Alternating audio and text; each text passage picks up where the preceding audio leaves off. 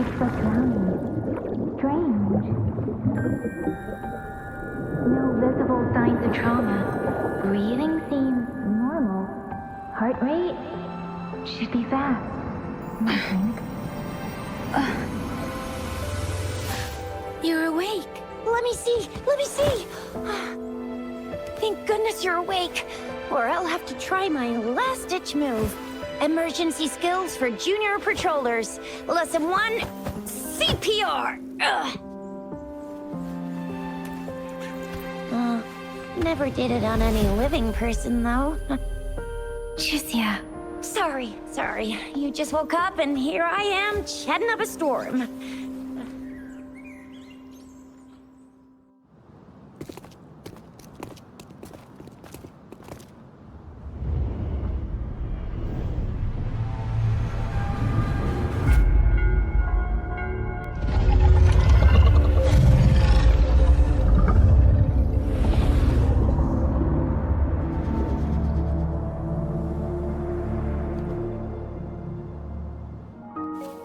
Once you're out of the gorge, there's only a short walk to reach Jinzhou.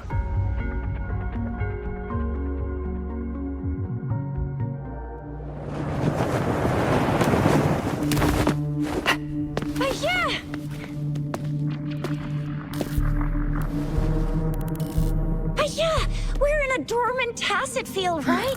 Why did you come here by yourself? Baisha, you know we... Huh?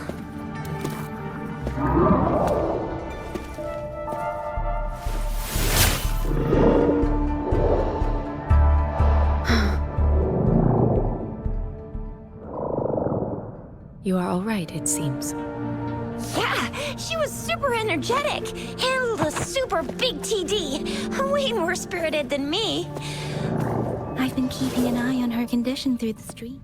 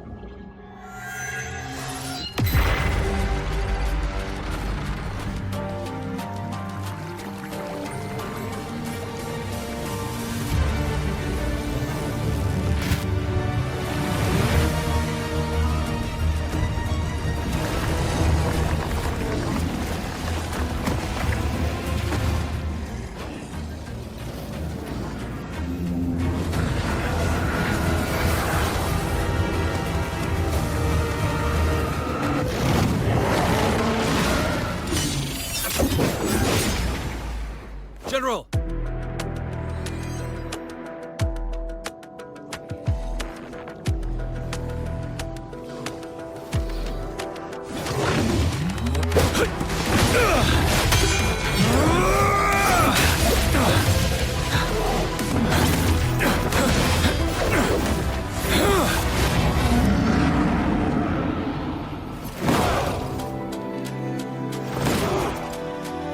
Follow the Qinglong to war!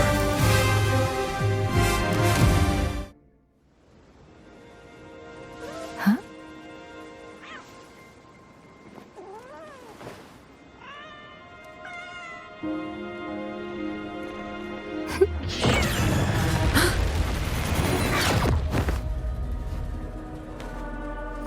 Guess you won't need my self-introduction. Oh, I spent so much time on it.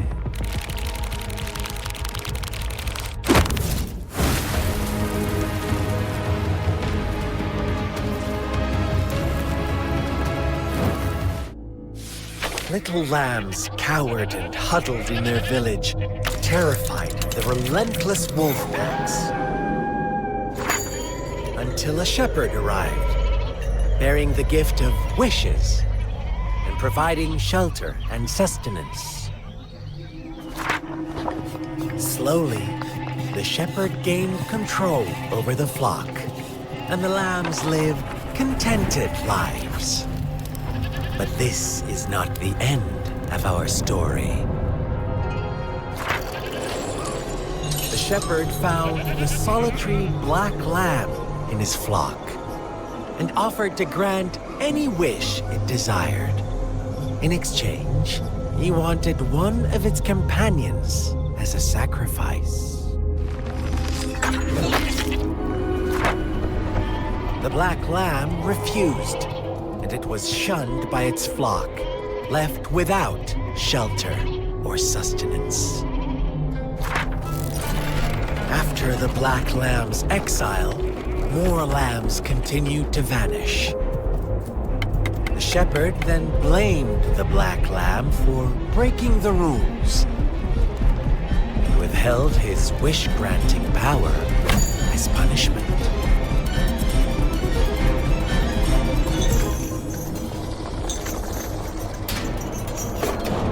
From the very beginning, the lambs knew the risk of making wishes. They too could become sacrifices for those of others. But they always believed it wouldn't be them.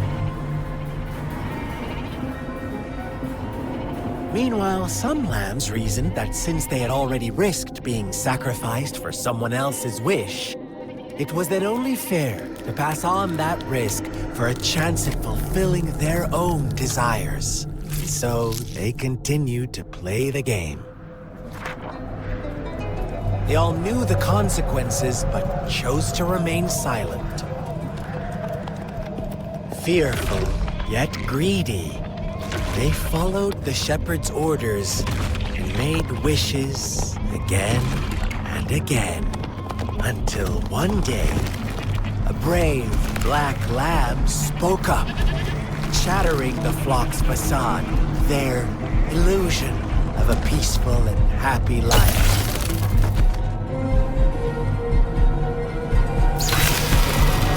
Black lamb got in their way, and that of the shepherd's greedy pursuit, sparking hatred in their hearts. Suddenly, they could no longer ignore the blood and ashes of past sacrifices littering the ground.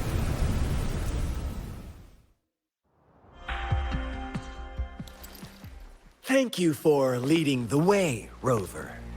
What a magnificent place to set foot in.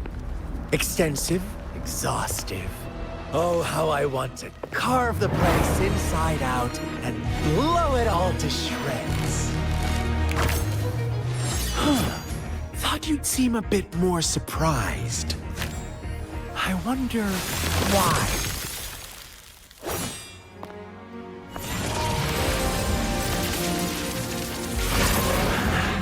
So you've laid a trap for me.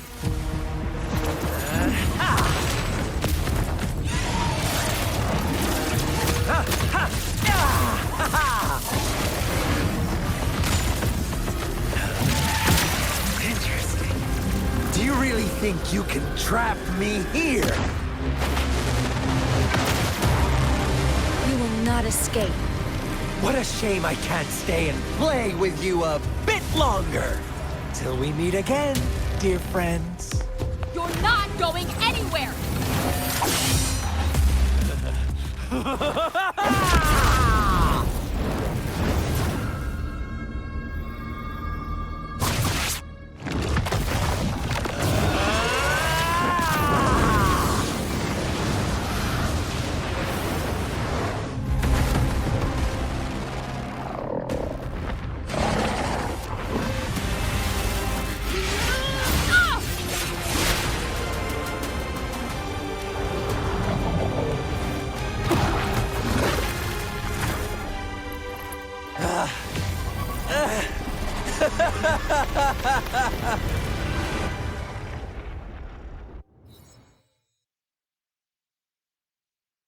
Now I have retrieved the magistrate's message for me from the puzzle box. But it only points me to the Grand Library. There's no meeting time. Something is still missing. I've solved the puzzle, the discs have been rotated, and the two symbols are now glowing. With this glowing light, a shadow is cast on two other symbols. The black tortoise of the north to the city hall. And the time reads, the Shichen of Cho, in the wee hours of the morning.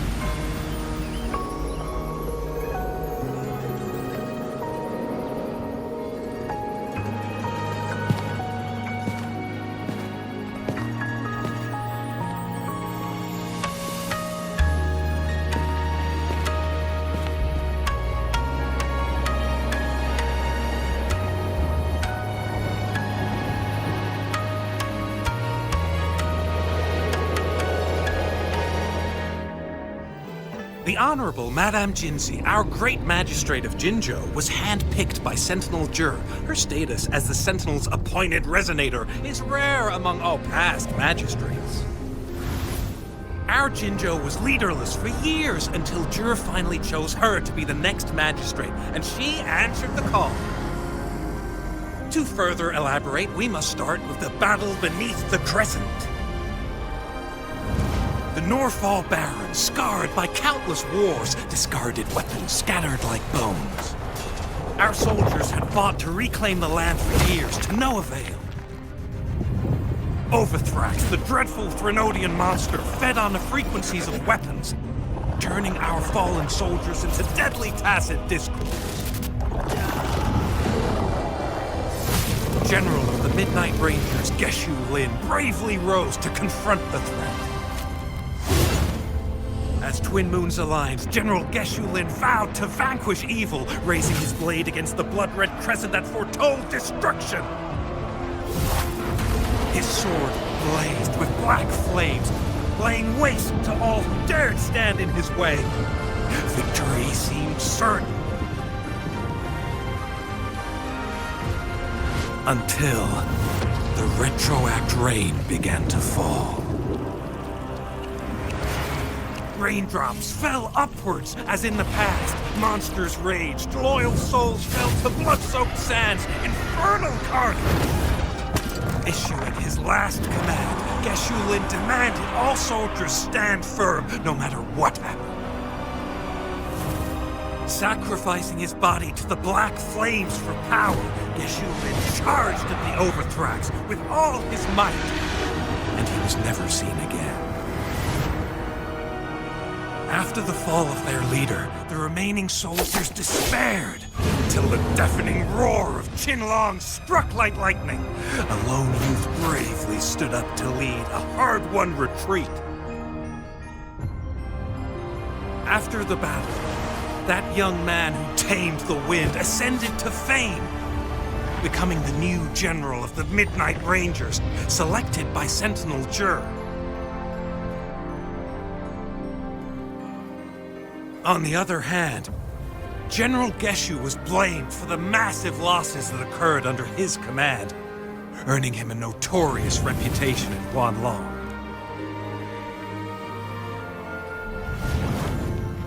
That battle struck us hard, but our sentinel rose from its long slumber to select a new magistrate who guide us into the future. Despite the previous disaster, Jinzhou was off to a promising start under our sentinel and the new magistrate's guidance. The people held hope for a better tomorrow.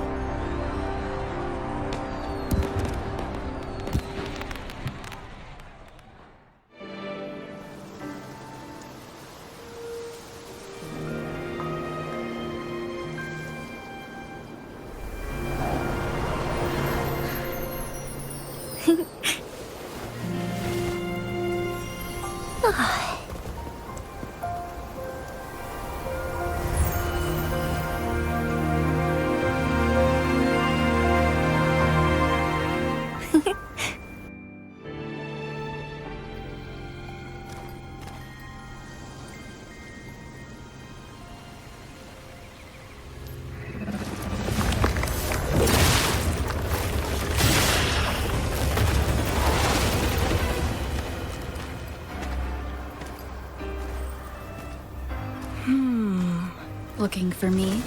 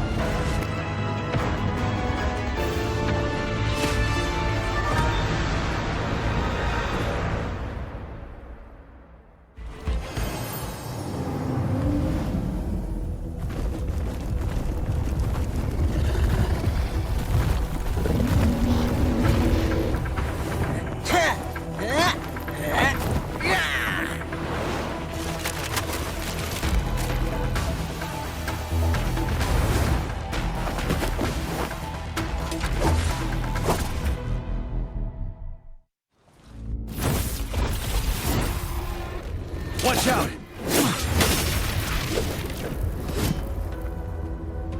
It's him, General.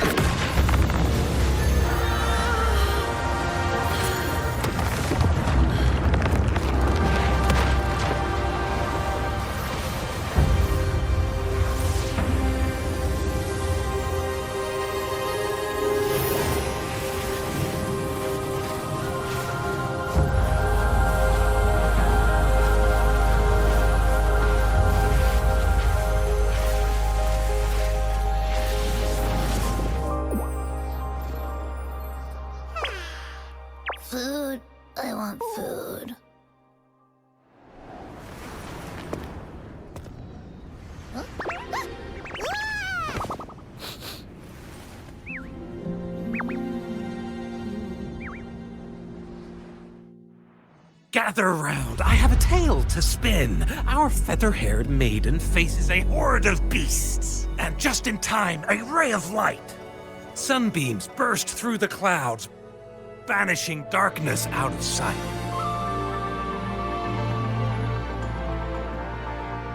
From the statue emerged two... Guess who we have? None other than General Jiyan and the legendary Rover. And lo, ruins fell, a colossus shattered. The Overthrax meets its defeat. Mountains and rivers exulted in glee as the war's finale came to be. As they say, why fear when fate is ours to shape? Amidst setbacks, heroes will rise to conquer. Their determination fuels the fire of hope in our darkest hour. Under starlit skies we battled, divine rune roaring above. Now victorious, our songs of triumph shall shake the clouds.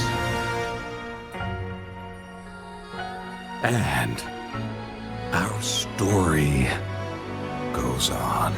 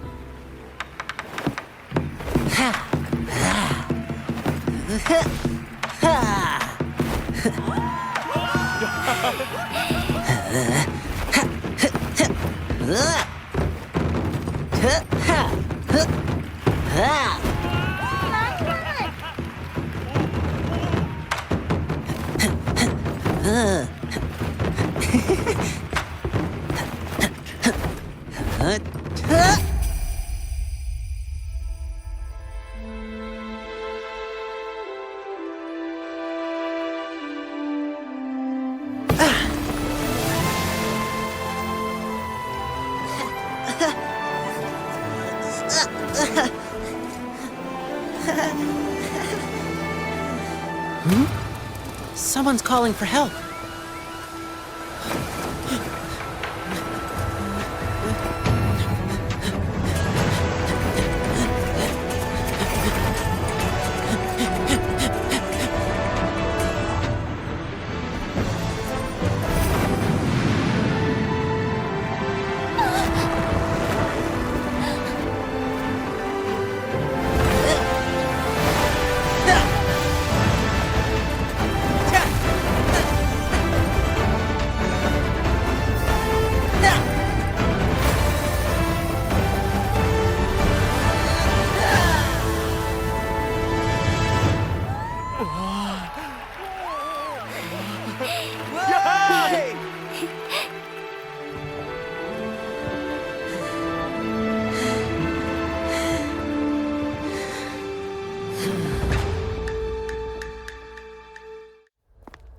Don't bother.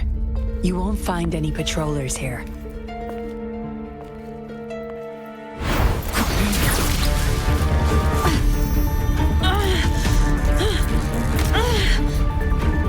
I told you before. Don't trust anyone, remember?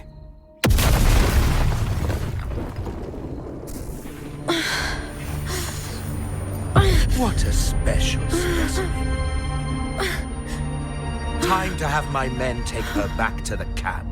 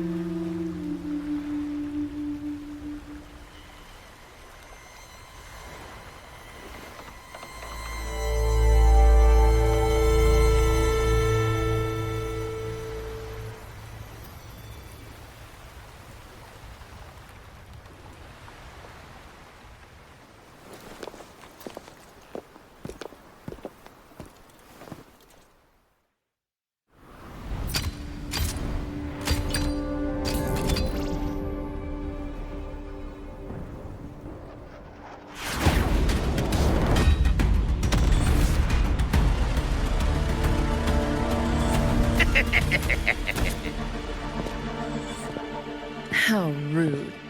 This is not how we greet people here.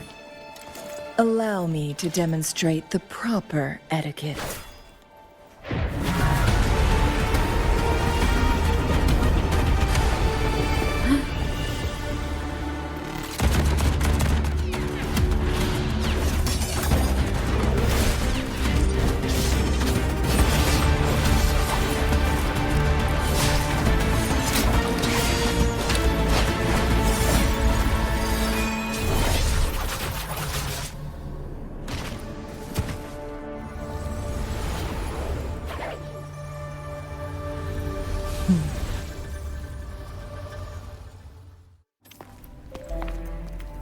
I can feel the Sentinel's presence inside, but it's not responding.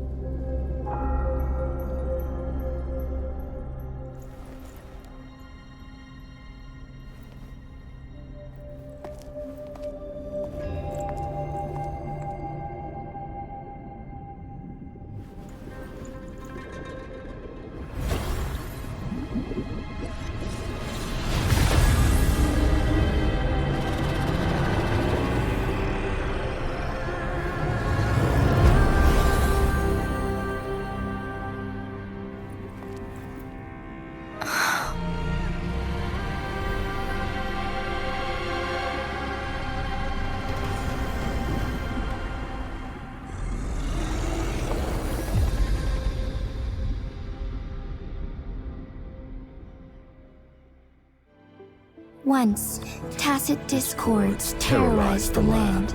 The region of Jinzhou was under siege. A mother and her newborn child were hiding in ruins, trying to avoid the deadly creatures. They weren't safe for long, as the tacit discord found them. The mother sacrificed herself to protect her child. with her gone, it was difficult for the newborn to survive. In a couple of minutes, its loud cries gradually died out. Fortunately, the newborn's cries echoed through the forest with a unique resonance that reached the ears of the mighty Sentinel. With a burst of energy, our Sentinel dispelled the surrounding evils. But sadly, it was too late. That night, Mount Firmament shook with the roars of a loom, and dark clouds gathered. The Sentinel returned with a dead infant in its embrace. As if by magic, somber clouds parted, and shooting stars lit up the sky. With Mount Firmament's unique flow of time, the Sentinel brought the deceased infant back to life. The resurrected infant became known as the Sentinel's appointed resonator, and went on to become the magistrate of Jinzhou.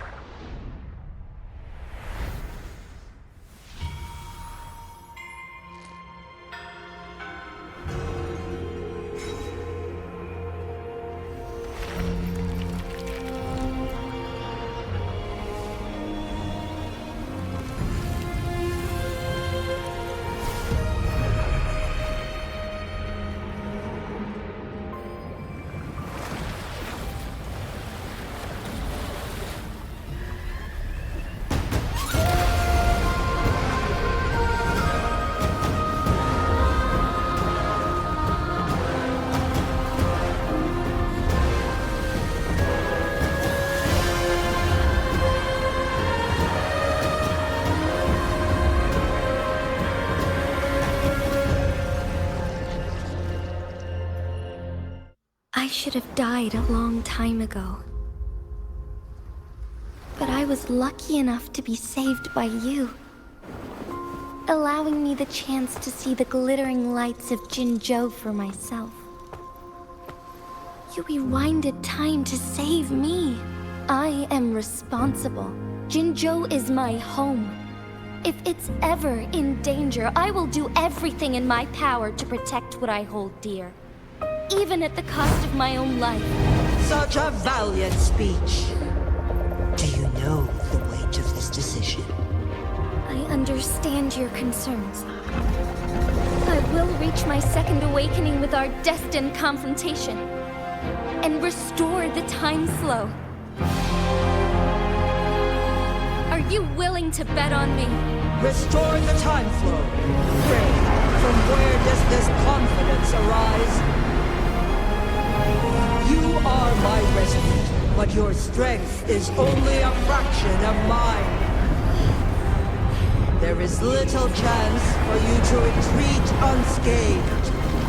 But I can at least win some hope for our people. Even if it costs me my soul, my everything. I cannot die without trying. I may only bear your power for a fleeting moment. It's all I need to secure a better future for Jinzhou, defying all of your predictions, and I can keep you safe. If there is anyone who can face you in a fight, that person has to be your resonator.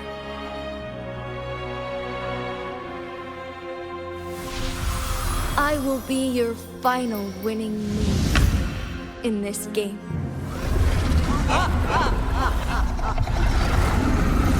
Are you truly ready to challenge a being worshipped by your kind? Will you regret it when you meet your bitter demise? I will not regret it, no matter what. Very well, Magistrate of Jinzhou. Come to the summit. Demonstrate your prowess. Show me how you shall be my triumphant ace.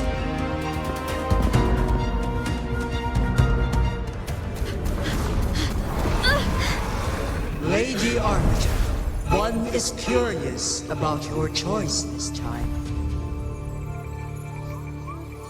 Wherever the tides may take us, you will bear witness to our...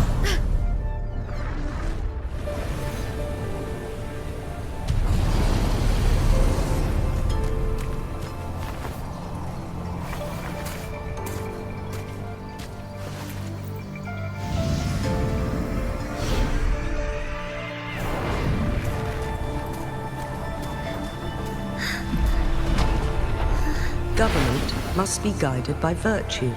Qi, do you keep this in mind? Yes. Virtue must come first. Politics, commerce, it all must serve the people. From now on, you shall be known as Jinshi, bearing Jinzhou's name as your own. What do you think of this world? Like... here. Darkness clings, but lights flicker in the gloom. A guiding light is true.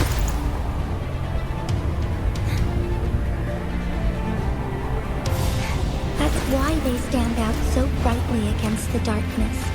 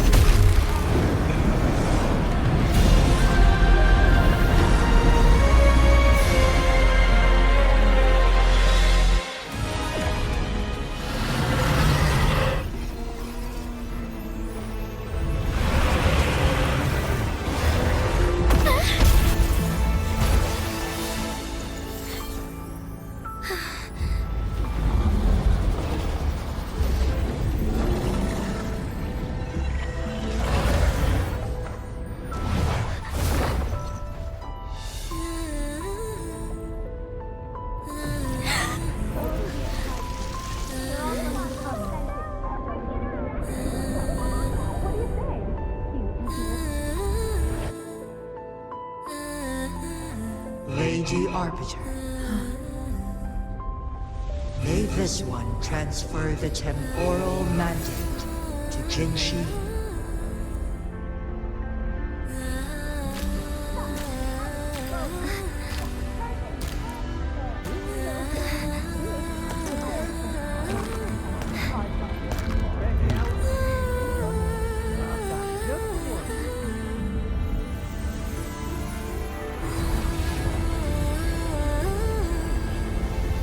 This one has heard your decision.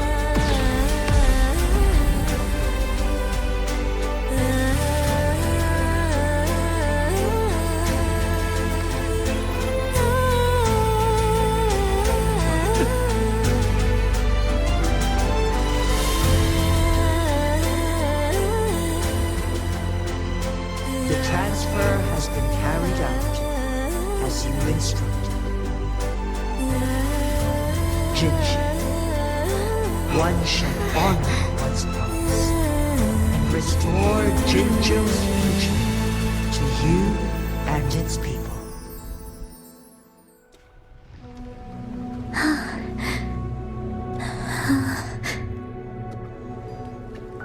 scheme be grander than naught, vanquish malevolence in its nascent guise. Master? So clearly, you have done well. Now that you have found the answers you seek, it is time to begin your journey. From this moment on, the choices you make and the plans you lay out, they will all lead to that future.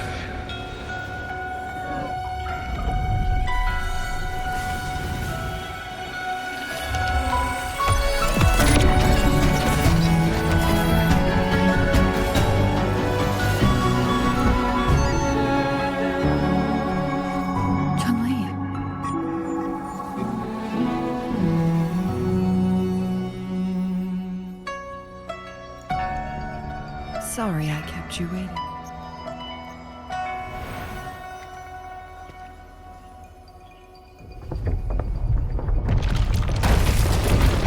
This place! Run! It's a trap! They played us!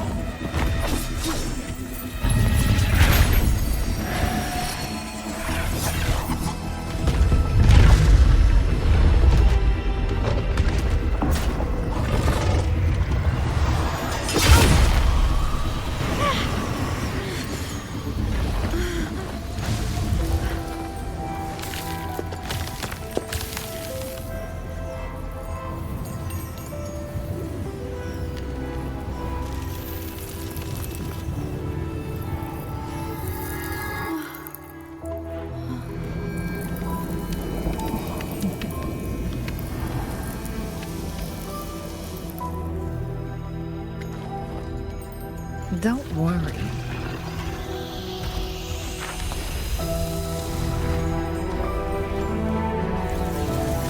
This game is almost over.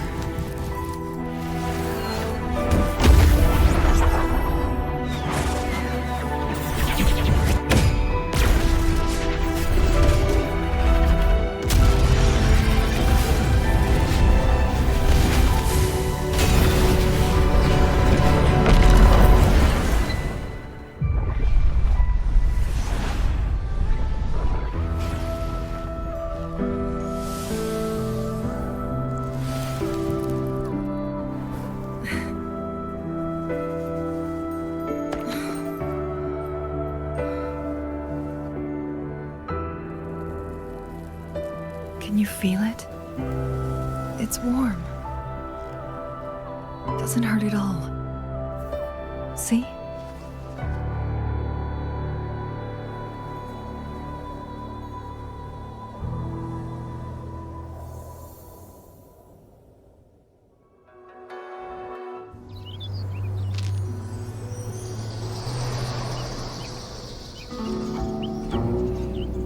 The young orphan girl carried on. Everywhere she looked, tragedies rampant. As lament engulfed the globe, a world torn by monsters, filled with homeless souls. With her own blood as fire, she drove away the cold. And her master said, "In this tumultuous world, lives are fragile as mayflies." She couldn't exhaust herself to save those before her. But she must endure to ignite a brighter tomorrow.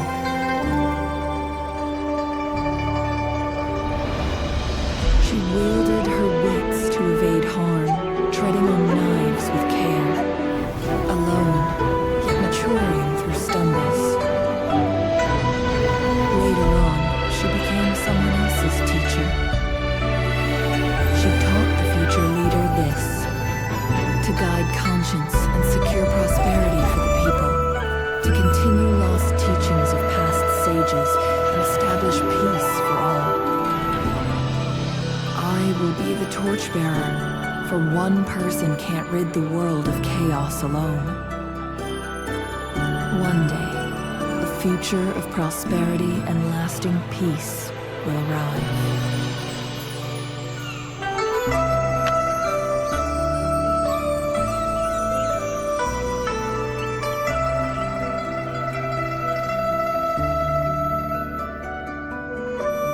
When I was a child, painting was the only way I could express myself freely. Everything I did and didn't understand, it all flowed through the tip of my paintbrush. All that I saw lived within my paintings. Whatever I thought, I painted into reality. This power to turn fantasies into reality gradually caught the interest of many. Tales of the arcane artist spread far and wide. I took great joy in my skills improving. However, I discovered to my dismay that my parents were using my creations to turn a quick profit. They were sold at unbelievable prices. Some sought beauty in enchanted worlds, using the paintings as a distraction from reality. Others resorted to hellish nightmares to inflict torment upon those they desire. My own abilities had led my paintings astray. They were being exploited, and everything was spiraling out of control. After I realized this, I began to fear holding a brush. I tried to paint without relying on my abilities, but my parents scolded me for it. They called anything painted without using my abilities worthless. After the family business fell apart, my parents vanished without a trace. They may have left behind a considerable mess, but freedom has also been returned to my brush. Qiuyuan village was my first stop upon arriving in Jinzhou alone. Waters and mountains rest by the pain. Valleys and peaks and the dream remain. Colors of vanity washed away. The painted world fades, forgotten today. A poem I wrote, inscribed on serenity in Qiuyuan village. I know it's not that well written, but it's proof of my decision to stop everything I was doing. And that painting, well, it became the arcane artist's final piece of art. Ever since that day, paintings with special abilities gradually faded from everyone's minds. And I never used my abilities to paint again. I mean, it's okay. Just, I don't know, it just doesn't really seem that special to me. Maybe I just don't get it.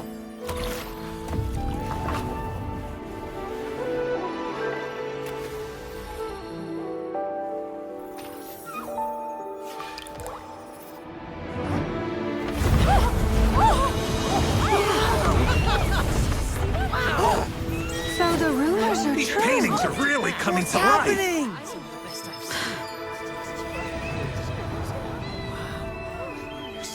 Why is the world inside this painting so distorted? Spectacle is born from the mind. This place must be a manifestation of Lingyang's mind when she created it. Why? Wait, did you hear something? Zhezhi? I painted it exactly like hers. That voice. Why is everyone still praising her work? It's all right. It's okay. She's gone. Soon, I'll be an even better painter than she ever was. Watch out!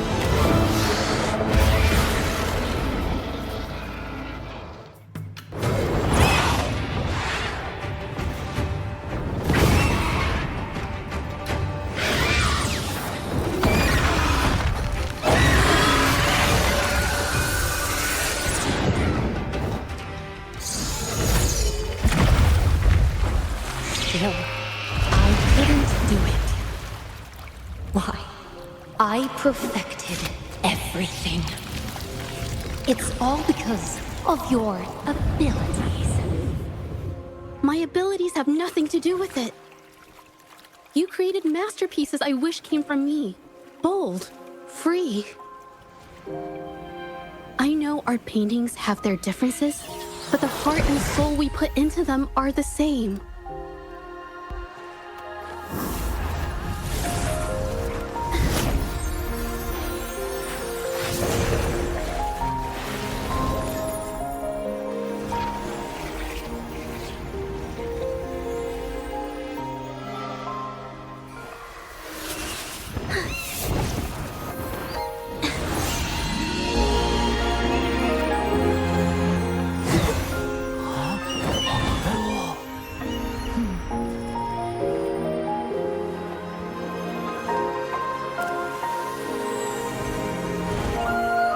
You shouldn't see me as a model to follow. Only when you connect with your truest feelings can you create an exceptional piece of art.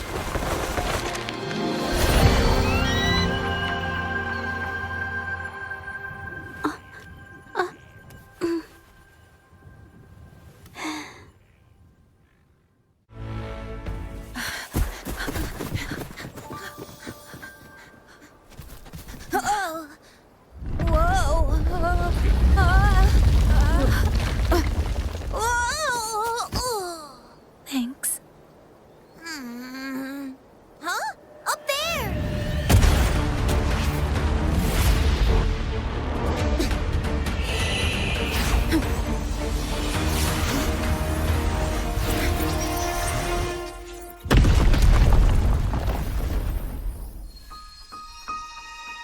Welcome home. This is the beginning of a new story. Its geographical coordinates remain unchanged.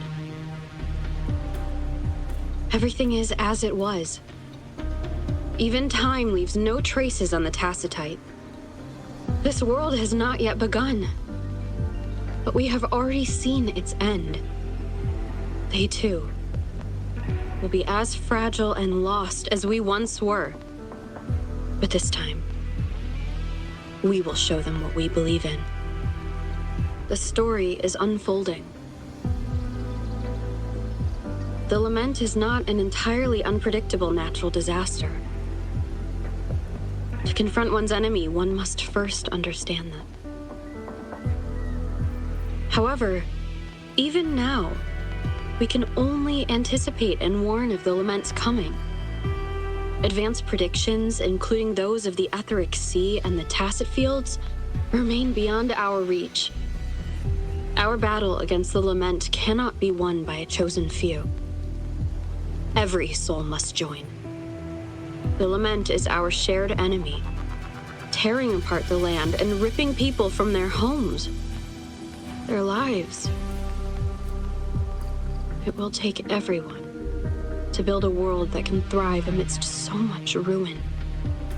This is something only we, as human beings, can achieve. Gorgeous of spirits. I can only go as far as you commanded. From the Etheric Sea to Sonoro. From time to space. Hey, Yinlin, look! Somebody's over there!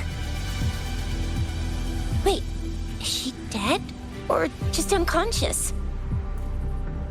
Your story begins here. Go forth. I am forever by your side.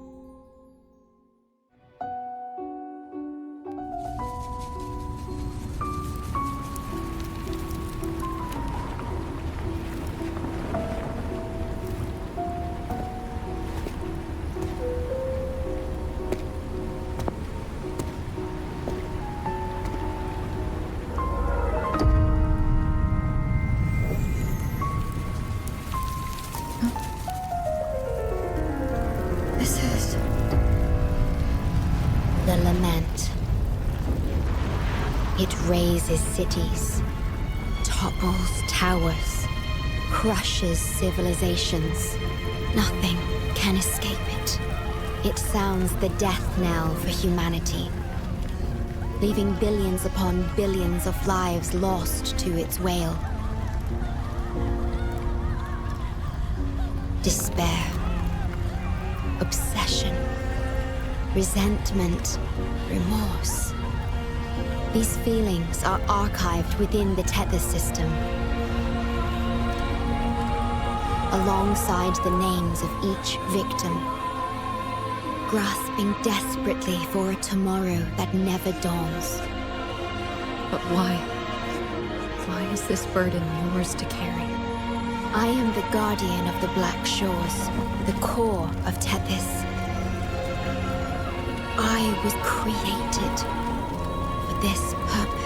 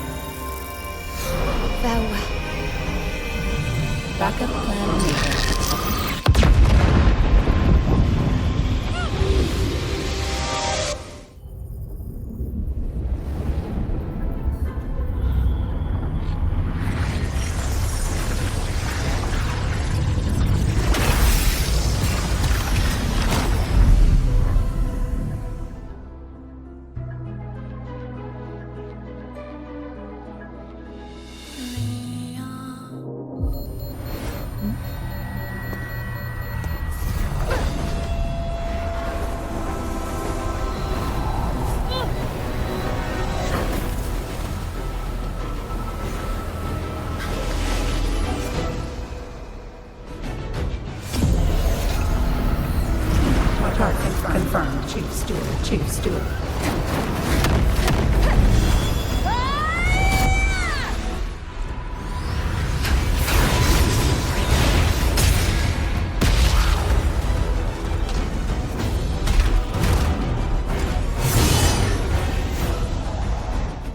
Defense verification unsuccessful. This system must continue to function. Reinitiating command. Implementing third contingency protocol. Execute formatting. Target. Short confirmed.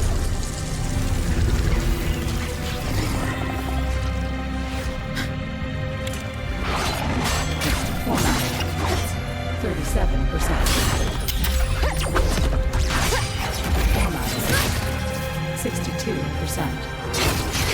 Formatting. 85%. Formatting. The server will be renewed on position. This ensures system continuity. It is the only way to defeat the lament. You better let her go!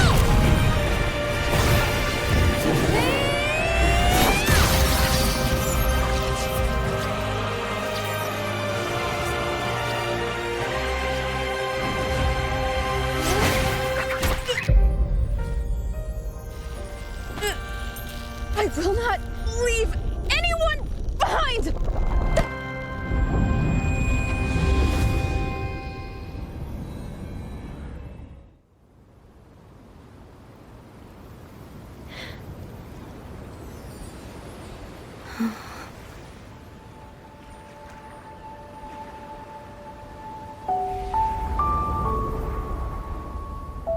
See? Just let it flow out of you. Like this. You can do it too. Come, give it a try.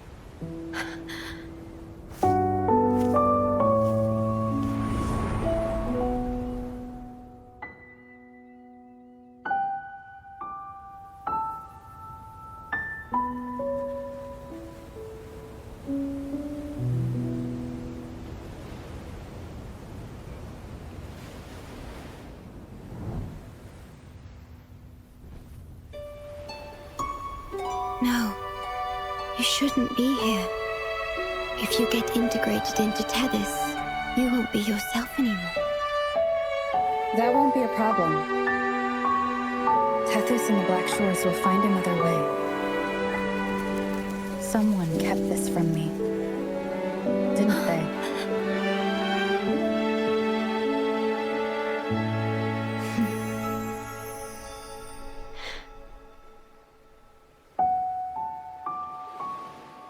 That sounds familiar. I feel like I heard it before. A long time ago, you taught me how to play it. I see. But I have no memory of it. I'll teach you. Just like you did for me before.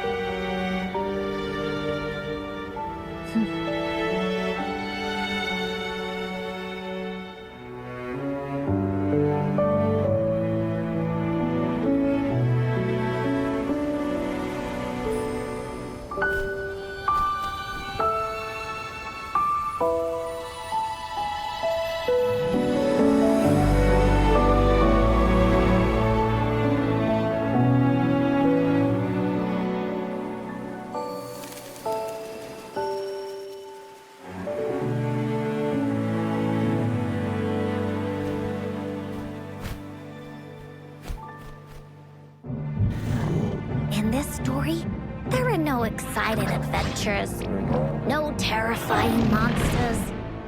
It didn't happen once upon a time, and it's not somewhere far, far away. Rather, it's in a little room. Every night there's a little girl. She plays games with her mother. Playing as the Woolly Warrior.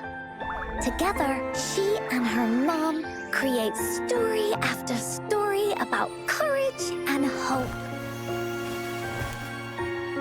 It also happens in her theater. Every day, the little girl sits below the stage. The curtain rises and the music plays. She watches her mother set everything up, bringing the Woolly Kingdom from the story into real life. Little by little, the Woolly Kingdom becomes real, and the Woolly Warrior sets off on her adventure. She first climbs the tallest mountain, looking for the legendary sword that can split mountains and seas. But it's really so the girl can prove how brave she is. The toolbox was actually on the tallest shelf. The Woolly Warrior also searches every beach, looking high and low for the shield of faith that could brave any storm. Her house had many nooks and crannies after all. The raspberry candy her mom hid could be anywhere. Her mom recorded all the Woolly Warrior's adventures, so the Woolly Kingdom grew bigger and bigger, and the stories grew longer and longer. They even performed the play in many cities. But the little girl's mom got sicker. At the last show, just before the Woolly Warrior got the wreath of hope, the show ended, but there was no encore.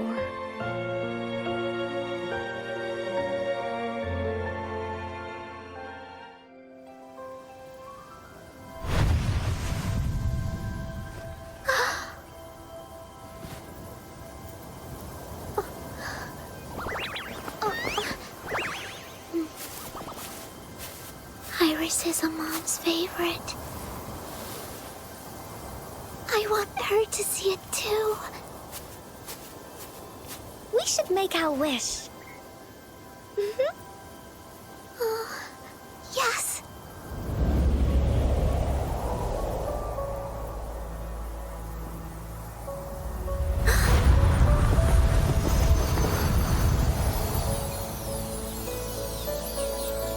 Look! Because of the brave warrior's wishes, the story has a happy ending.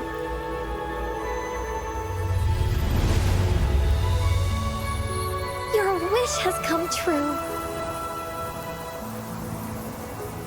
She can tell her everything now.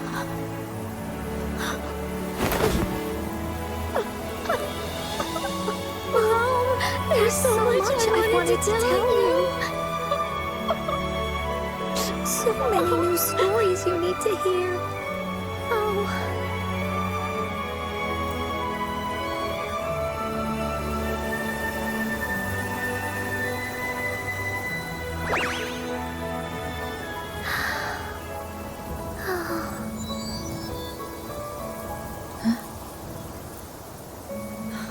It's a very happy story.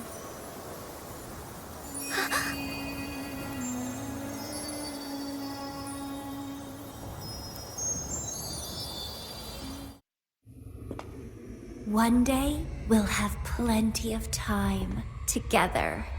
You can definitely, rigorously train me.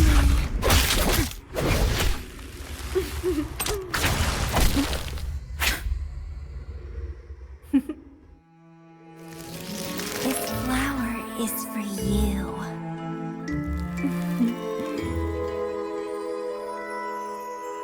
To express my... It's the correct timeline juncture. Initiating jump now.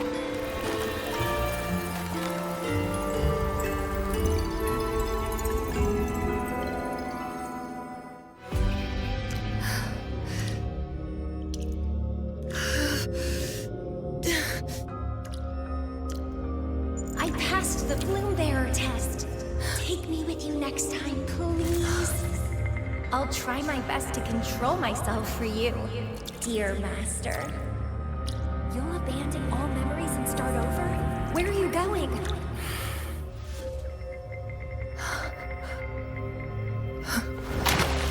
Having been there so many times, I thought I was used to overclocking.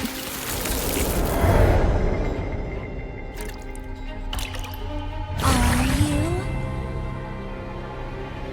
All that talk about power, about being free, and now you're just a loser. Shut up!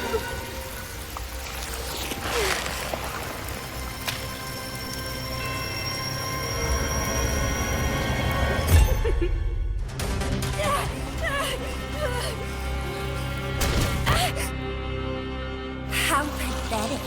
Everything will be forgotten anyway. What is the point? What do you know?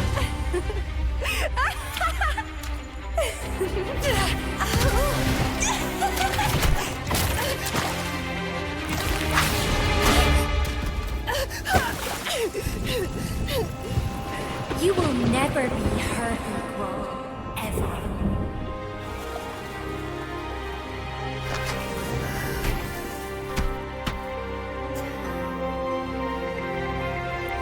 Forget and be forgotten. So what? Rover, I traveled far and wide in our time apart. Fate led me back to you every time. Once, I was a nameless traveler, passing you right by. Once, I joined the Fraxidus, and we met in battle. I may forget you again and again, but as long as I still have my instincts, I'll always gravitate towards you.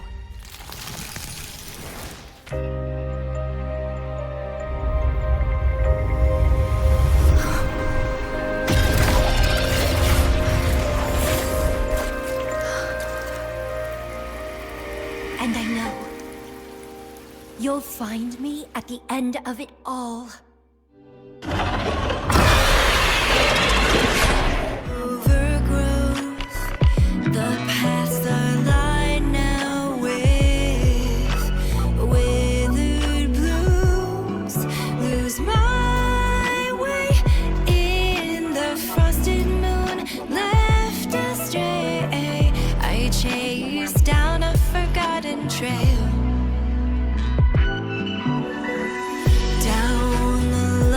Trail we found.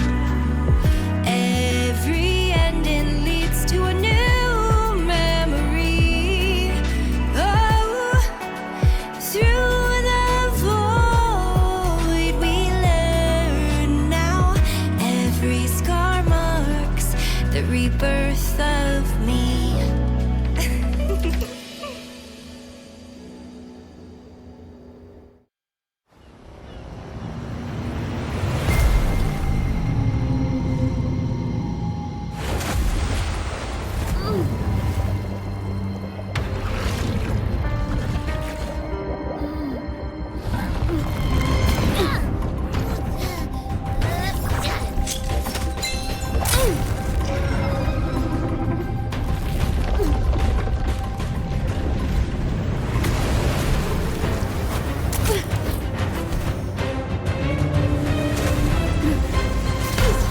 Divine guidance be lost. I, the swordsman, crossing the sea, shall yet conquer these mighty waters.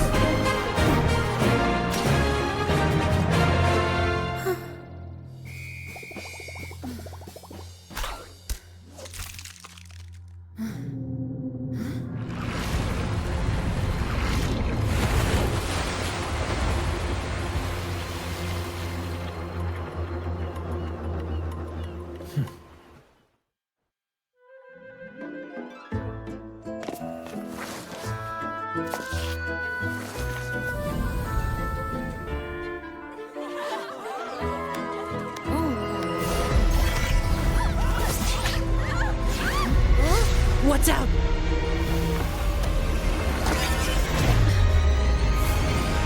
Command, unify, ascend, converge.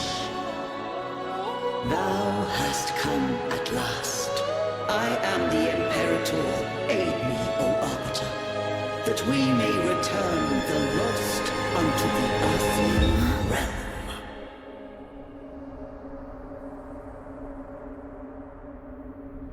The other one's gotten loose. Hey, it's getting away! After it!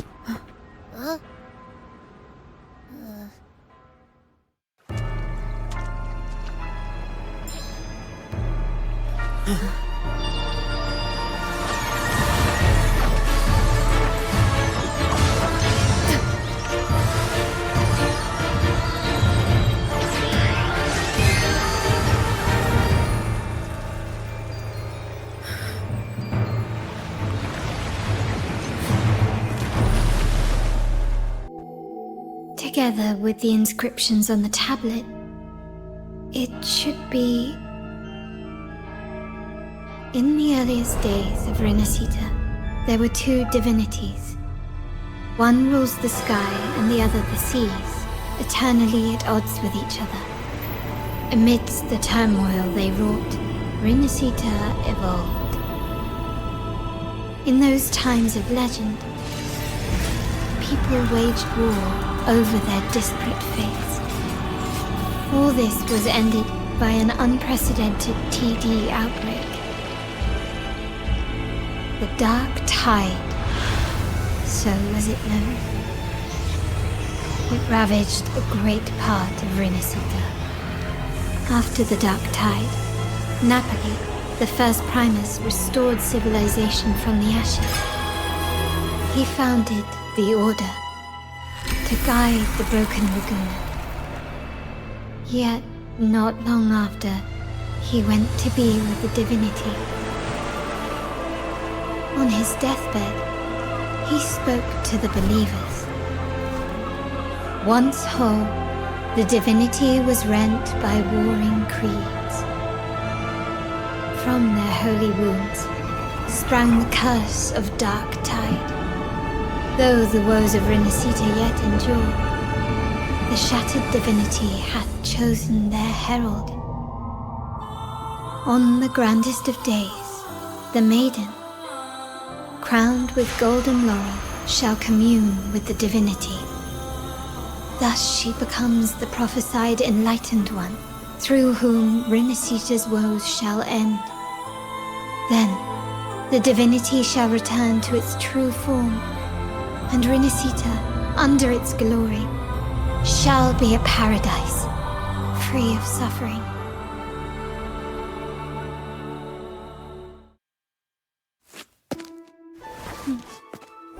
Keep it safe. I'll handle the rest.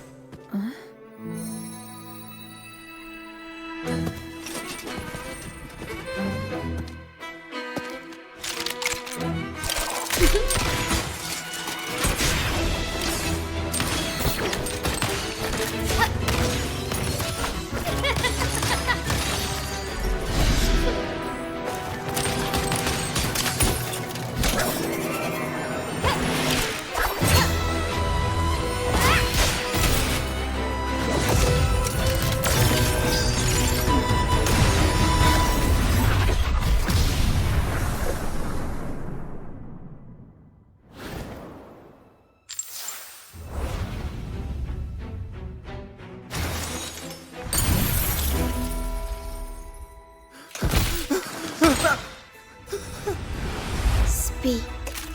Who gave you the order?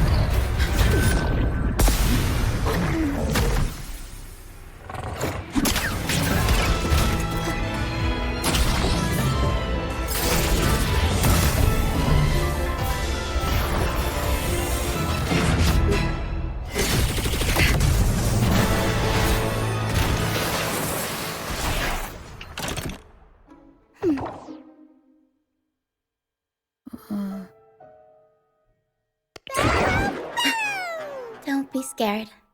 Paro was just saying hi. She seems to fancy you.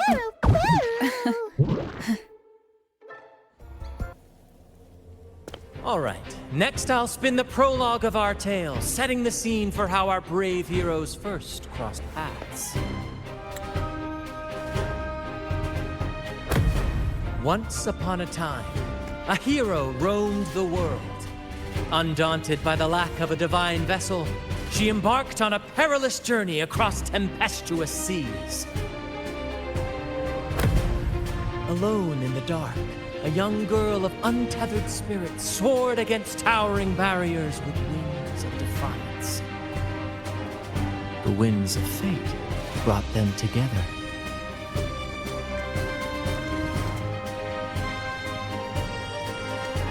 As the world teetered on the brink of absolute darkness, they found solace in each other's gaze. Together they became unshakable allies, standing strong against the tides of fate.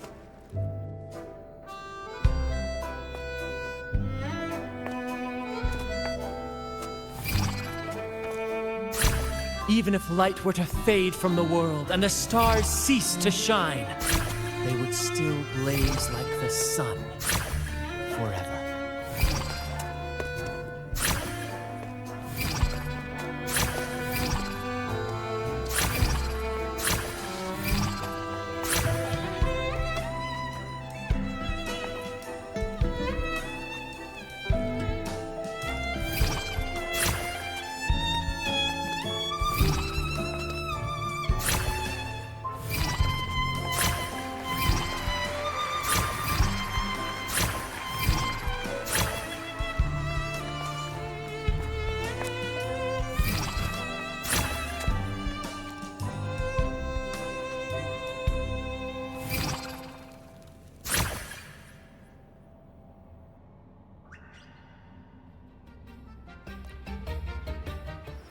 Once, the Blessed Maiden was just a simple peasant girl. During the Sentinel's gratitude rite, the young fleur-de-lis managed to sneak past the guards and drink the sacramental wine. Every drop. Perhaps it was the intoxicating wine in Eglatown, or simply her lack of experience with spirits. But she soon found herself quite drunk. Swaying on her feet, she ascended the ceremony's grand platform, lifted her threadbare dress, and began a rather ungainly dance. Seizing the sacred horn, she played a carefree folk tune, dodging the guards and weaving through the crowd with surprising agility. Remarkably, the crowd, as if drawn by an unseen force, followed her lead, transforming the solemn ceremony into a wild parade of cheers and revelry. Naturally, the Order was less than pleased. The Pilgrim's Sale did not yet exist, so Fleur-de-Lis faced 3 days of confinement. During that time, she used her prison walls as a canvas. That unforgettable day of disordered revelry left a lasting mark on all who witnessed it. Is it not remarkable? A rebellious girl, chosen by the Sentinel to become the Blessed Maiden. If the Sentinel indeed permitted such a girl to serve as their spokesperson, it suggests that all this joyous revelry is not something they disdain. Perhaps they too enjoy poetry, painting, tears, laughter, romantic tales of nights, and dancing amidst crowds, much like ourselves.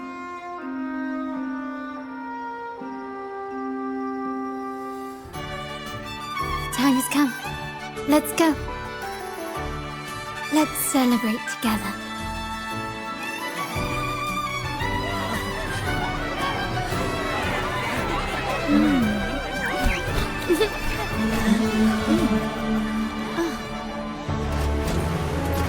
When freedom is unchecked, the insidious evil of division takes root.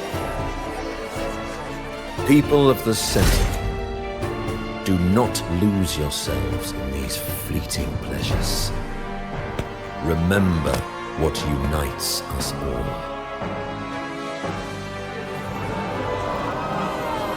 What is that?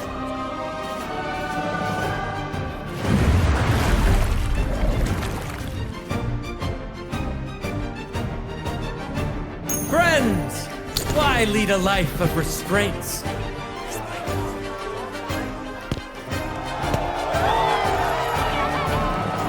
Why not live like there's no tomorrow?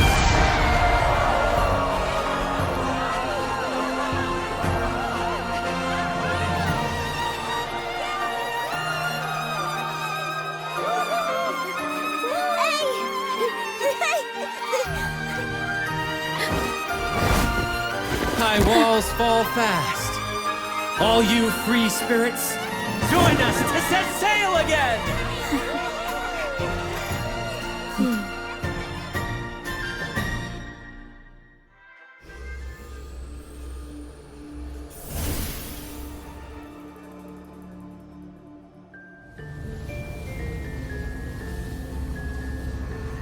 The stage is set, and the curtain rises. Actors, the moment to dazzle has arrived.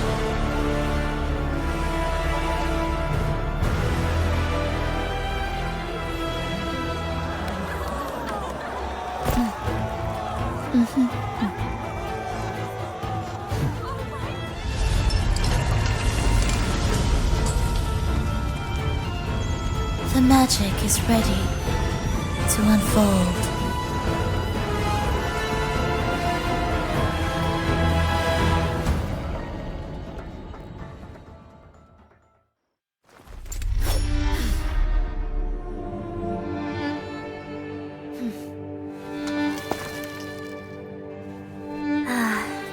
now, let us embrace the grand climax of this revelry.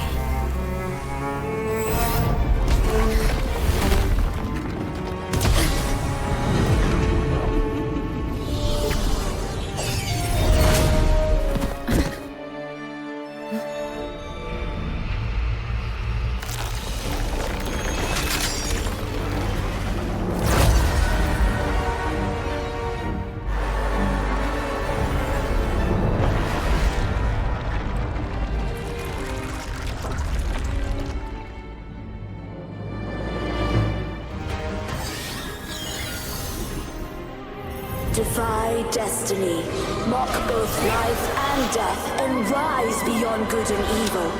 Abandon all doubt and grasp at unreachable hopes.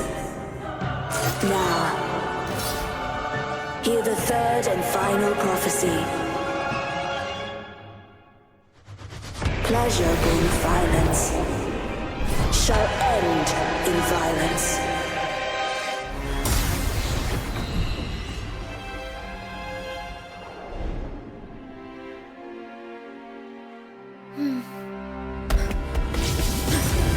What a pity. The prophecy says the king will not take his final bow in this act. Reality beckons. Have you glimpsed the truth in this dream? 2 prophecies fulfilled, but the third? I await to see how you will rewrite it.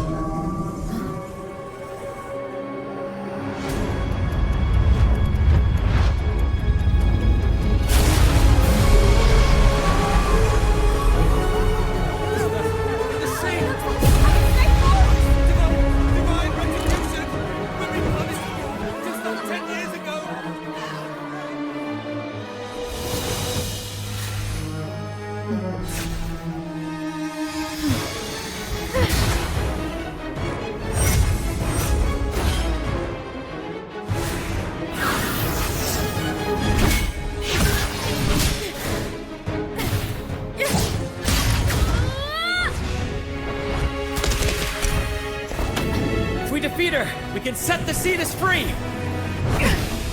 We'll give this performance the perfect finale!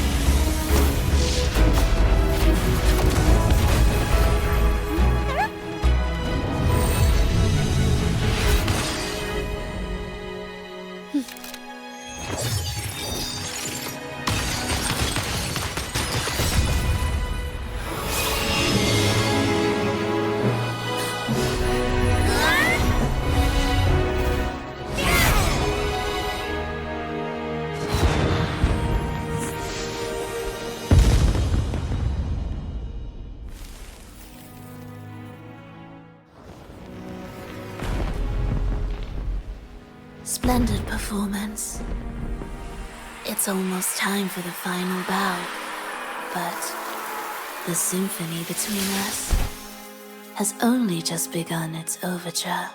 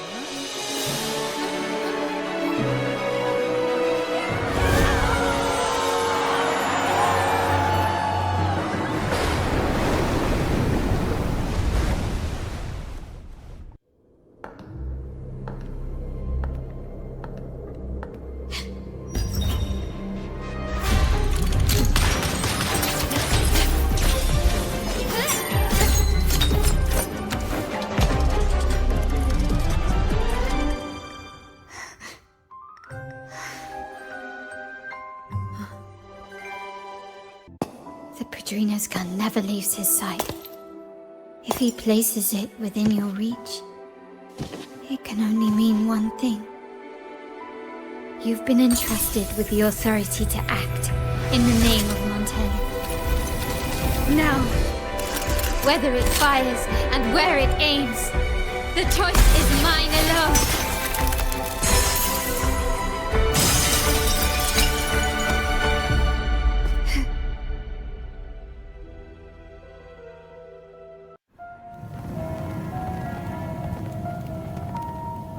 Prayer alone offers no salvation. In the face of survival, creed becomes meaningless. How dare she eat the tribute? Nanny always said that food is for tribute. It's not for eating. You're a bad girl. I'm telling Nanny.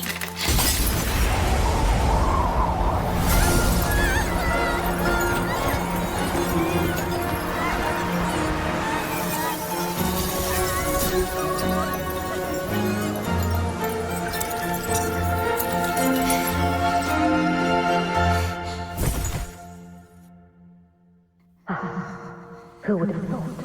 She's a Montaigne after all. The hall is in chaos. Yet she clings to her weapon. What a monster! This suits a Montaigne well. Repurposing decoration into a weapon. Defying indoctrination To chart the course forward. Her blood runs with the same fierce will as ours. Come with me. The family will shield you and open your eyes to a new world. You will rise to become a true Montaigne.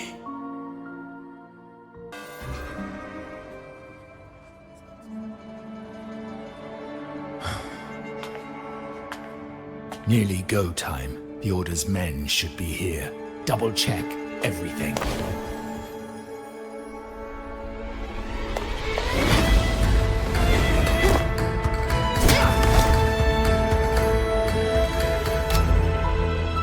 We should talk, Capello.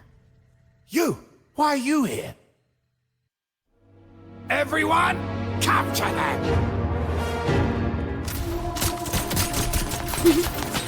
Time to leave. Copy.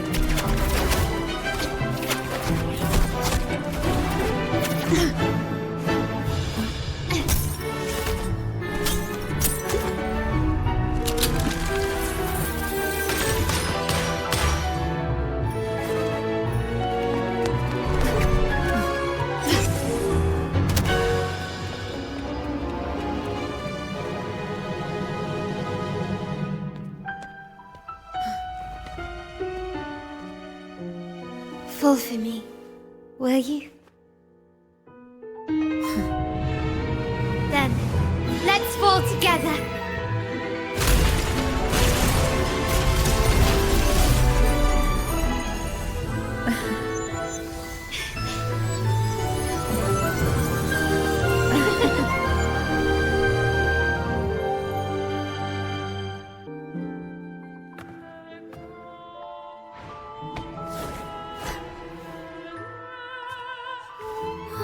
Help!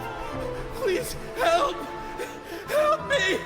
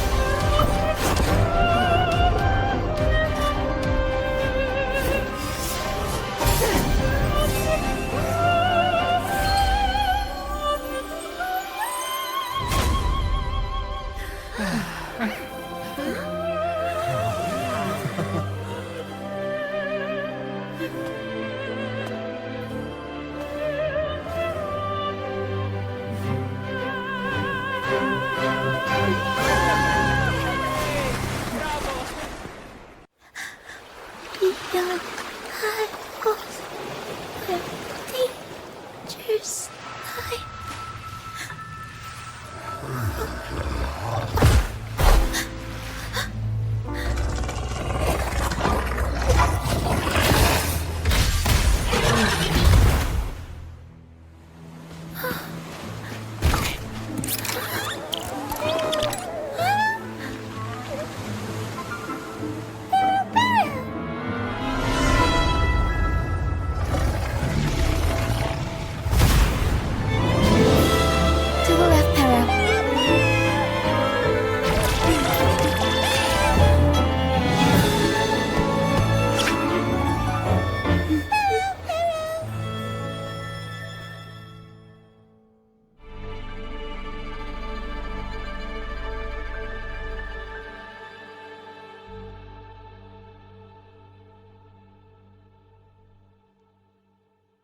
More guards are gathering.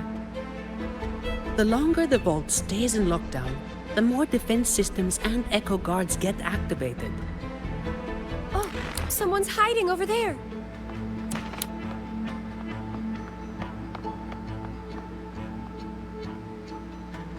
The echo depository is in complete disarray. Make sure to keep your distance from all the echoes. The security clearance should give us control over the defense systems. I'll figure it out. Look! He's there!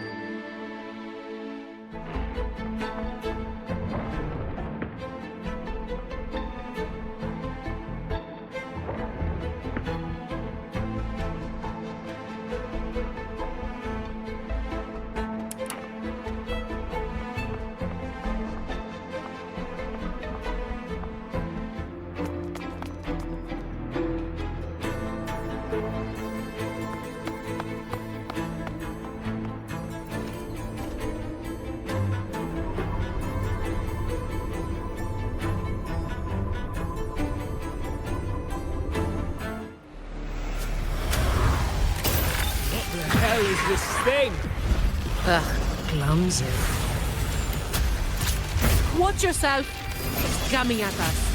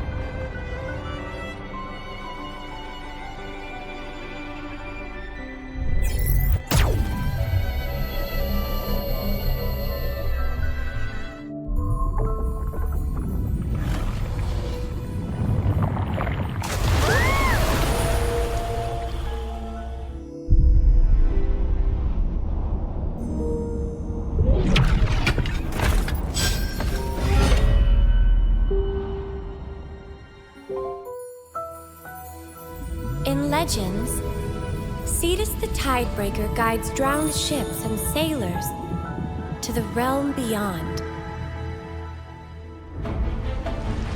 Yet they were fickle. When they sang in sorrow and fury, tempests raged, skies darkened, until Imperator enlightened them with lantern light, making them a ruler of marine life and guardian of the sea.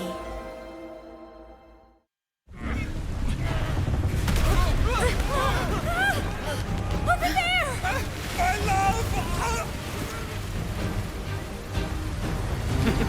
Hold on tight! Fight till the end! Pequod, let us venture into the abyss!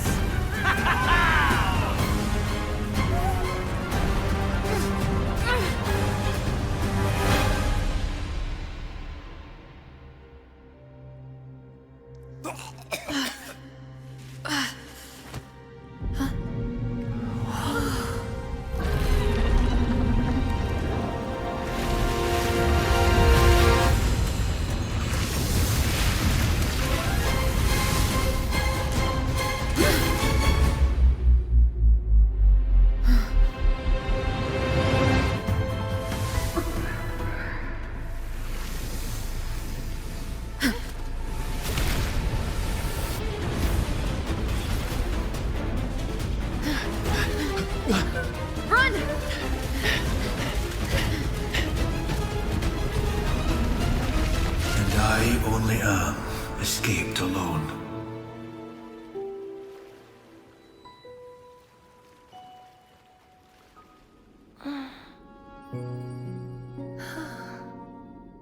Rover.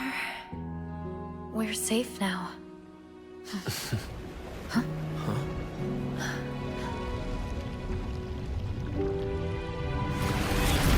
Thank you, Cetus the Tidebreaker.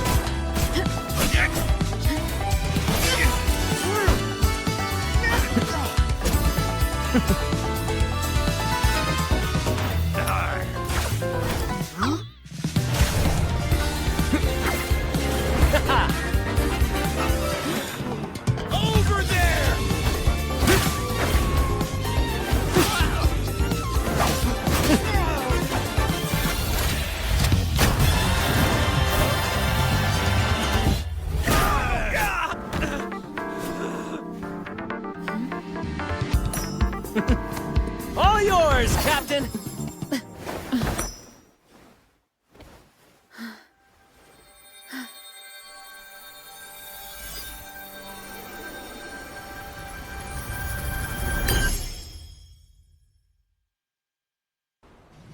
No one knows when he appeared, or when he vanished. He was hunted time and again, but slipped through every noose. They say he's immortal, for no raging storm, nor crashing wave. Look at me! Not even the sharpest blade can kill him. That's quite the legend you've built yourself. Let's see how this plays out. Oh, strong as hell that one was. Had the guts to raid the Pilgrim Sail again and again. Rescue missions. Anyway, he always ruined our plans. Every time we set off to raid those merchant ships, this fiery bastard would swoop in, flames blazing. Beyond outrageous. The gold! My gold!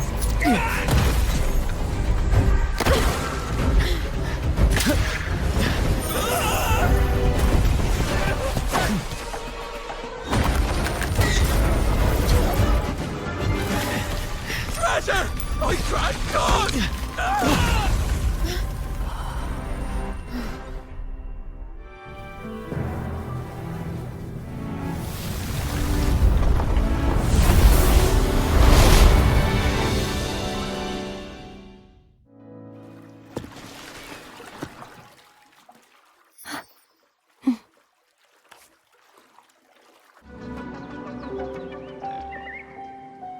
We'll be arriving at the first water rise soon. A few details, if you don't mind. Feeling nervous? Of course. The last time I tried to pass it like this...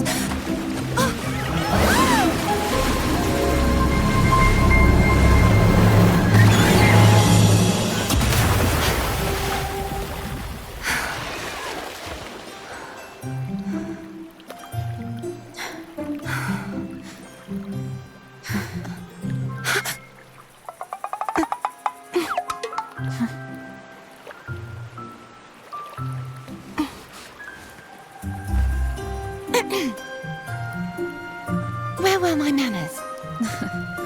I can assure you that won't happen again. As for the rest of the way, I see it clearly now.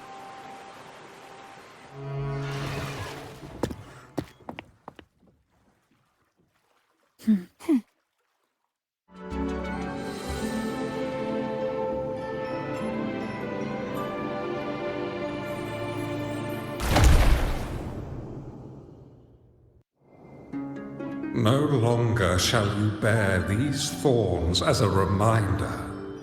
Forged from primordial seas, this crown shall grant a new identity. Fleur-de-Lis, child of divinity, the Immaculate One, will you uphold the sacred teachings of the Order of the Deep? I will. Salvation, unity, ascension. Of these three doctrines, which do you choose? I choose salvation. I wish to be the Master's blade, striking evil, upholding virtue, and offering salvation to those in peril. In the name of divinity, I bestow upon you this crown. May the blood of justice never run dry.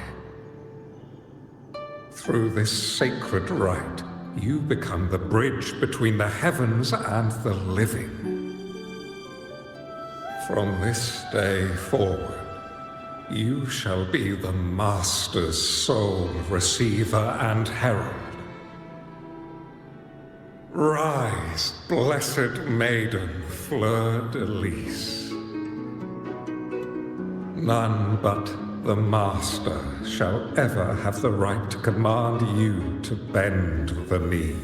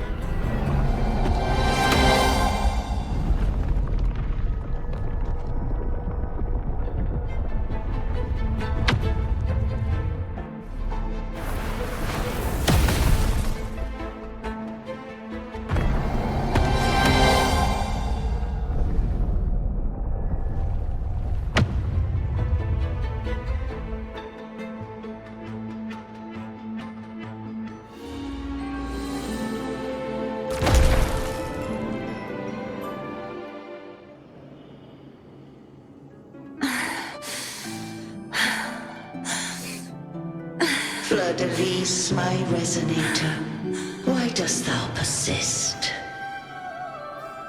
Why abandon thy oath? Why hinder the spread of my gospel? You are a false divinity. Gehenna will reveal the truth. Gehenna, the lone dragon to have escaped.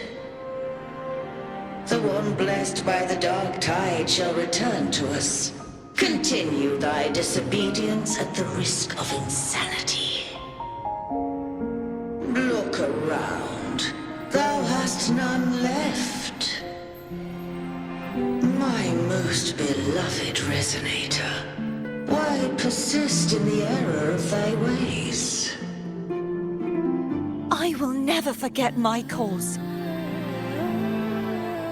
If divinity takes up arms against the innocent, I will raise my sword against divinity.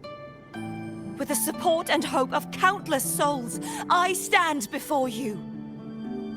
They fell, so I may rise!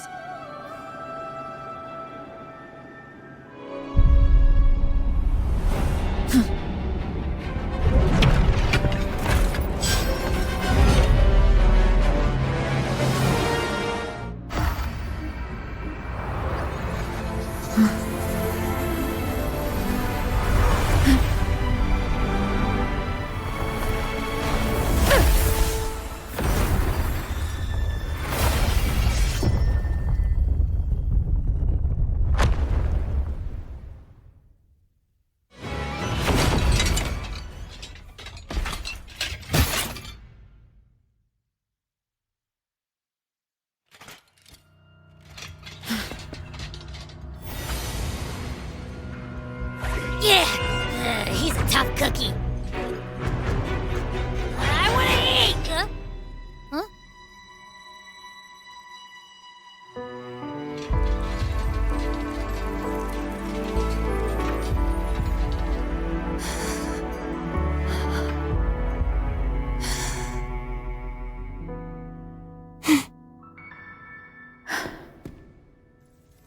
I'll handle this.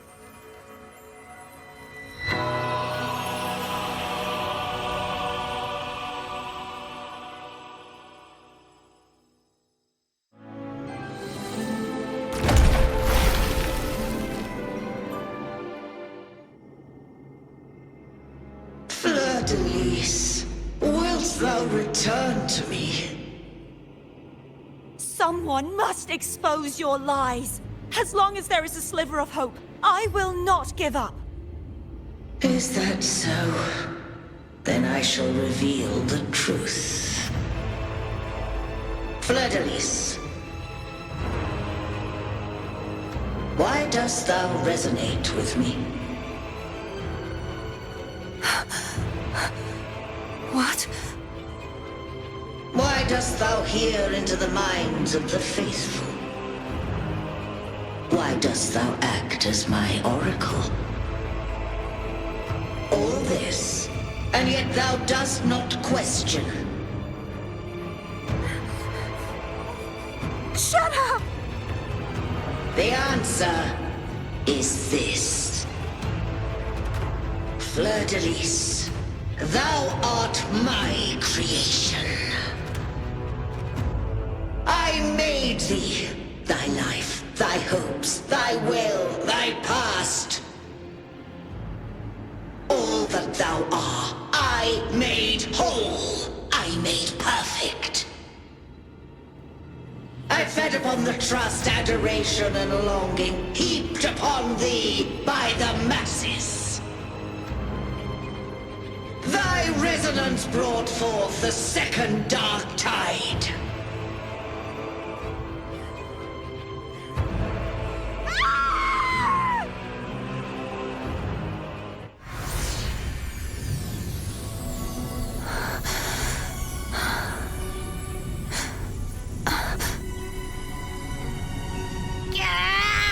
I can't hold it any longer!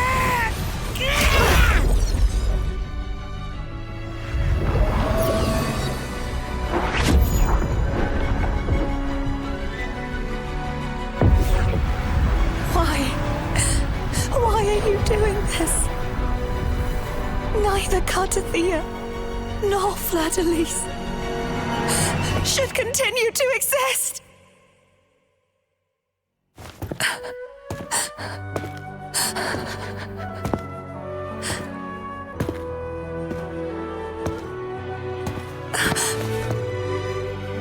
Don't go.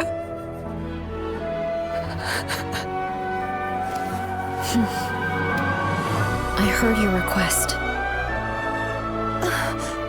But I prefer to handle this my way.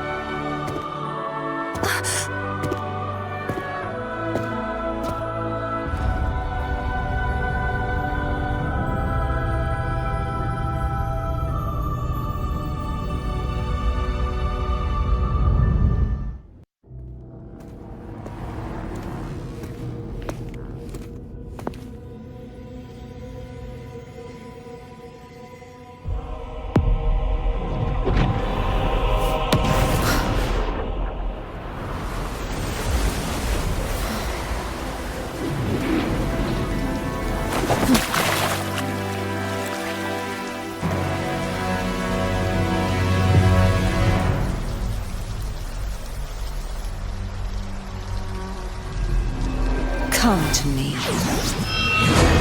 mighty god killer.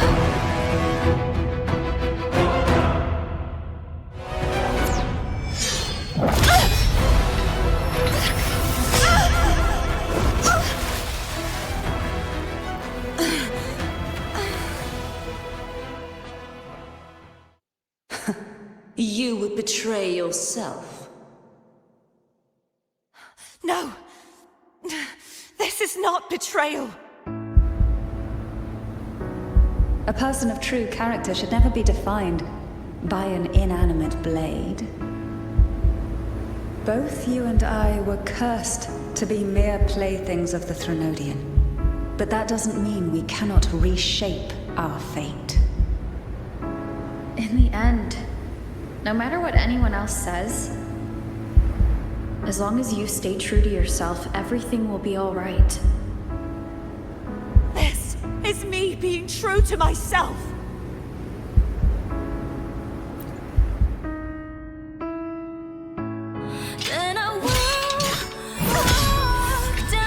Imperators?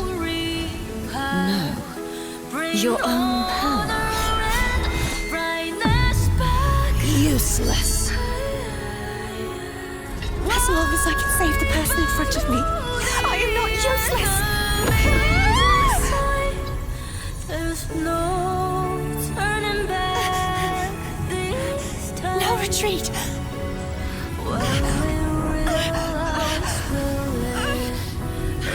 At least, break, damn it!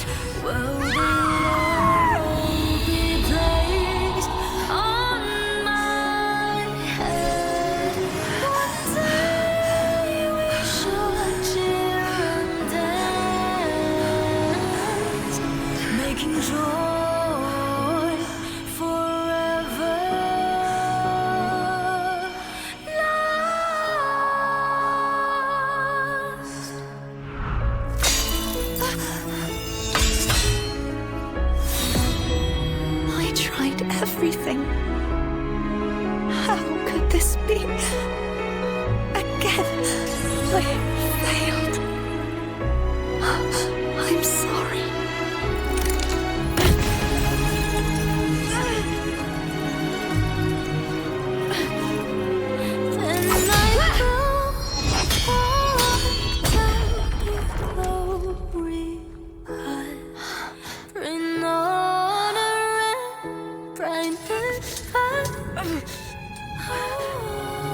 This warm light must not fade.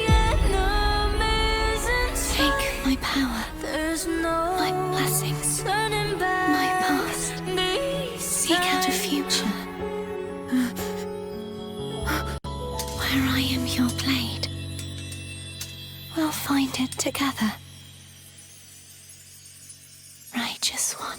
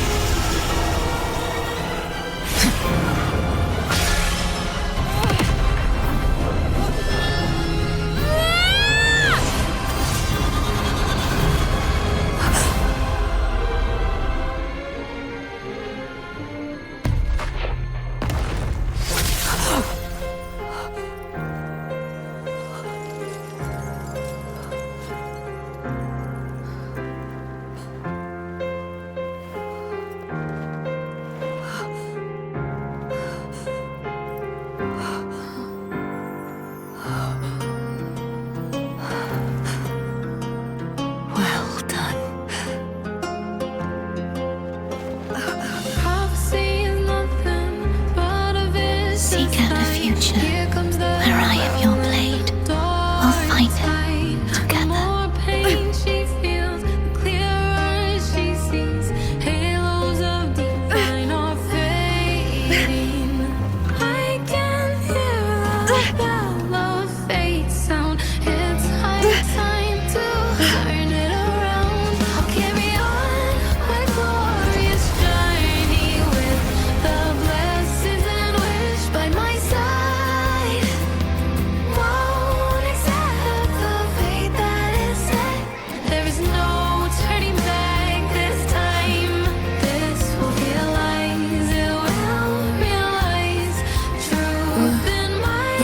Frequency in her body is already...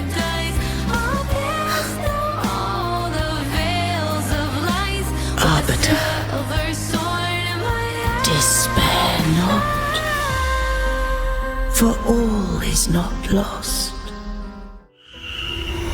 The one who defies hath banished herself to the high tower, cleansing the remnants of the dark tide.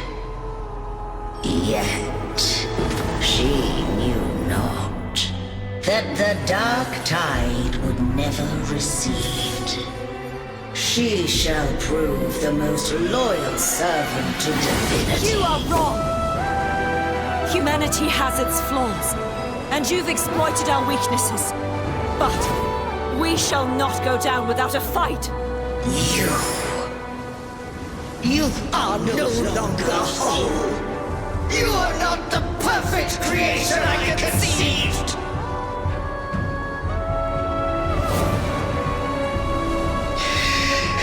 Be that as it may, how long shall thy resolve endure?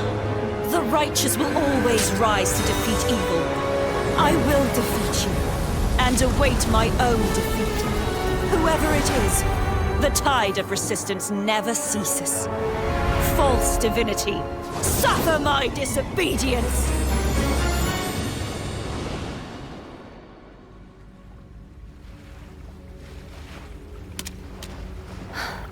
I cannot fall now.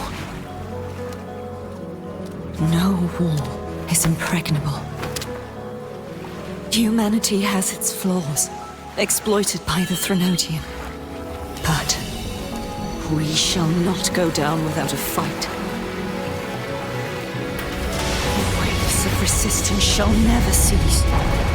Mankind will not be oppressed by the Threnodian. Now, be free. Light, come hither! Make way for your destroyer.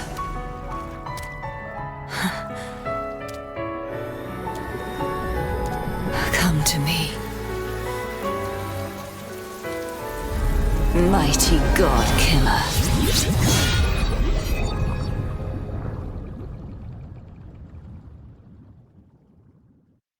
We are now in a fragment of the past. You've done well. The past that emerges from the Sea of Ghosts is not entirely real. It only reveals what it chooses to show, which means we must uncover the hidden truth ourselves. But can the glimmers from these delicate drifters truly light up the entire sea?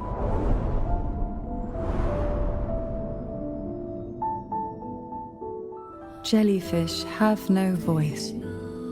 They simply drift in the tide, struggling to let their faint glow disperse the darkness. Yet, here it is, a small shimmer of light, escaping the grip of the past to reach us now.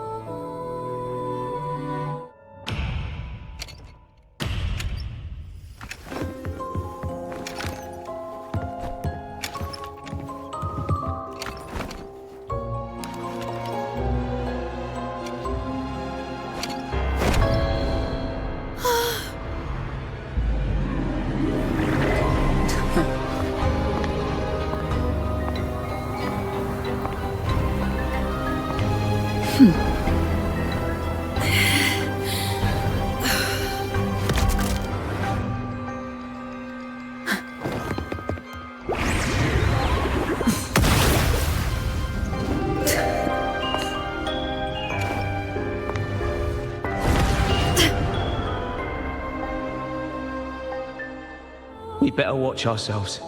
They might have tricks up their sleeves we can't even imagine.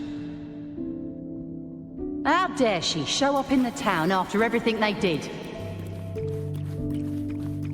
Will the lost souls truly return home?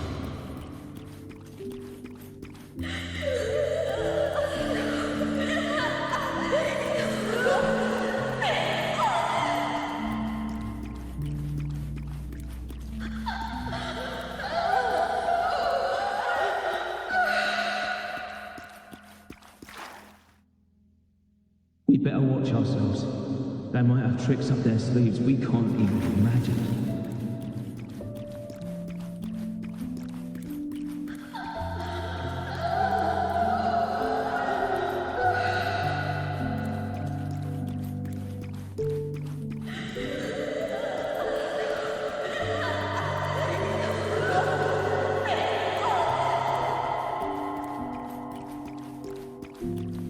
How dare she show up in the town after everything they did? The Cantarella I know is unbreakable. She will never falter, even if you drown her with all these malicious whispers. And you certainly won't shake me either. But can the glimmers from these delicate drifters truly light up the entire sea? Yes, just place it gently here. I, Cantarella Physalia, value every promise I made to you, and vow to see them through. Besides, there are certain places that only you may be able to reach. Come now. We've more to uncover.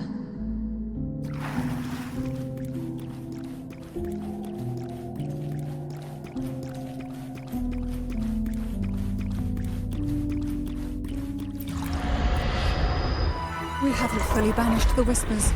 Watch out! The twisted obsession is returning to the shadow.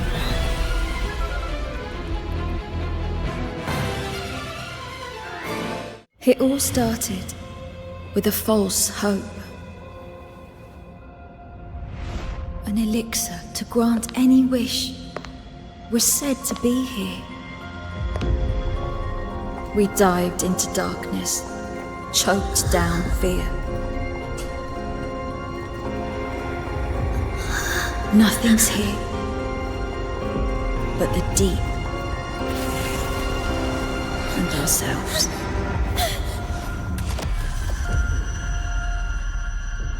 The elixir was our blood and tears. Yet the bane gave us sweet dreams. At last, through the shadows, we reached the end.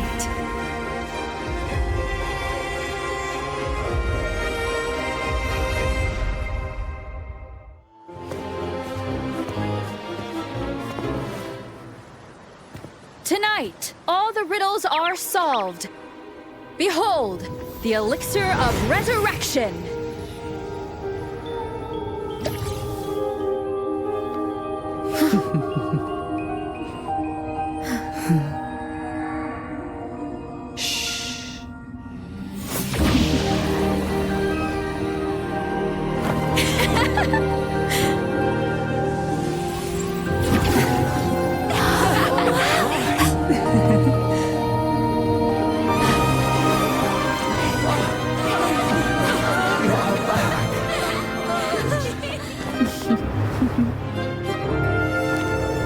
What a night to remember.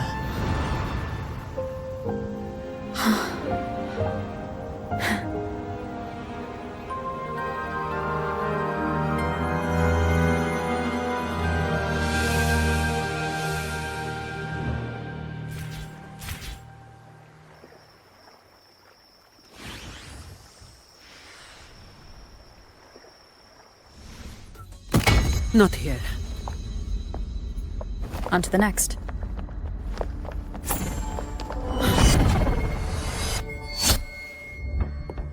Looking for me? Seems my men have gotten quite the beating from you. That uniform and crest. Are you the dogs the Montelli sent? Anyway, none of it matters!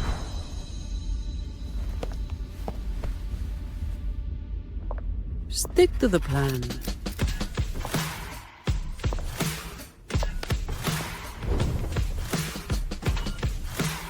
I've got this. The rest is on you.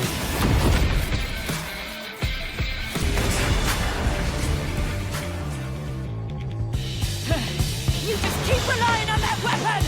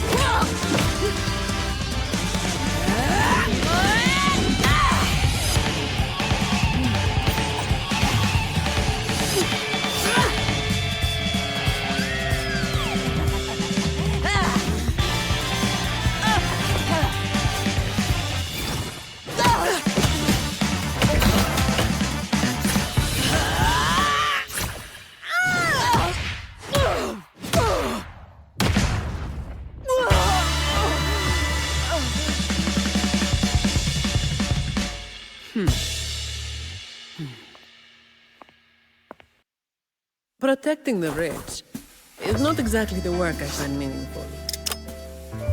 But I get to slack off. Nothing to complain about. Late again.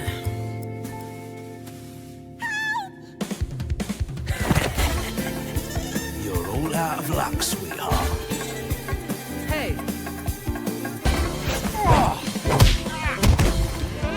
Thank you. Thank you.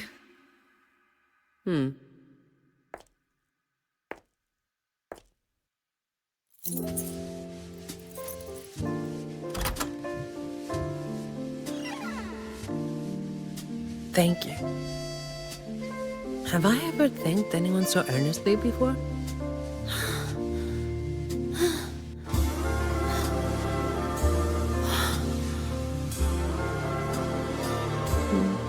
What was I thinking back then? Wishing someone would stand up for me, right?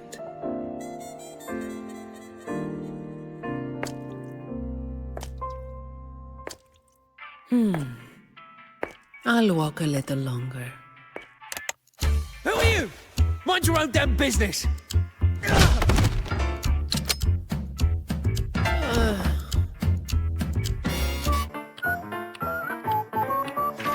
It was you yesterday!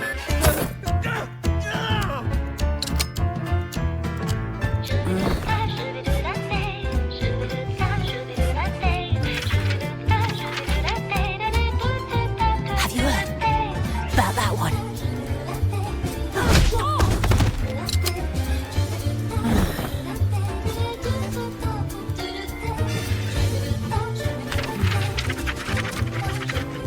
Blazing night walker. How overdone. Time to work again. In her world, poetry and music hold equal sway. Shh. Listen carefully. Strum my strings for the endless dance of time. To fly is not to flee, but to journey towards the dreams. All the hopes will set us free from doubts and fears deep within. Let the sunrise gild our wings. Let the twilight soothe our Follow the song to find the her. skyward forever wild and free.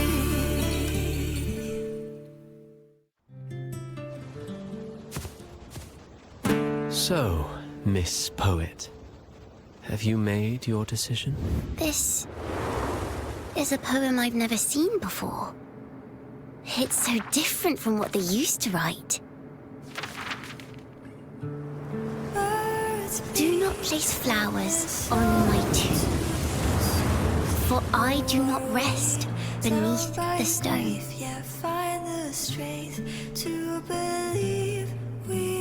I am the sea wind at Raguna's walls. I am a dawn that breaks through thorns. I am a nighthawk of wings of flame, soaring towards the celestial steed, whose praises I sing and whose true form I behold. I know what you're thinking. You're worried I might end up on the same path you did. Go on. All the hopes will set us free from doubts and fears deep within. Let the sunrise give the wings, let the twilight soothe our skin. Follow your heart. I'll be with you. Till the end.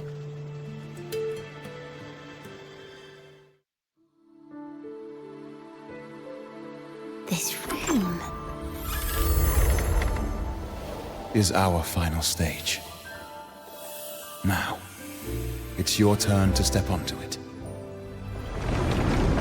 You will witness a different world.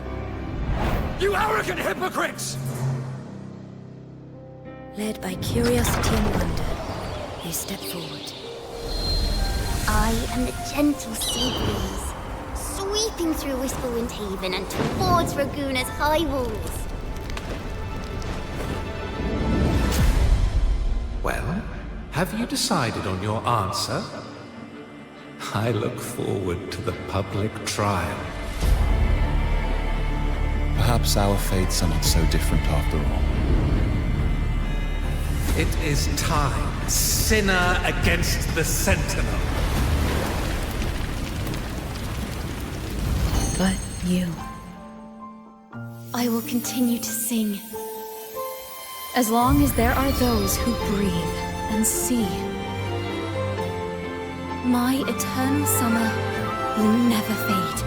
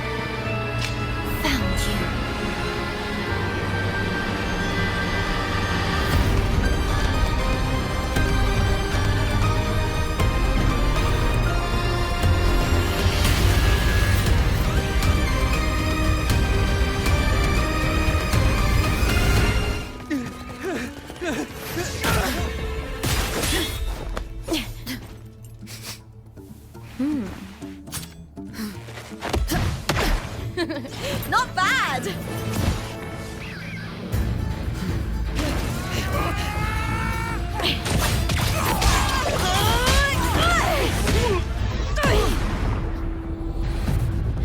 Think you can keep me from fighting? Careful now! We'll see who rips whose throat out first.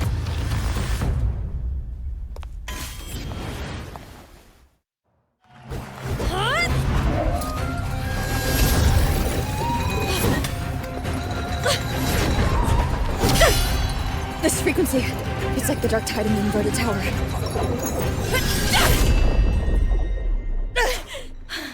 Thanks, my fellow warrior. Can't win, so you play dirty in the arena, huh? You make me sick!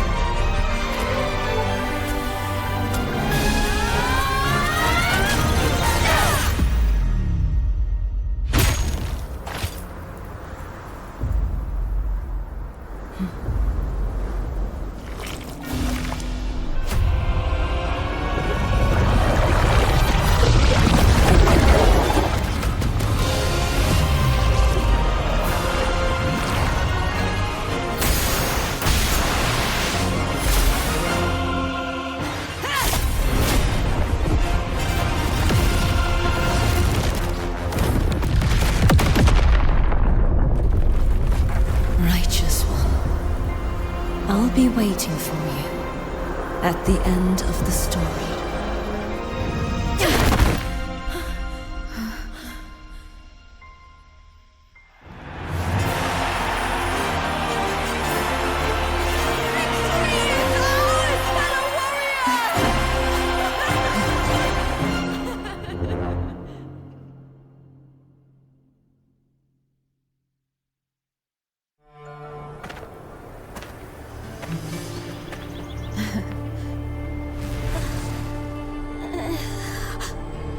You are from my homeland.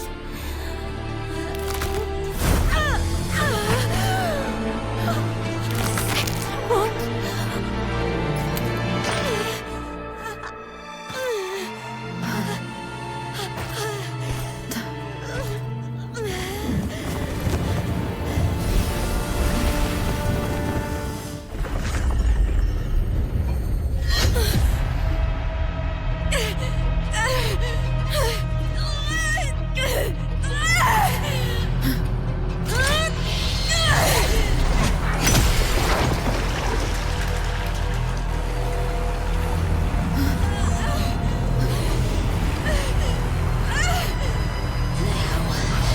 Thou carry the scent of Cardathia.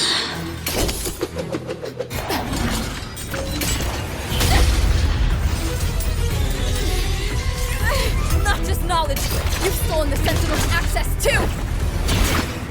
Luuk was role in this story! Is it yours?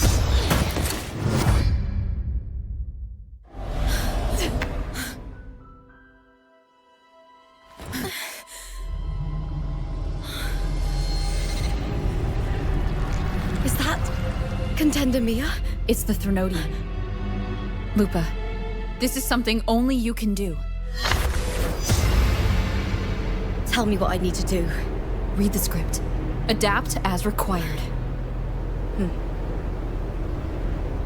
I believe in you, warrior. To lose our strength is the deepest fear of Septimontians. Pride hides the terror within. We fear no death, yet tremble before shame and failure.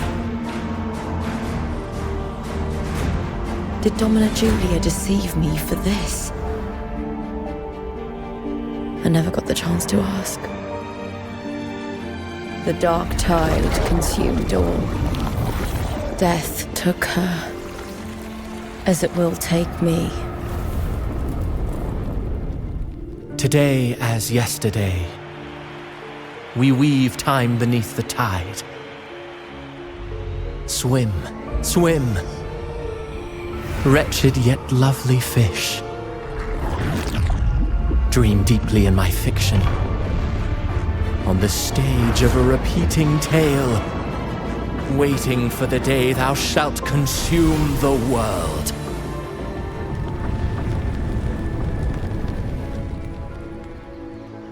O righteous one, I shall depart without a word.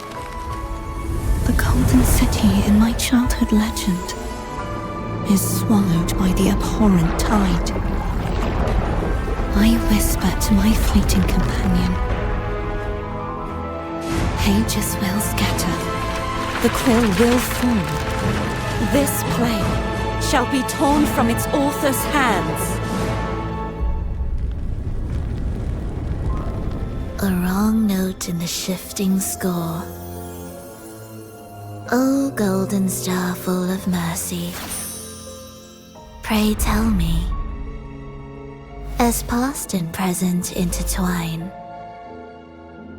what fate have you chosen?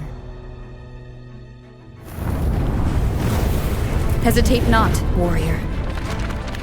You are the protagonist I have chosen. Only you can shatter the script and jump to the next page. Right. For the nobility you seek. For it all.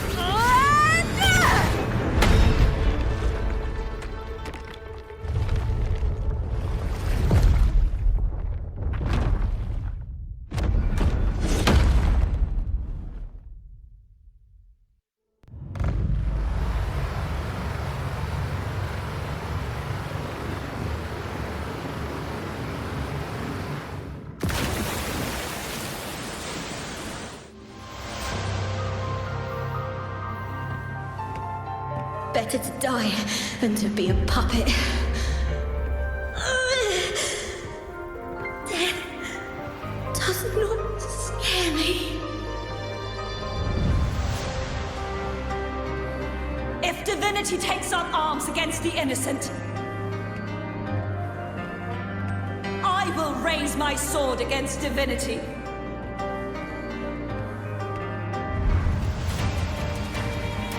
I heard your request.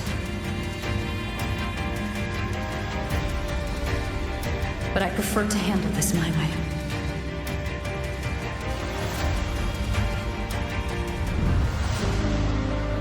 Victory isn't won in an instant.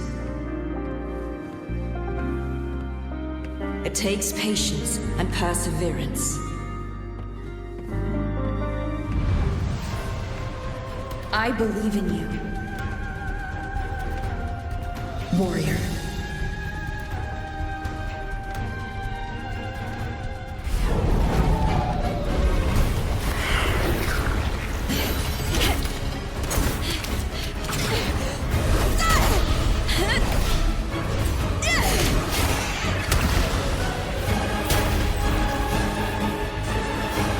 Greatness has no summit, and victory is never the final word. Proud! Pitiful! Cry! Love!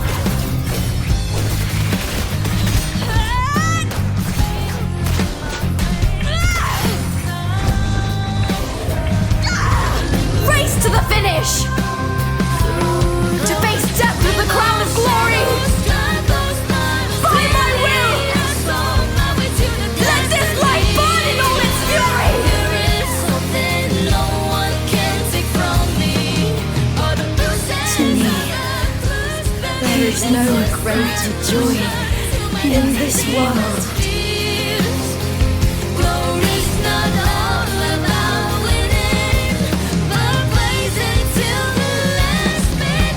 What a shame. Seems the play I've written isn't well received.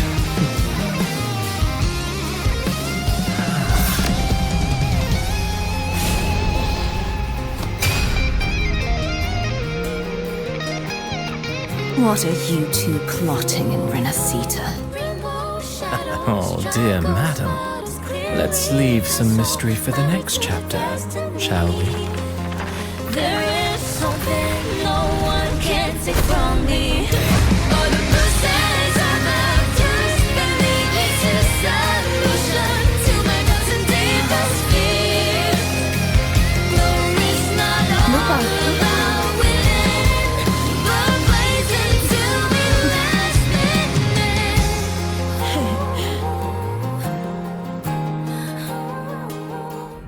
You will find no escape from the storm ahead.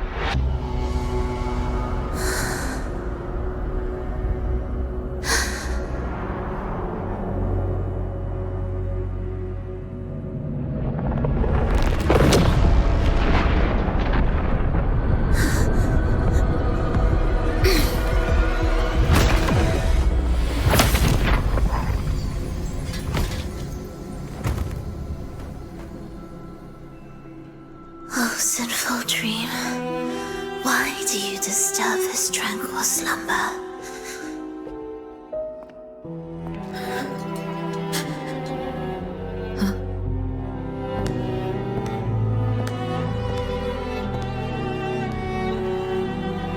The weeping child lingers no more. Instead, she raises her hand and claims that vaporous drop. Did you forget something, dear? You brought the violin we gifted you. Play it with all your heart, won't you? You bet we'll be cheering. Take our music to the grandest of stages. I can't wait to see how the crowd takes to it. Let's have one last rehearsal when I return. For Nova, I brought you some pastries. Have them on the road. But don't you get crumbs on your dress. You've got to look just as stunning as the others at the concert. All right, I hear you. Oh, you look so beautiful today. I wish I could capture this moment for you. Thank you, Melissa, for dressing me up. Actually, your mother prepared it. She never really minded your performance, not deep down. She's just upset. Been so far from her before. And promise us now, don't be causing us worry. Let us know you've made it there safely, okay? I will. And I'll bring back the applause when I return. On that day, I'll stand by her side, apologize, and tell her everything. But for now, Mrs. Leia, it's time to set out. Excuse me? Is Frolova going to a concert? Sorry. Who are you?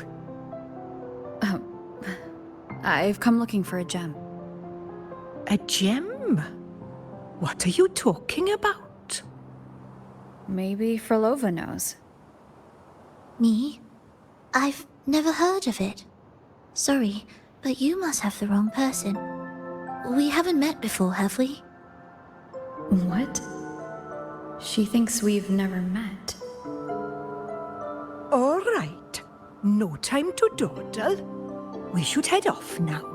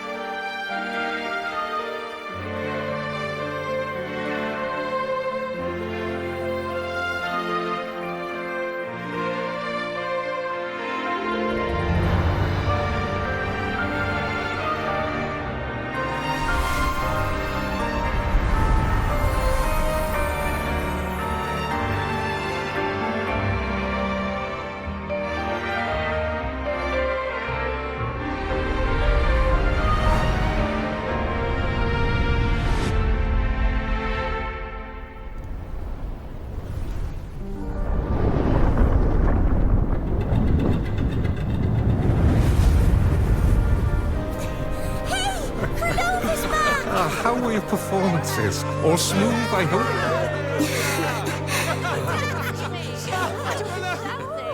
What?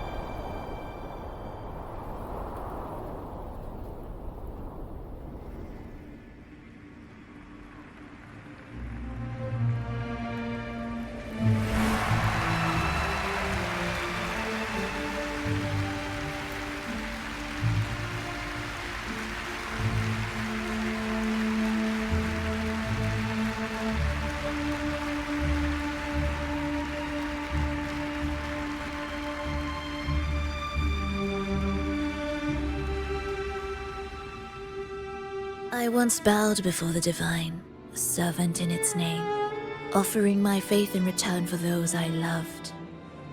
Yet the divine remained silent, watching as fools took my abilities as a free elixir. I once sought science, surrendering my own flesh and blood to prove resurrection was more than a dream.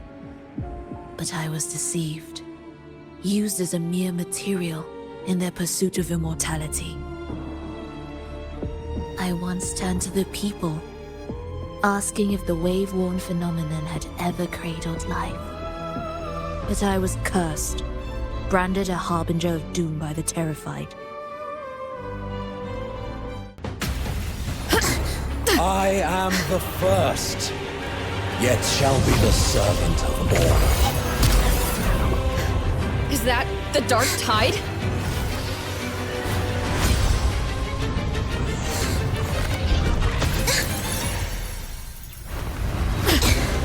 Does it work? I remain here to guide the lost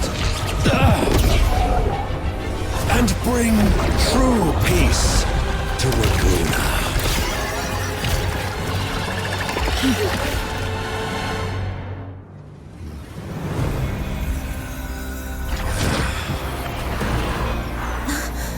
The gem's power grows.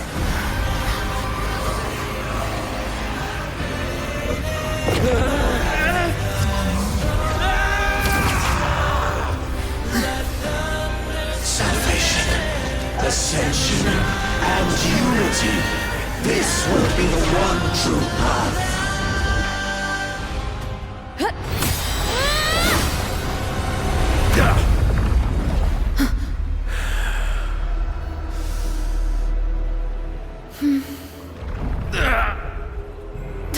Fenrico, stop! The Thrunodian is using you. You are the harbinger of the Dark Tide. Absurd! I stand against it. How could I ever be his puppet? O Sentinel, return the souls in darkness to this world. Let all worlds be made one.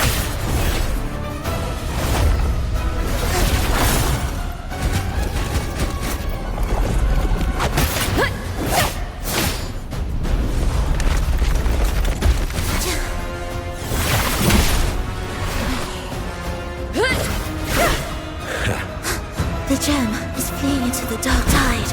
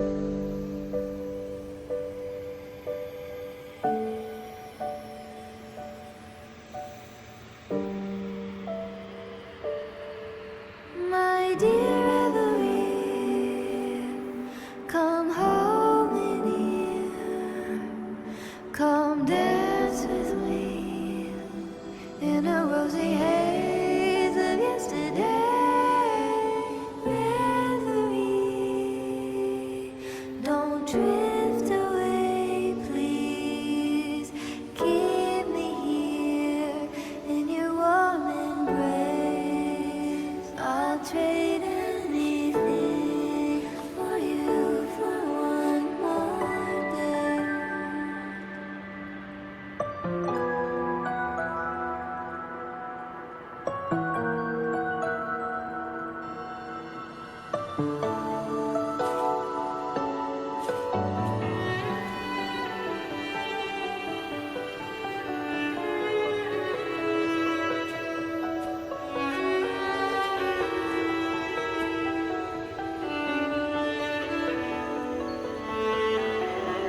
I'll perfume your dreams with scent of flowers and summer breeze. Augusta. A girl of humble birth, a resonator of modest talent, a commoner without noble patronage. And yet, from the den of wolves that is Septimont City, she rose and eventually claimed her place. Just like the burning sun was once a cloud of dust.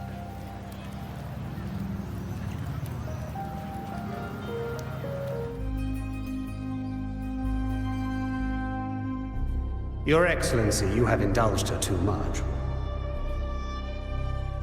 As the priestess, Yuno is far too unruly in both action and word. It's a disgrace to her title.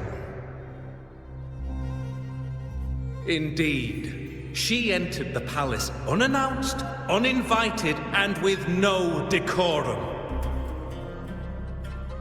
A blatant affront to the authority of the palace. Same as always. Senators, all she crossed was a doorway. One too insignificant to carry the weight of our authority, or defend anyone's fragile pride. Let us not forget, it is not the walls of Capitolini Hill that command fear. It is my will, my sword, and our relentless conquest. I know your fear. You fear a priestess's voice drowning yours, and a rebel challenging the Senate's rules. But listen well.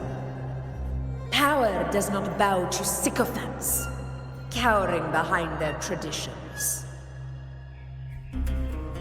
If you seek power, then step from the shadows. Face me, and prove yourself worthy.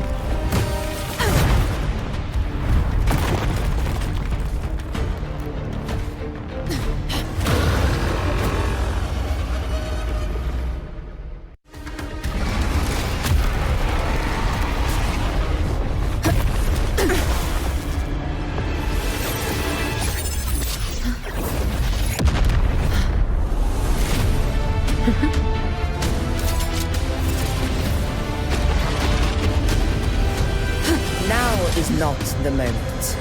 Let it flee. The path it takes leads deeper into the trap we laid.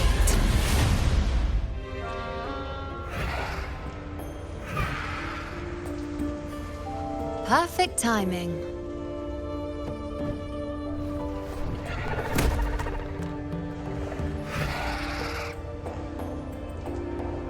I'll stretch my legs a bit.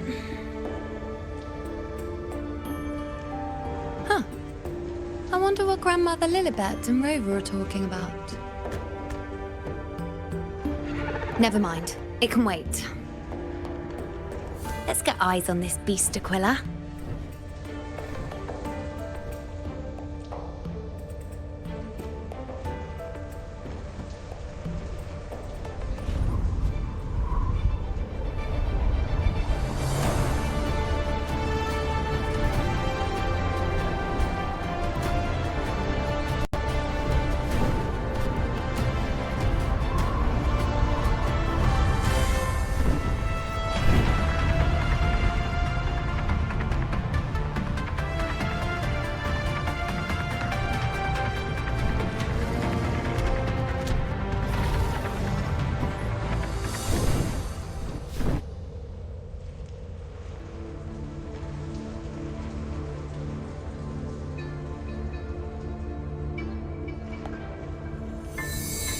Spirits of the hallowed land, answer my call.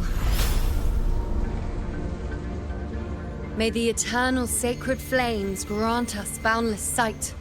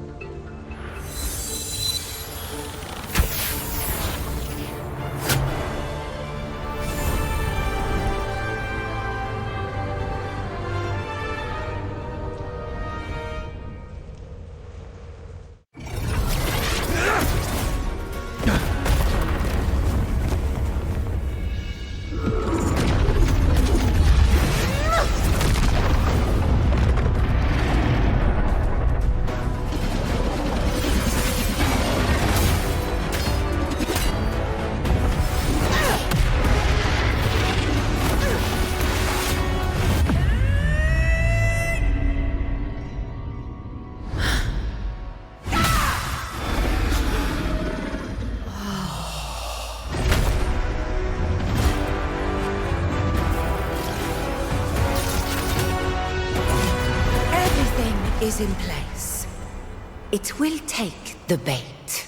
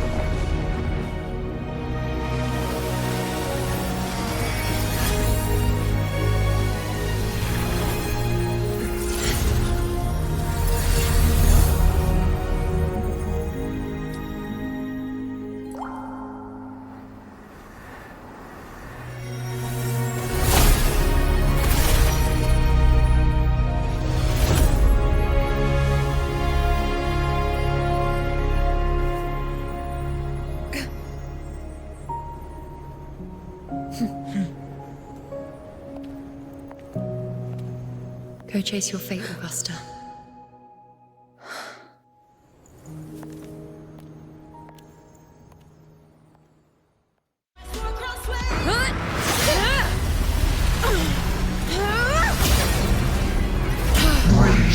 Faithless one, receive the judgment of the heavens.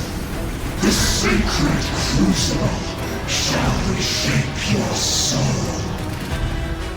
See, I already said Raguna's divinity didn't get a seat on the ship.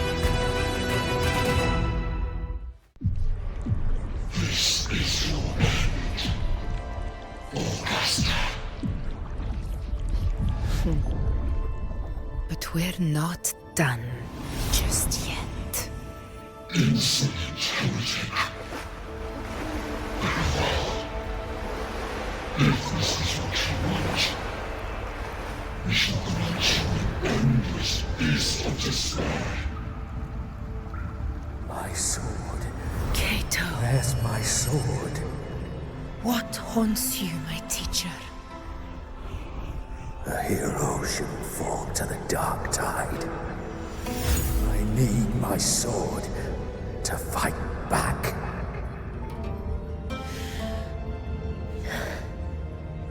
Please, take it. Take it and fight for what you believe in. Thankless empathy.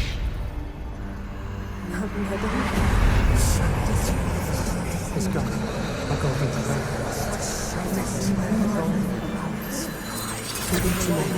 Please. I beg your blood on your flesh.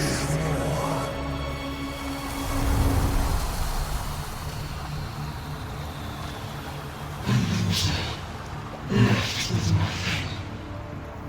Doomed like a speck of dust. The throne of glory will never be claimed by the weak. A loser. Left with nothing. How wrong you are. My lady. People follow Allow me to join you. But it never fails to light their way. This is how I use power. I will show you with my own fist!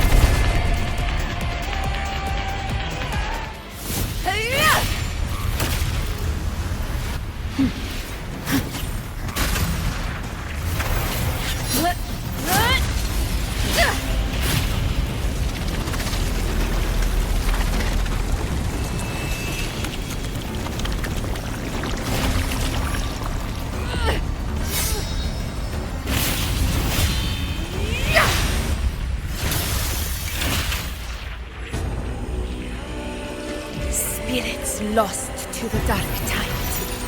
I hear your cries. Join me in battle! Let that false divinity witness what true heroes are! What it means to wield unshakable power!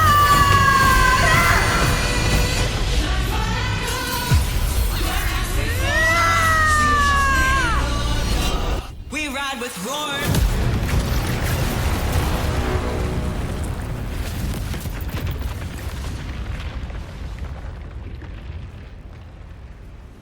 Every moment of dance is settled.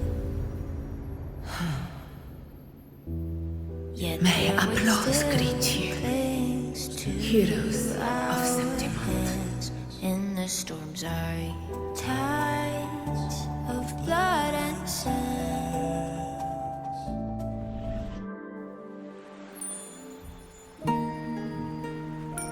You know.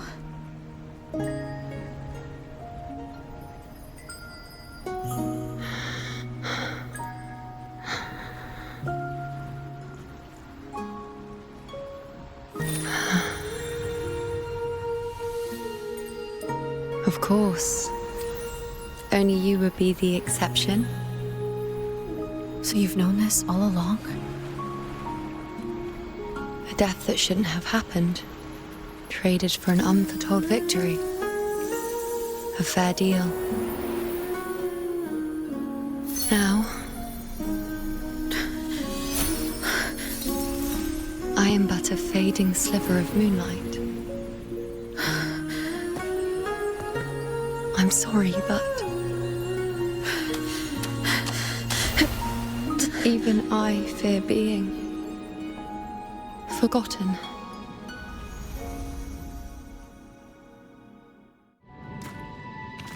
Endlessly cycling, shattering futures. Is this chaos? Unsalvageable, fractured into pieces. This is chaos.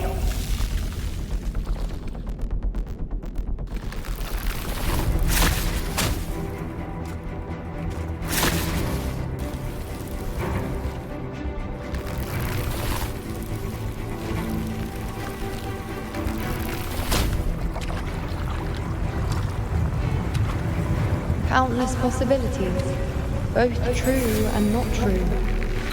This is chaos. Until every anchor is revealed, laid bare in the light.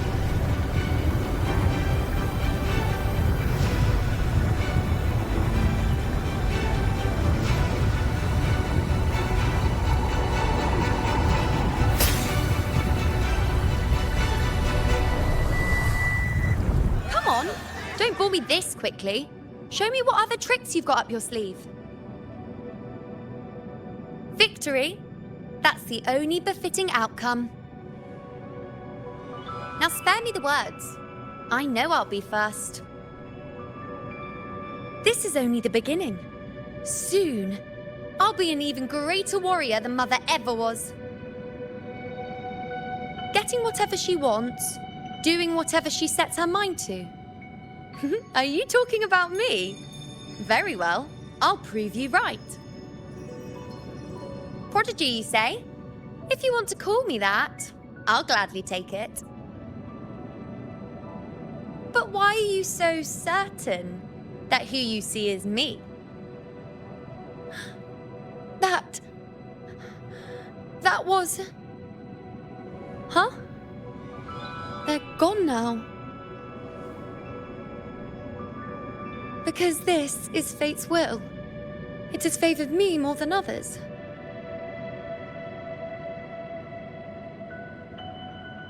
Because I can see what others cannot. Only I can see further. But...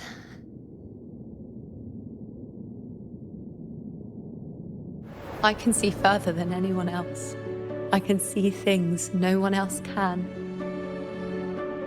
I've seen things others can't begin to imagine. So why, at the moment I should have seen the clearest, did I close my eyes and shut it out? I was so close. If I hadn't closed my eyes, I would have learned the causal chain and I could have stopped it.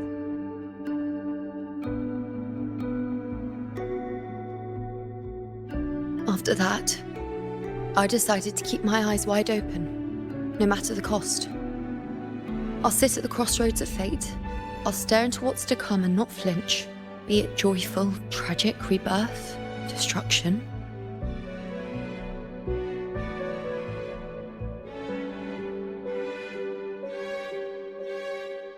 Until I see it all, until I know everything.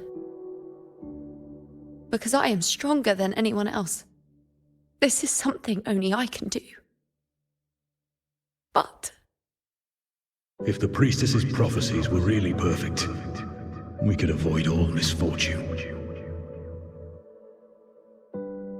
If there is such a thing as fate, then misfortunes cannot be avoided. Just because you know the outcome doesn't mean the journey isn't worth it. If life is destined to follow a predetermined path, does it even matter if we know our fate?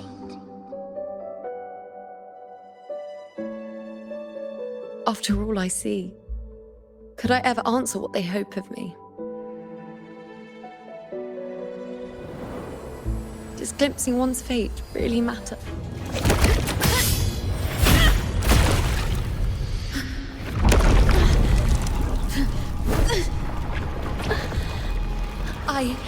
I remember now.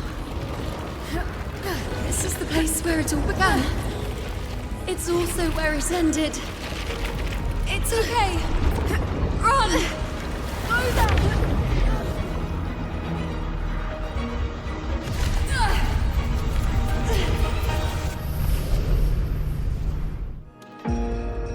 Fate unveils itself to the priestess.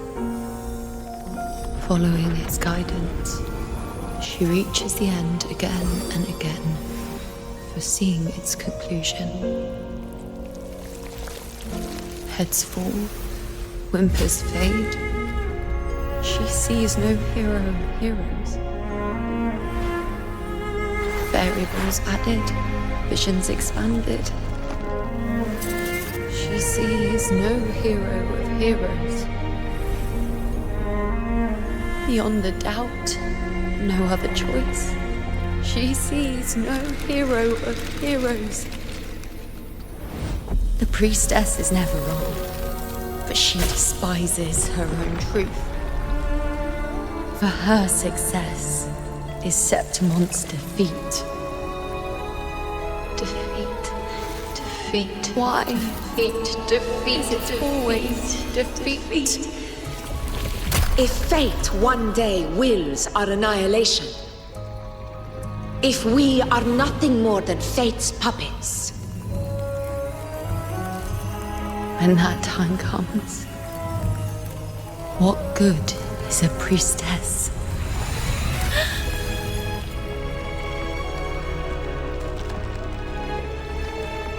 Septimon will be known. Nothing will remain. Only she who foresaw every death still lives.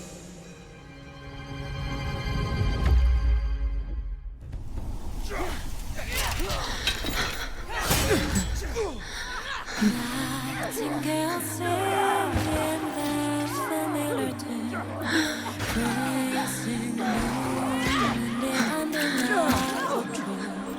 Suddenly stops, even with all its breath. The subtle scar on the heart of the moon. How strange, how bizarre, echoes of chaos sound different this time. Again, as always. But why would I just stand by and watch you, accept you, complete you?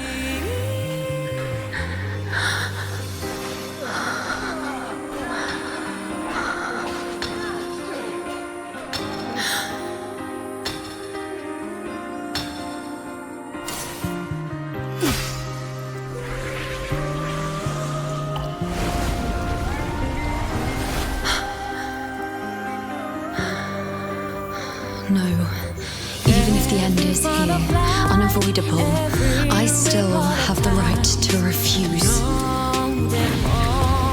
The Lunaran bow has grown strong. From now on, I need no one's guidance. Because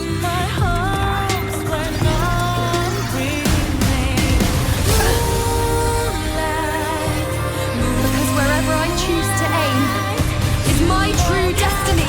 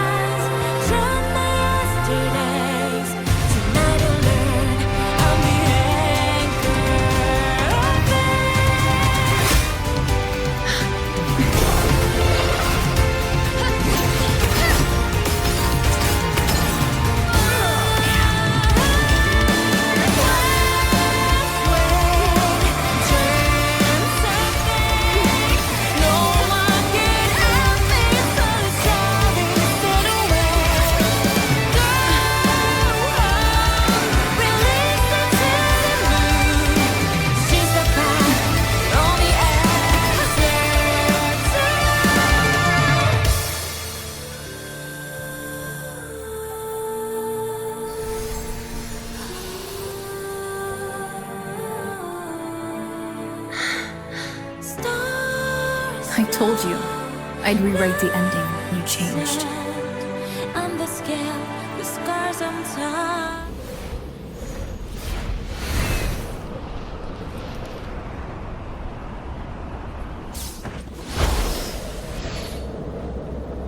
And you, unwritten one? Were I to indulge in a bit of selfishness, you'd forgive me, wouldn't you? If one day this bracelet becomes meaningless to anyone else, I hope you will remain the exception, unwritten one. Even I fear being forgotten. A death that shouldn't have happened, traded for an unforetold victory. A fair deal. But perhaps in that distant future, forgetting might prove far easier than remembering. Never mind. In any case, you are not to return it. I won't let go. I don't want to let go. But be careful. Don't get lost in the caves. And I shall put my best foot forward as well. We shall meet at the very end. In Septimont, it would be a crime to miss the height of the celebration. After fighting side by side, we share honey and wine under a rain of petals, drinking to our heart's content. Surely you've heard of this little tradition of ours, haven't you, unwritten one? Come on, let's go, together, to be drenched in those rose petals that smell of glory and triumph. Amid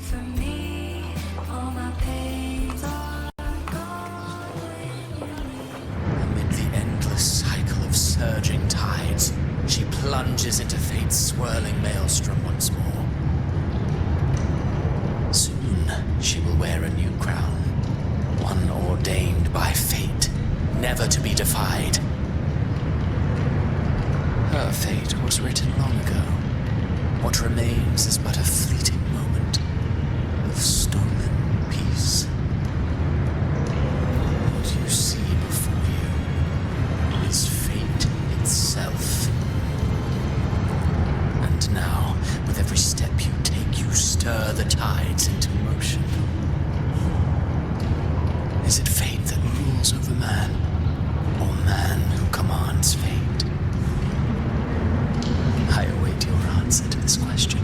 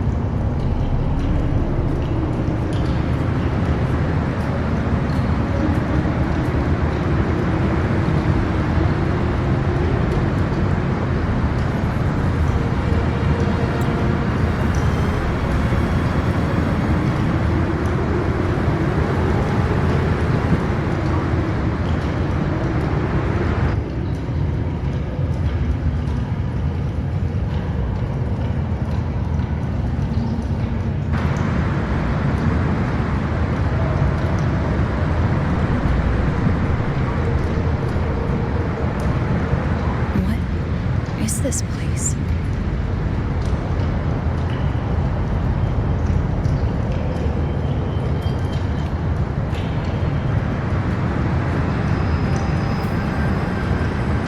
Through me, walk the path of glorious ascension. Through me, enter the city of eternal bliss. All who enter must first forsake all hope.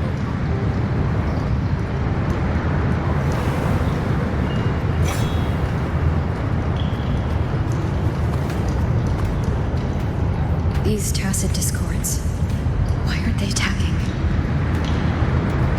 Ah, Ninja. Open the gates of paradise for us.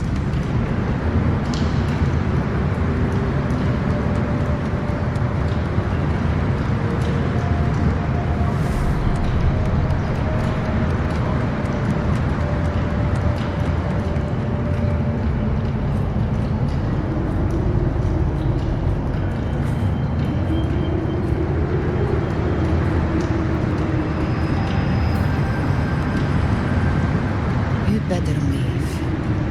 This place isn't leading to any salvation.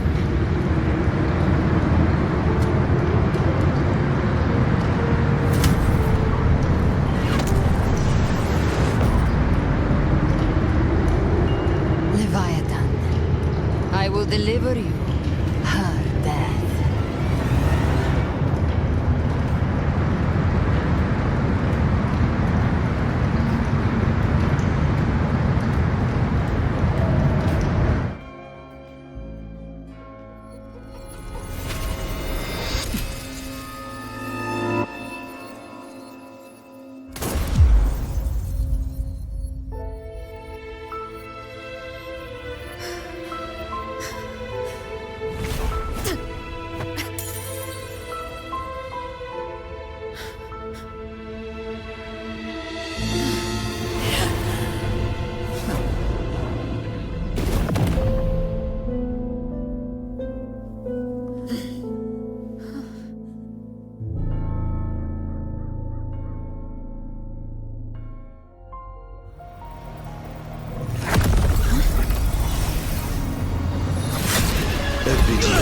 You have received the blessing of my master.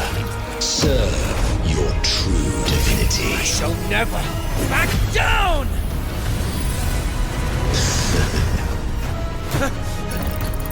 Rover, now!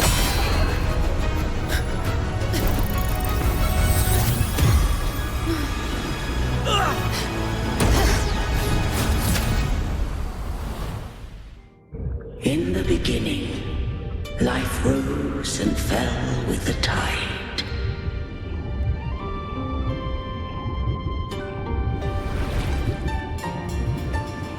The displaced and wandering did follow my guidance. They journeyed unto the archipelago. There, I did leave knowledge and technology, that they might walk the path to freedom.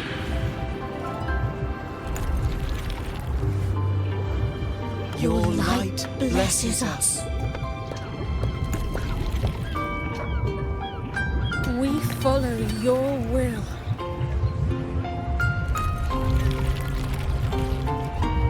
To build our republic. Unity became the bedrock of civilization.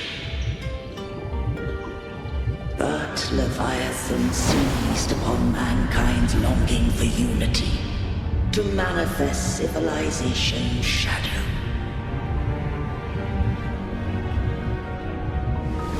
It spoke in my name, wrought false miracles, forged hollow grace, feeding on stagnant, obedient minds. We are blessed by the sea. By you, we are unified. By you, we are born. From the sea we came, and to the sea we shall return. From the founding of civilization, it had invaded their spirit and beliefs. I rose against it, only to unleash the dark tide. It scarred Renacita beyond measure. I began to question all I had done. The Threnodian did steer Renacita's fate. And I too once guided Renacita's course. In truth, we were no different. We both sought to mold civilization after our own will. Those who truly walked the land were never granted the right to choose.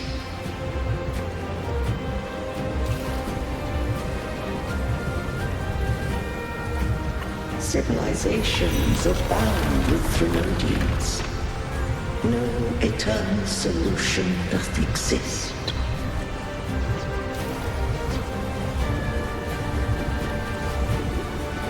Have I the right to choose their fate?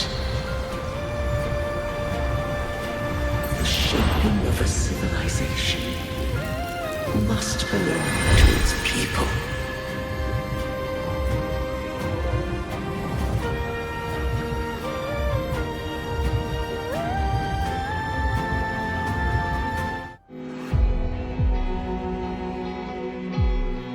I want it to be a story that gives people hope. By my spear, I vow to protect my allies and crush the hearts of the evil. I will absorb all of the Tidespawn. Kill me and the calamity ends here. Ovidius! There's no time! Discord Slayer, I saw your past in the tide. I know what you seek to do. Take my power and finish it. That too is my wish. I promise I will. Give me all your bitterness. We will make them pay.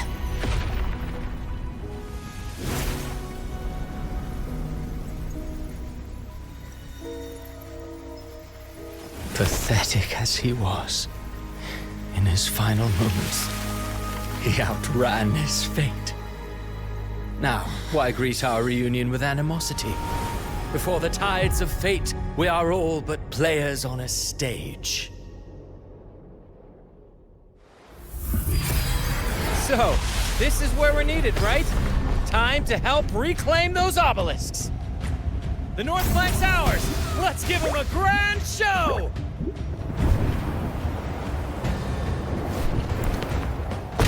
The Montellis greet you.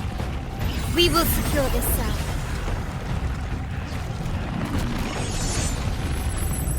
The poison Leviathan leaves behind, allow the Phassalias to cleanse it. Phew! Made it this time! I've got this side covered! By the name of Imperator, we'll protect the obelisks here!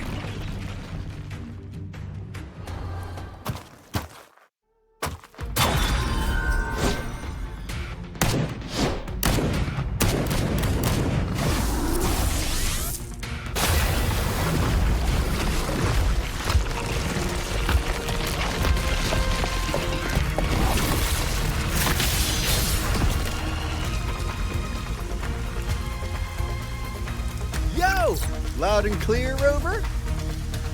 So, all available bloom bearers have arrived in Renacida. We're standing guard at Averado Vault, and Booling is already en route to reinforce Septimont. When the Threnodian blindsided us in Jinzhou, we ate some dust. But this time, the Black Shores will show the world who we really are. We've already synced intel with Raguna, and time's short, so I'll make this a quickie. We've drawn some key conclusions about the Threnodian in Renacida. The Threnodian is a shadow of civilization, formless and immortal. According to Imperator's judgment, it can't be erased entirely, only shackled.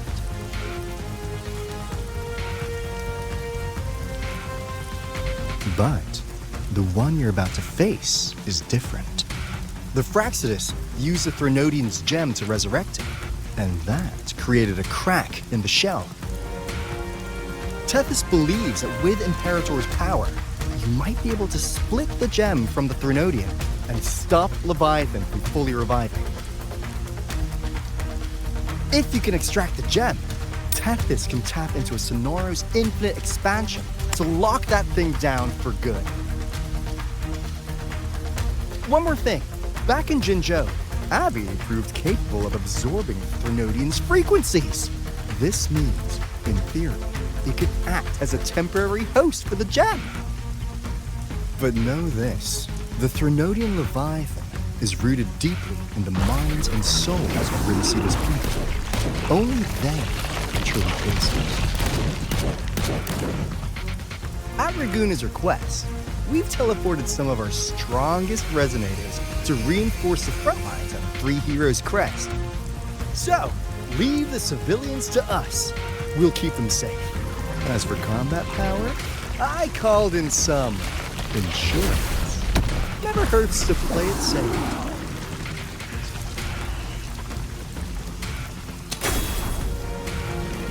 Don't worry, we... Let you go! Feed my blossoms, self-deceivers! So you don't have to... Unleash the fans. If not for the Black Shore's aid, we would not have arrived so swiftly, or with such peace of mind. This disaster has swept across all of Renacita. We Raganese won't cower behind Septimon's walls, nor will we sit idle while the dark tide ravages your lands. Septimont has long stood as the vanguard against the tide spawn. This is your battleground. We'll follow your lead, Your Excellency. Just say the word. Thank you for your trust. Though Septimont and Raguna have drifted apart over the years, in the face of such calamity, we stand together as one for Renacita. There is no need for formality between us. Leviathan is the source of this chaos. If the Black Shore's plan can truly seal it away, then perhaps the storm it unleashed may yet be stilled. That Discord Slayer spoke of a connection between the Wastestones. She must have meant the Anchor Stone's ability to resonate and link with another.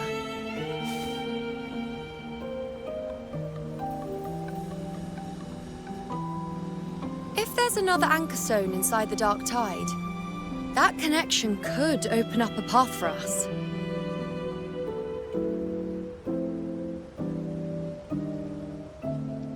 When the Dark Tide swallowed me, I did leave an Anchor Stone behind, but... how did you know that?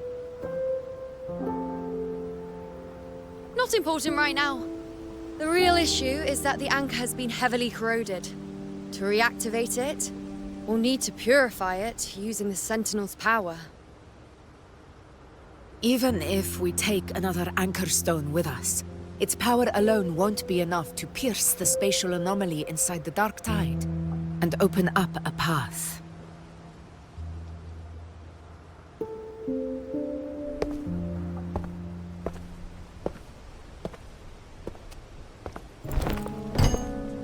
You'll need this.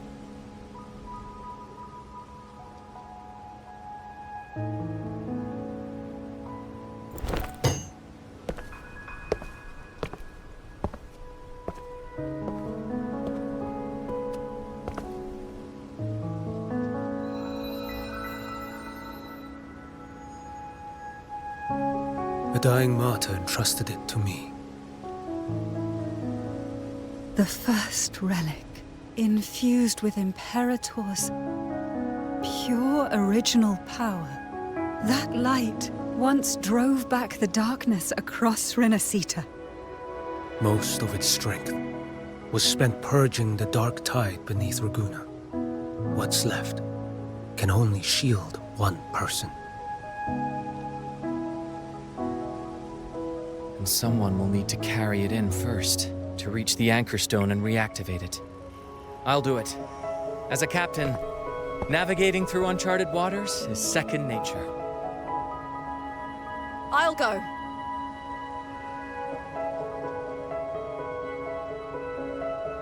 I know how to resist the Dark Tide's corruption.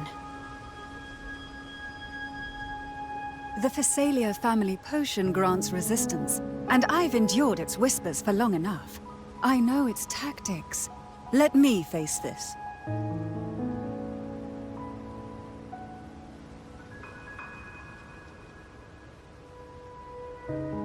We don't even know where this Anchor Stone is. Finding it may take time, and your potion might wear off before you reach it. But I still carry the Sentinel's power. I can hold out longer than anyone. I have to be the one.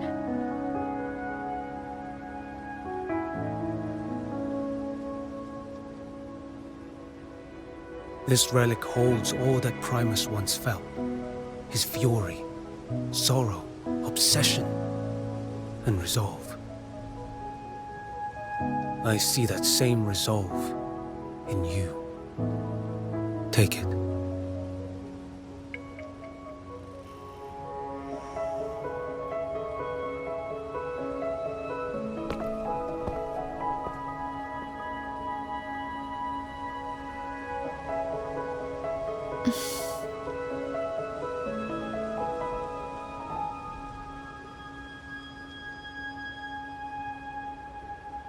Lady Cantarella, how many of your family's potions remain?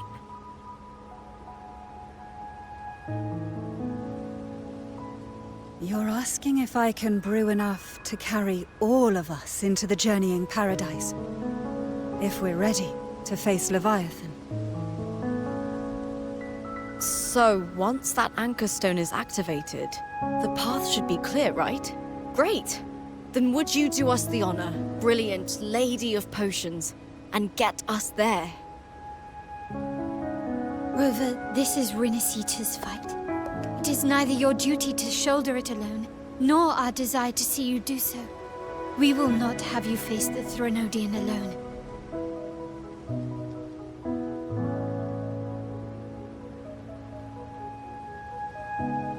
If facing Leviathan means being corrupted by the Dark Tide, then so be it. The priestesses foresaw this. The Dark Tide will erupt and engulf all of Septimont. If that is our fate, we must meet it head-on.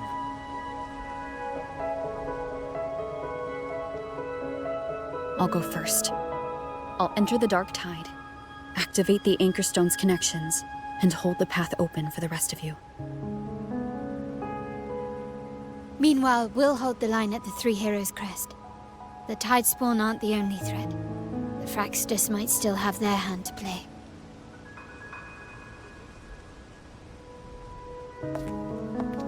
Once the anchors are active, we'll take the potions and follow. Renacita will not falter just because a few of its leaders are gone. Its people will rise.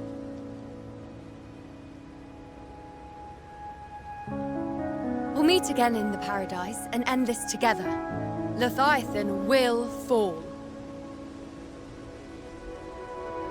Rover, we all understand the burden you carry. We are grateful. We'll continue to monitor the Dark Tide. When the moment comes, we'll move. Until then, prepare and rest. I won. Did you see that? That resonance ability? Can a child really wield that kind of power? She'll be a force to be reckoned with. Perhaps even rise to challenge for F4 one day. Damn it. I was so close. If it hadn't been for the difference in our resonance ability, I could have... What did you do to get that kind of power? My power? It's always been there. Since the day I was born. Born with it? How unfair. I can't take it.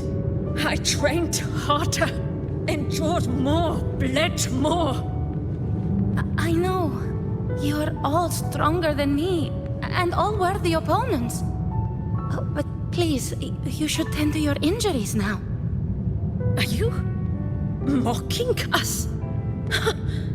People like you, born lucky, never understand what it means to struggle, to fight for your strength.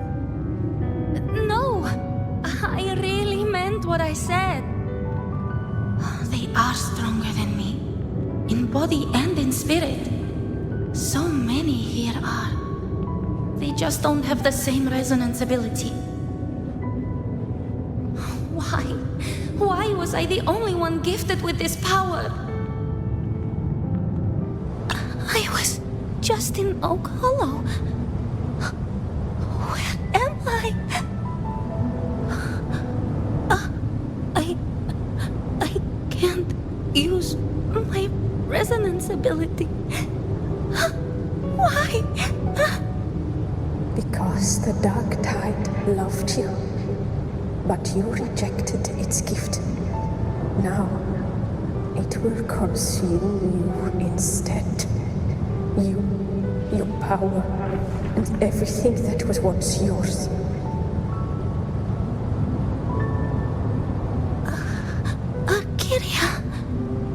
Is that really you? You could have risen above us all. With your gift, you might have become the hero of heroes. Why did you stop? Why did you reject it? Don't you crave that glory?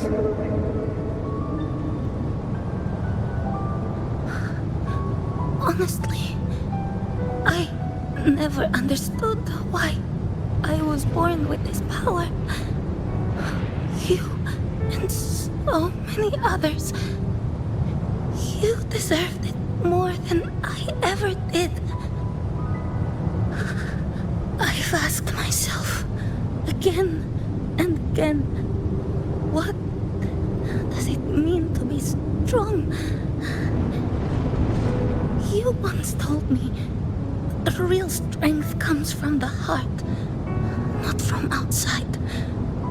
And someone else said, she said, real strength is meant to protect. The Dark Tide twisted me into a monster. People ran from me. So no, I won't accept this gift.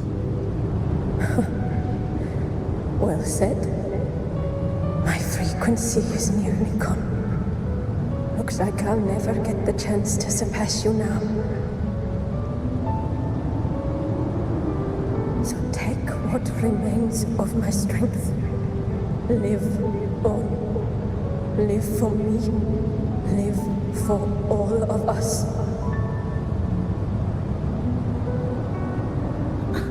But why give this to me? You're not completely lost yet. You still have a chance to escape. More than any of us. And this is our wish. Within the Dark Tide lies fate itself. No one can escape the net it casts. I always knew you, quiet as you seem. If someone struck you down, you'd rise up and strike back twice as hard. I didn't want to admit it before, but in the arena, you didn't beat me with power. You beat me with will. The fire in your eyes, it doesn't lie. That's why I believe you'll see it through. So live with pride, head held high, free and unbound. Live for us and prove to fate that it can be the fight. How rare a mortal here. It shall gnaw upon thee, slow, ceaseless, until thou bend the knee. Thy fate is to be made one with it. The dark tide devours everything, assimilates everything. If I can't escape it, then I'll use it. To claim a divinity's power is to invite divine wrath. Know this, more Tidespawn lie in wait before thee. It's already flowing inside of me. So why can't I turn it against them? Why can't I be the one who devours them? These false frequencies need me to survive. If this power doesn't want to listen to me, then I'll show it who's the real boss. Thy own kind wished for thy survival.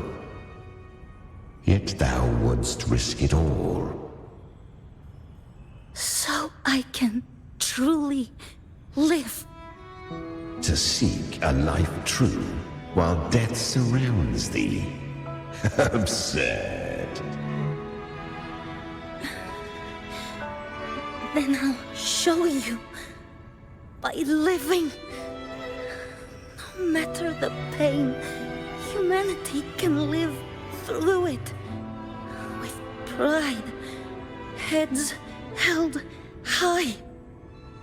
Fate, it may be loud, but I don't think it's that strong. I don't believe in it. To wield the dark tide against its spawns. Fascinating. Perhaps.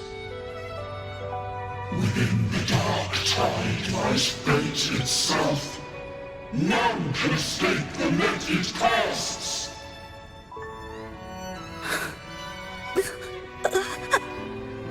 It hurts. But I already see the light. Carry our strength and our final hopes. Live with pride, head held high, free and unbound. I'm almost there. I won't give up. Human flesh remaineth ever feeble. This broken vessel's frequency is sundered and shattered. Yet this is indeed a chance of an eon. I shall give one final push. The flames! She's Galbrenna! The flame demon! Time is running out. Disguise as Galbrenna. Use their fear to drive them out. But alas, this time, the true Galbrenna had come. So long as hatred burns, such frequencies shall nurture her rebirth. Run as you always do. Chimera, give me your devouring power. If I can consume her, I can end her rebirth. You dare bargain with me? This is a threat. Without me, you die too. You would not dare. Hunt with me or die with me. Your choice. You know the cost.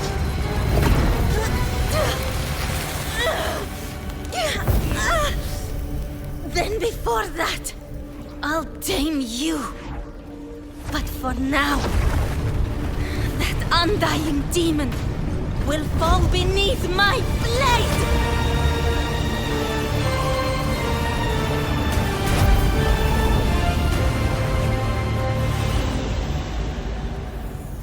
This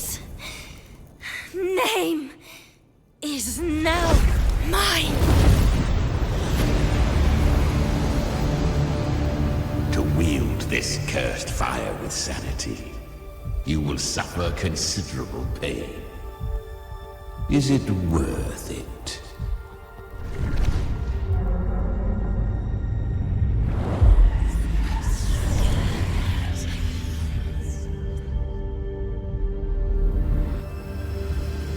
Let's go. The hunt continues. You bear the Dark Tide's power, but you are no Harbinger. Good. We can avoid a lengthy explanation. If you're looking for the Harbinger too, you must have seen it. The apocalypse Leviathan will bring forth. It was meant to remain restrained by the Sentinel, but I feel it stirring again. I followed its frequency and found you.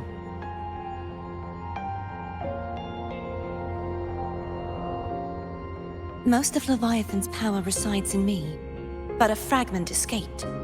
I've been tracking the one who carries that power. That gem was cast into the Dark Tide.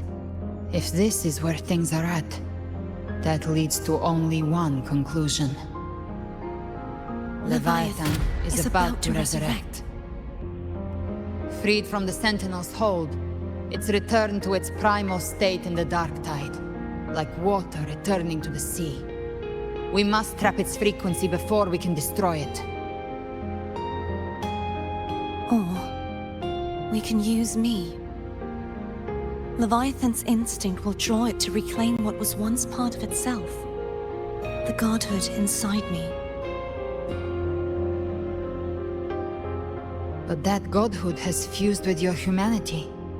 Their frequencies are nearly identical now. That's exactly how we trap it. When Leviathan awakens, it won't distinguish. It will devour all frequencies blindly. If I offer my humanity, I'll become an anchor, give form to formlessness, and trap its frequency in one place. And if it's now hiding in the Dark Tide, I know you have a way of sending my humanity into it, right? And I suppose you know the cost. I do. But I have faith in those who strive to protect this land. In her. And in you. The Dark Tide can't read either one of our minds. Only we can do this. Discord Slayer, let me be your first bullet. Fire me into Leviathan's heart. When the time comes, I'll kill you in front of them, to convince Leviathan of your necessary death.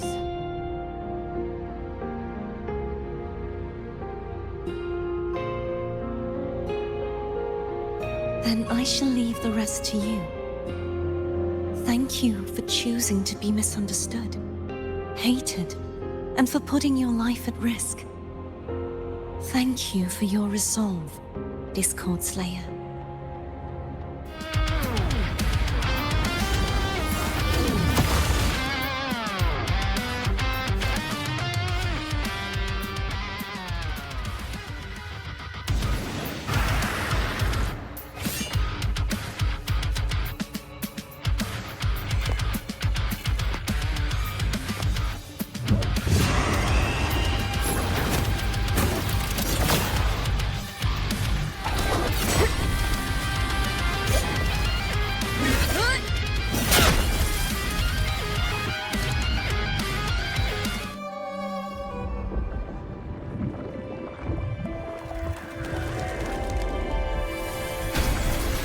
Yes, we saw it.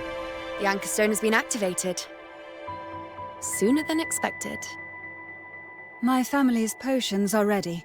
But a word. It's been crafted from the Threnodian's venom. Outside the corruption's reach, it induces hallucinations, warping your senses and clouding judgment. If you aren't immediately entering the dark tide, I advise you all not to drink it.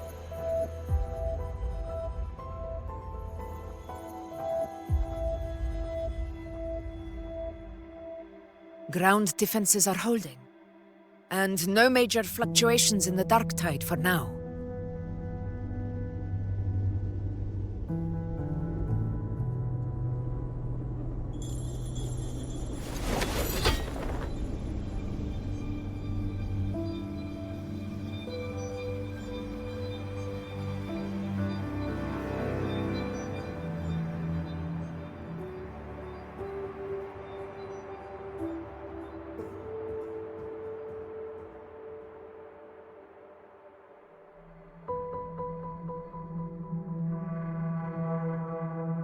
Everyone.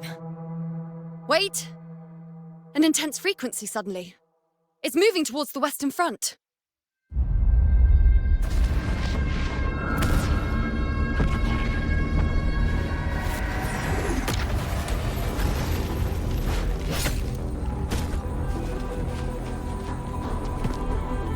Is this the best the mighty gladiators of Septimont can offer?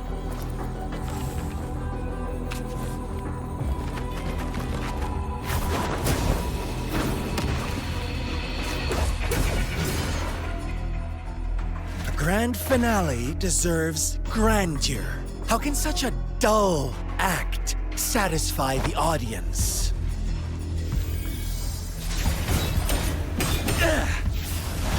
Oh, yes! Now this is a scene fit for the final act.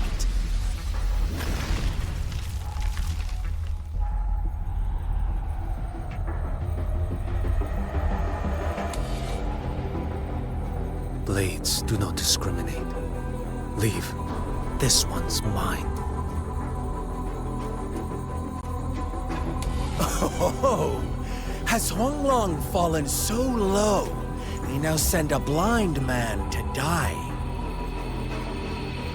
Prisoner Scar of Jingzhou. Surrender now. One strike is all it would take to end you. Surrender, and you may be spared pain. Oh, in an epic play such as this, I refuse an early exit. My orders were to bring you back, dead or alive. I never planned on bringing you back alive.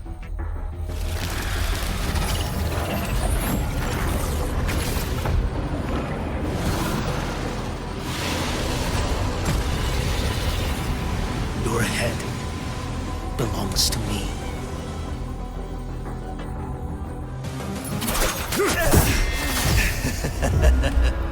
All this time, your eyes fixed on the tide.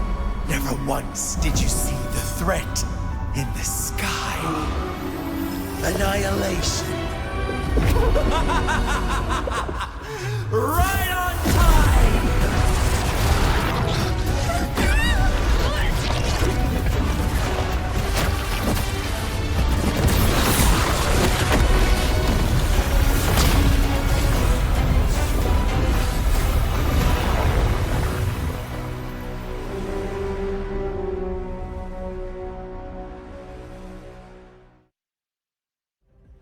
This blood. It should be enough. My flames could never reach you before. But now, it's time you pay for your actions.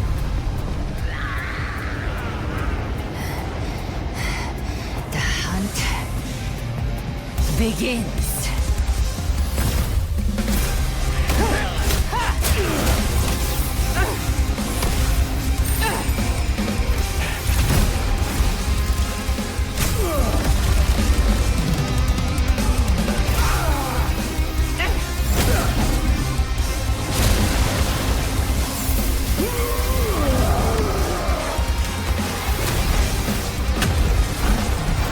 Friends, they purify the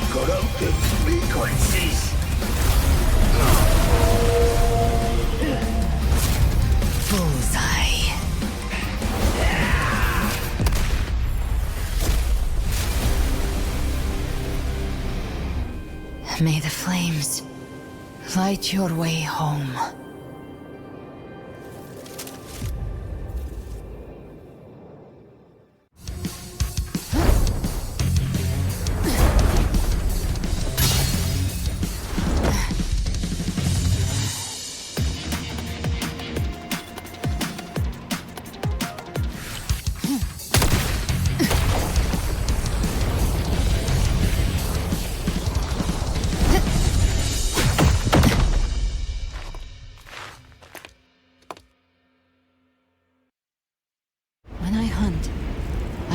Travel through the night. The darkness is thick, but faint stars hang above to guide me.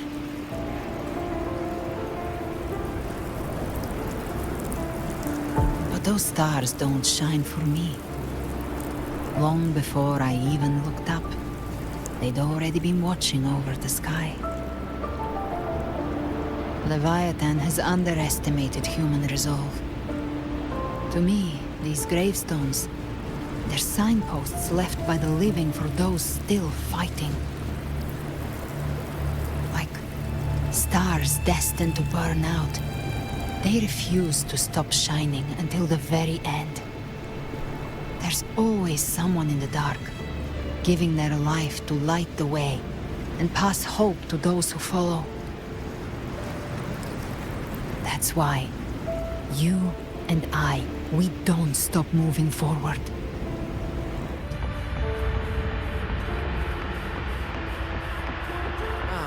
New allies born from the perils of the high seas. Good people What have better their way wishes to begin than fulfilled. Heroes appear in a time of crisis. Justice triumphs over evil. And united friends are undefeatable. The Codex reminds us, it is not the lighthouse that guides us through a storm to safety, but our own eyes. The difference, though, is that you are a blade. A weapon that can Like I said, we seize control. Music itself holds no meaning. It's the heart that grants it meaning. A person of true character should never be defined by an inanimate blade. Even if one day you meet defeat, remember this. Those you've helped will never let you face it alone. I've been thinking. Our final fate might already be written, but how we walk that path is up to us. We as humans are meant to carve our own freedom. A civilization's glory was forged by generations of brave souls. The waves of the water shall never cease. Mankind will not be oppressed. Power to write our fate has always been ours. Even without guidance, even when divinity falls silent, civilization will find its own way. You have no role in Renicida's destiny. You have no reason to carry on this fight.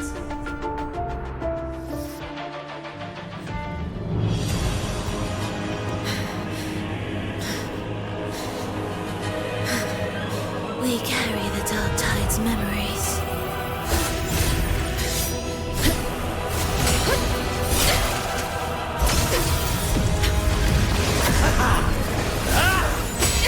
We command both light and shadow! Did you really think you could stand against us alone?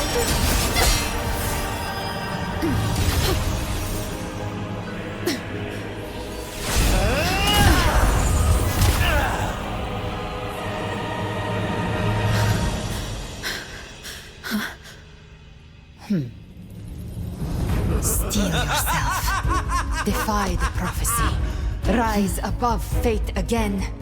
If the road ahead is dark, then let this soul be the spark that lights the night! Well said.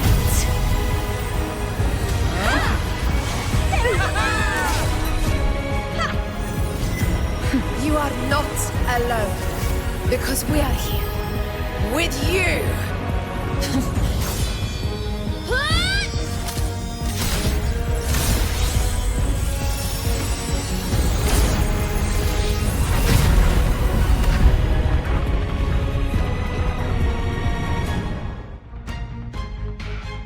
Finally recognize me, Augusta?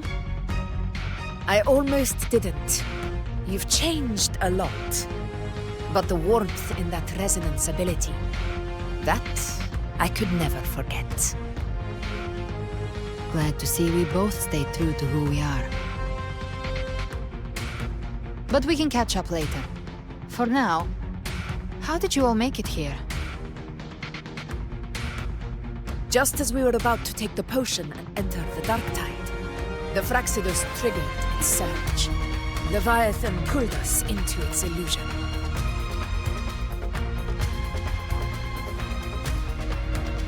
But the echoes swallowed by the dark tide protected us.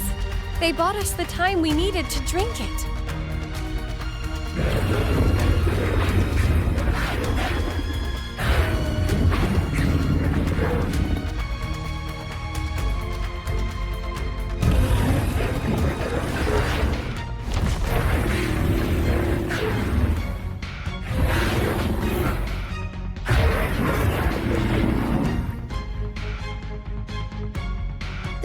Of Renacida can sense human frequencies. When we reach out in hope, they answer us with hope.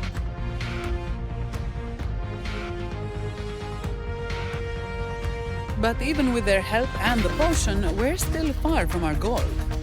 We fought through the illusions, but we still need an anchor to open a path to the journeying paradise. I have an idea. If Leviathan found its anchor of reality to summon the Tidespawn into our world, we follow suit and find an anchor of hope to find a way out of the world of the dark tide. And who better for that than you, Rover? Even in the depths of despair, you held on to hope. That unwavering faith makes you worthy of being our anchor of hope. and the unbreakable tether we share is what led us to you.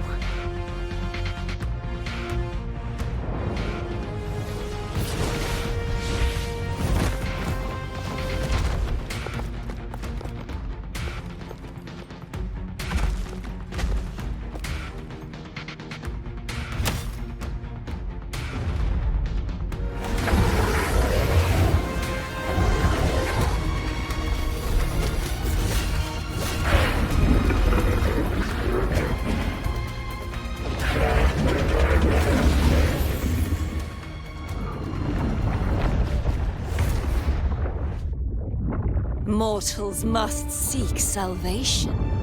Mortals must follow a uniform creed.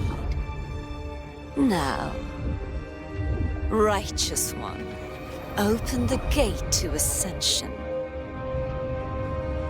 You are not her. Reveal yourself, Leviathan.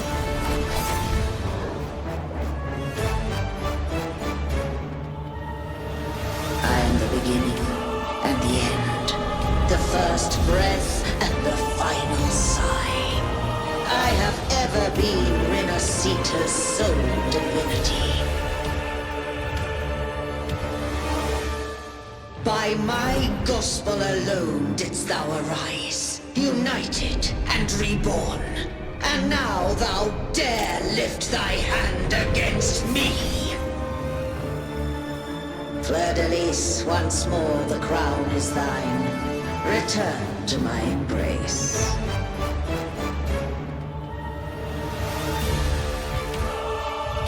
Now, faithless heretics, kneel and receive thy judgment.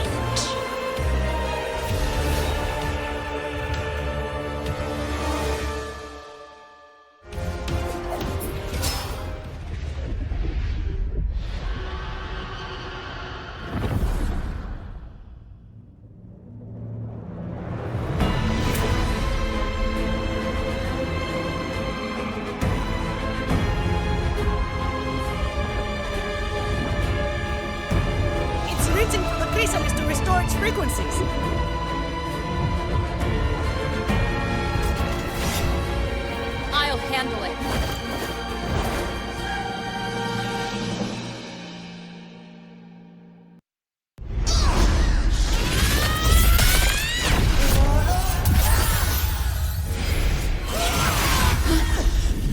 Thank you, everyone. It worked. I'm back!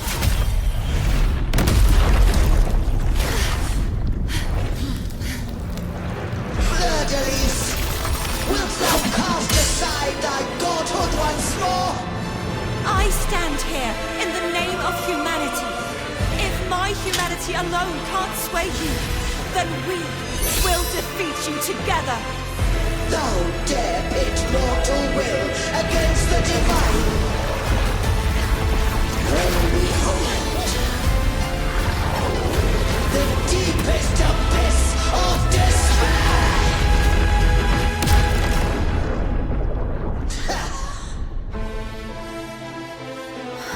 People of Renacita, please hear my call. Unite with all your will and hope.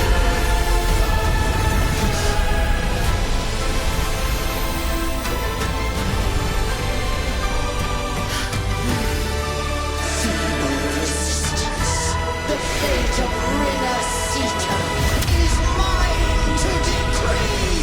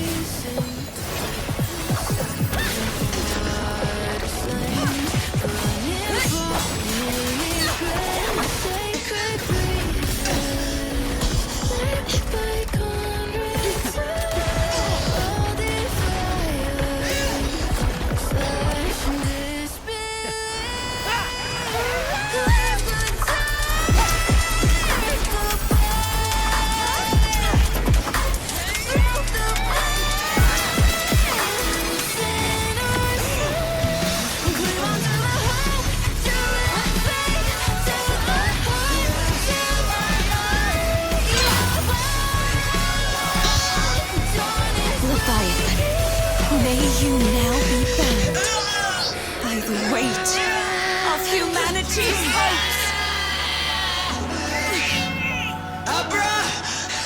Abraxas!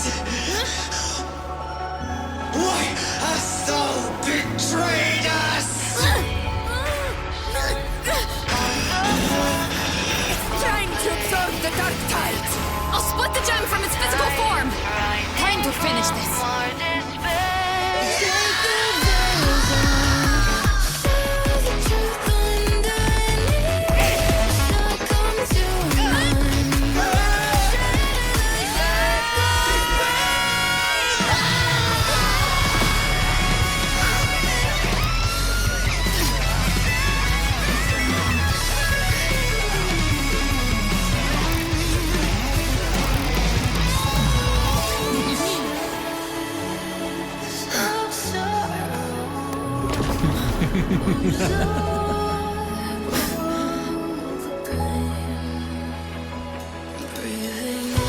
Our paths were never truly opposed. One day, they shall cross again. Remember this. We were once your wastelands.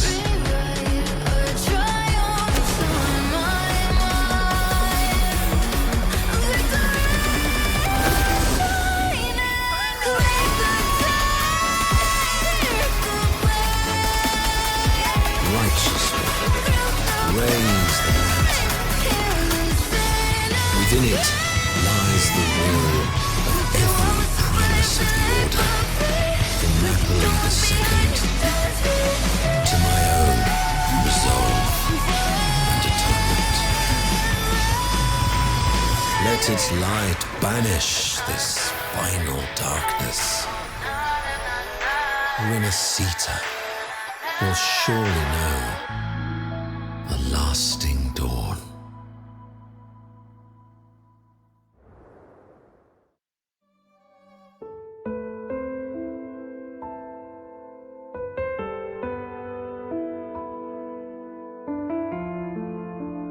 This calamity ends here. For good.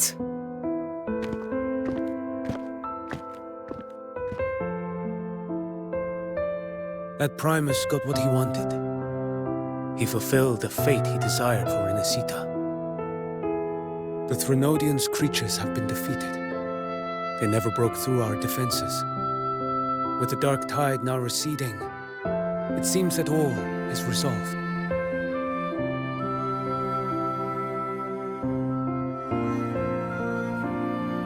I only played a small part. It was the courage of these warriors that truly held the line. Now that you have returned safely, I'll continue with my mission. Scar from the Fraxidus. Did he escape again? Unfortunately, yes. I see you didn't catch the mastermind either. That Cristoforo got away. But don't worry, I will hunt him down. That Fraxidus. The calamity has passed, but our city-states are weakened. We must rebuild, recover. We cannot join this hunt. Survivors deserve more attention than criminals who deserve to die. Rest assured, we're not forgetting this transgression. Thank you, heroes of Renacita. Is that Cartothia's voice? Hey! Cartothia! You're welcome! I'm back to myself now. Let's meet in Raguna City, righteous one.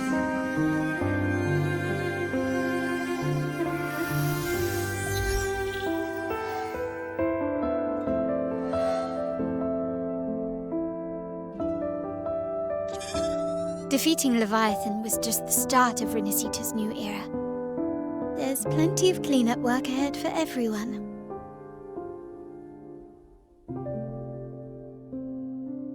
Each day to come holds more hope than the last.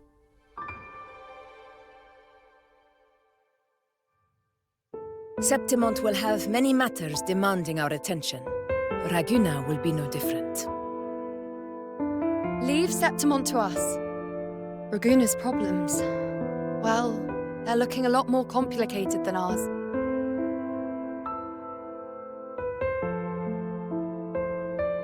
Once everything is settled, will you come home to Septimont City? I will. We will meet again, heroes.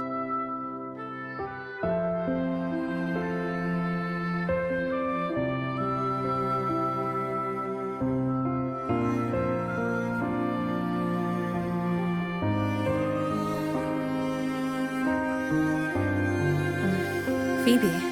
Huh? Is everything all right? You looked like you were somewhere else just now. Oh, I was just thinking how the Blessed Maiden's voice sounded just like the heavenly voice during the Carnival. So, I was wondering about the Sentinel's messages we heard before. Was it? Do you think their advice? Consume healthy food, such as the loris salad.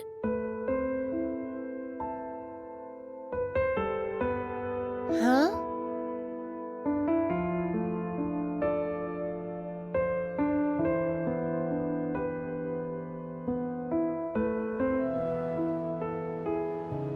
This calamity has passed. But now Raguna must face a harsh truth. Primus Fenrico gave his life to stop the Dark Tide, and the Sentinel is gone. For the Ragunesi, what fills their hearts now is likely sorrow and uncertainty.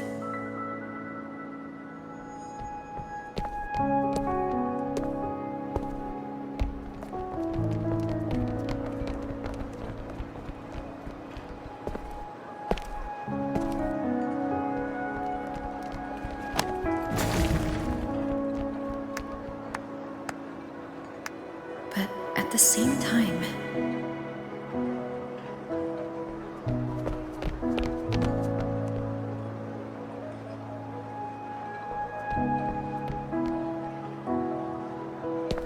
Lady Carlotta, we've finished tallying all our losses. Here's the full report for your review. Thank you. Secure all salvageable relief supplies first. The remaining personnel should assist the Fesalias in treating the wounded.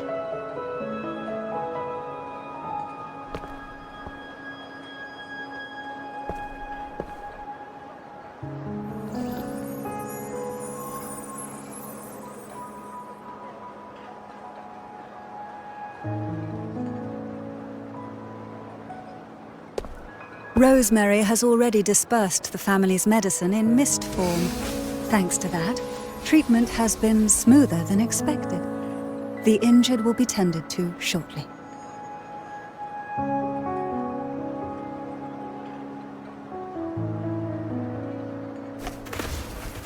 Repairs on the Genesis Nexus are still underway, but some damaged common echoes are already operational again.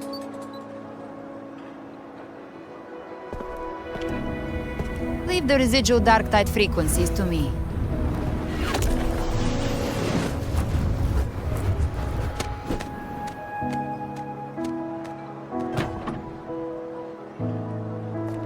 All right, crew, come lend a hand.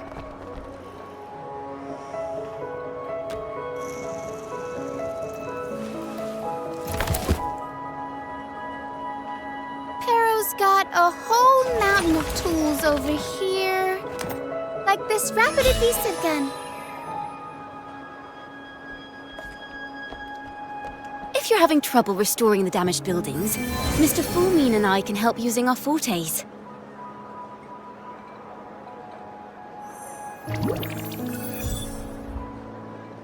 If Imperator were here, they'd be happy to see this.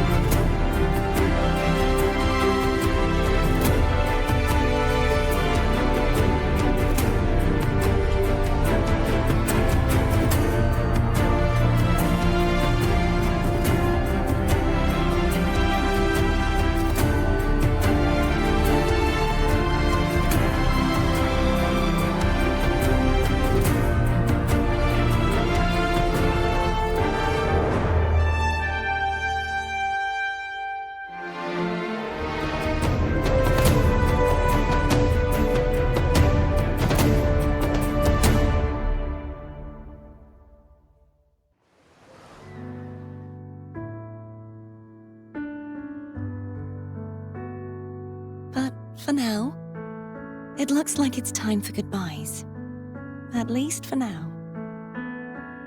The Order will soon elect a new Primus. From now on, Raguna's affairs will no longer be decided by the Order alone. Instead, the Montelli and Phasalia families will help to guide decisions, together with the voice of the people. We will begin addressing the wrongs the Order has committed. Raguna's future belongs in the hands of its people. It will be led by their shared will.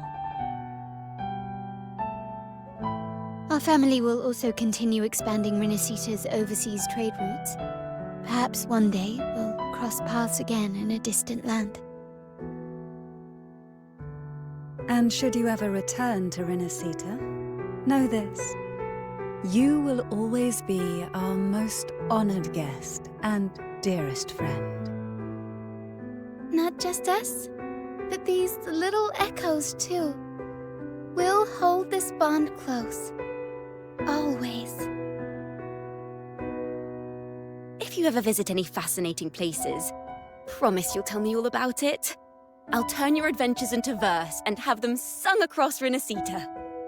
Rover, remember not to overdo it. Eat when you're supposed to.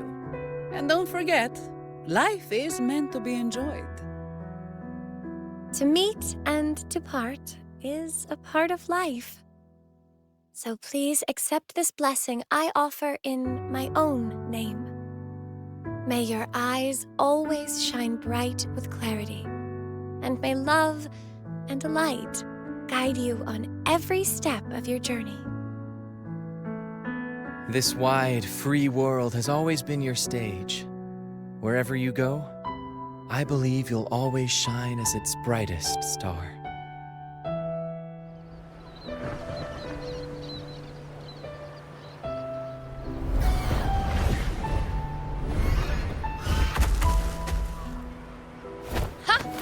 See, Augusta? Told you we'd make it in time. Septimon's mess is mostly sorted now. The Senate can deal with the rest. We don't do rush goodbyes around here. No matter how far, we had to come send you off.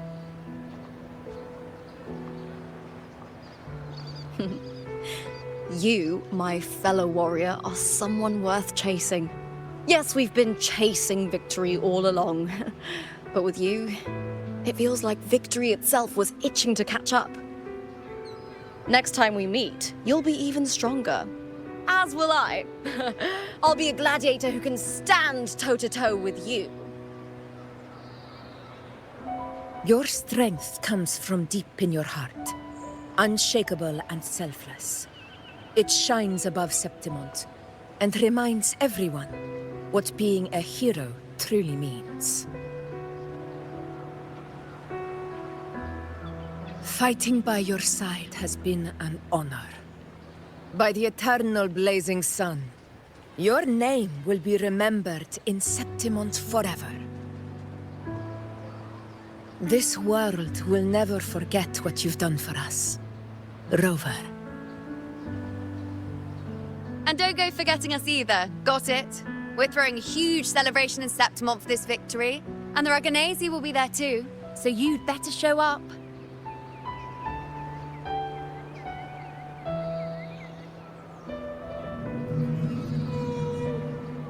It's Cetus the Tidebreaker.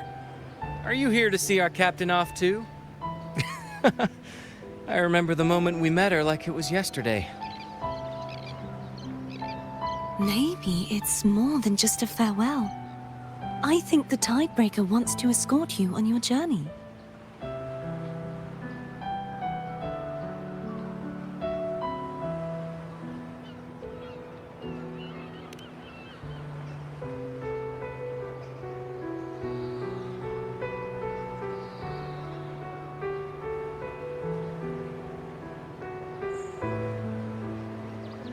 So, till we meet again.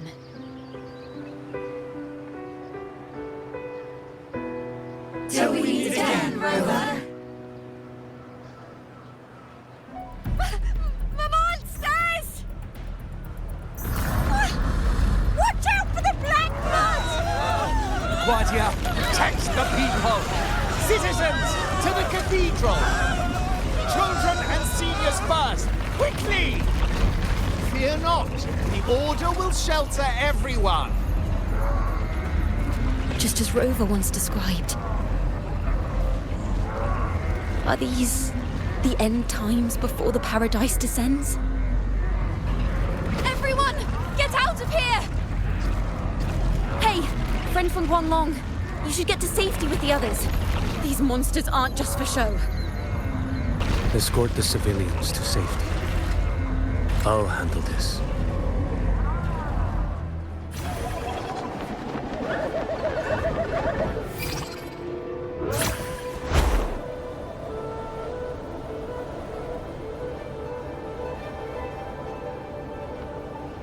This must be the work of that maiden. But Rover was not the only one to pass through here. There's another, shrouded in dark flames with intent to kill.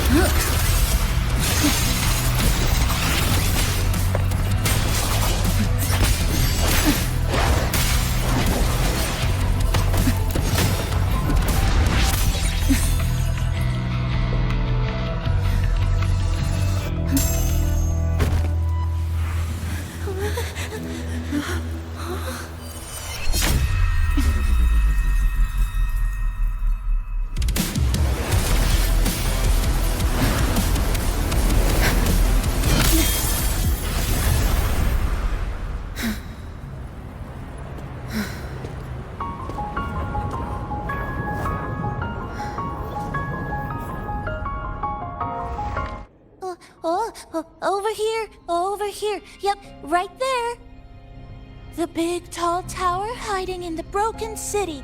It's finally opened up for us. Let's go!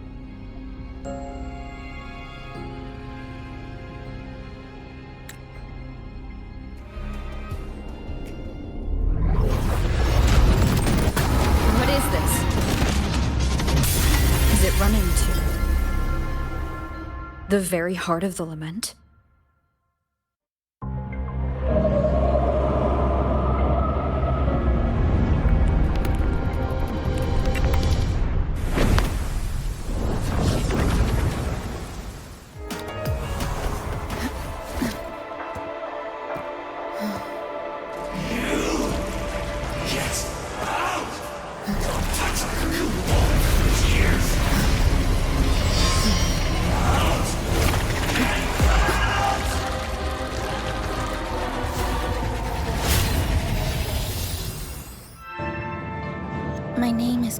Chisa, my homeland, is a solitary island, walled in on all sides, much like myself. Dear passengers, a minor tacit field detected has caused the train to be delayed by approximately 30 minutes. We apologize for any inconvenience. Give me a break, I'll be late. Taxi networks take over. They turn into tacit fields. Again, these voices. You are awakened to protect the classmate who was being bullied. What a good girl. Don't be afraid. This device can help you return to a normal life. Who did this?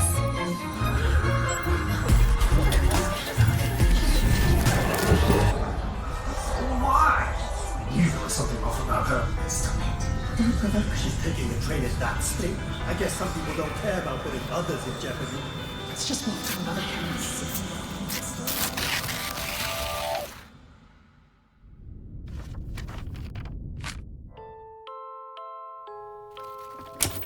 In conclusion, strict oversight of resonators is essential to ensuring societal stability. Hey, did you hear? You mean that Kuchiba girl? Who would have thought, right? I feel bad for her parents. Clients have been cancelling orders lately because of Chisa. Are you blaming this on our daughter? No, I didn't mean it like that. I'm sorry, Chisa. Mom and Dad should have done better. Enough. I had enough.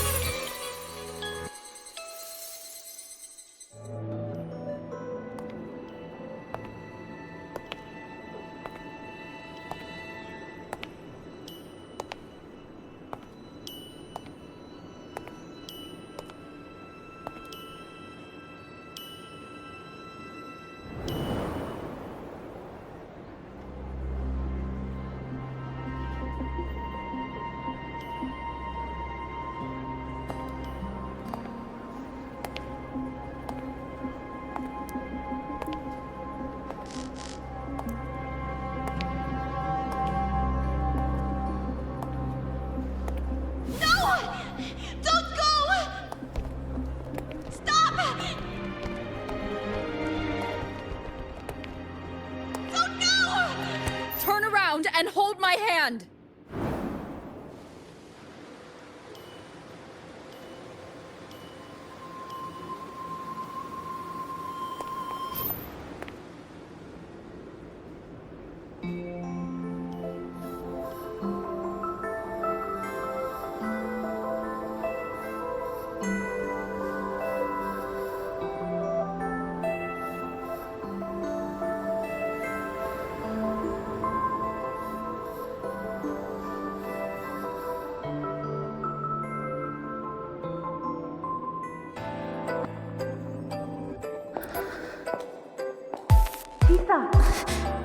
Long time no see. I'm going to take care of yourself while I'm gone. If you ever find yourself in trouble, look for these pathways.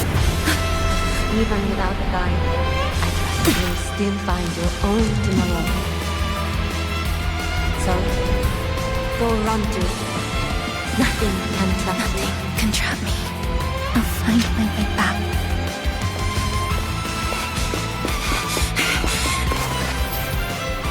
Even if I have to shatter myself 1,000 times!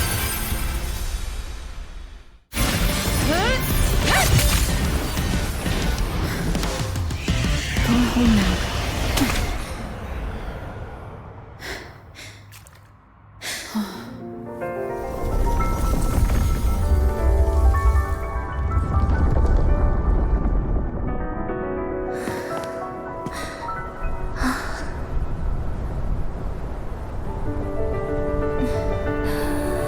I'm finally back. Welcome back.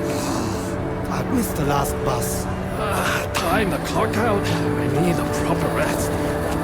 Mommy, what's that? Look at this! I managed to buy the newest bread special. This is the end of this story. An ending that gently mirrors its beginning.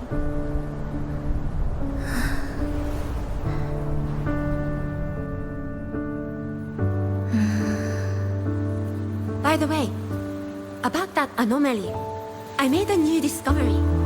Buildings closer to the tower in the center, the way the second hand moves. Ta-da! Superstar Namipon's here. Your coffee's here. Whew, it's still hot and steaming.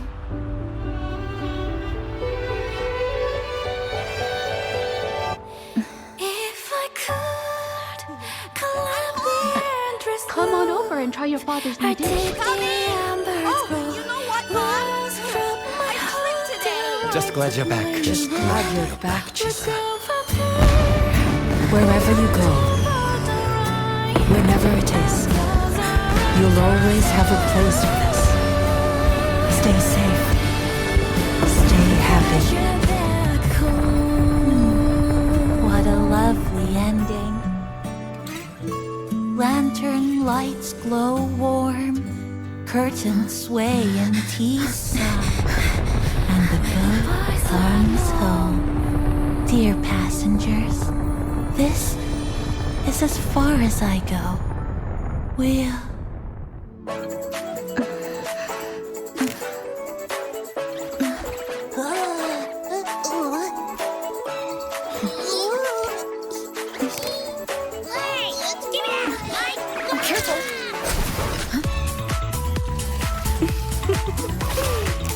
Photo time's over.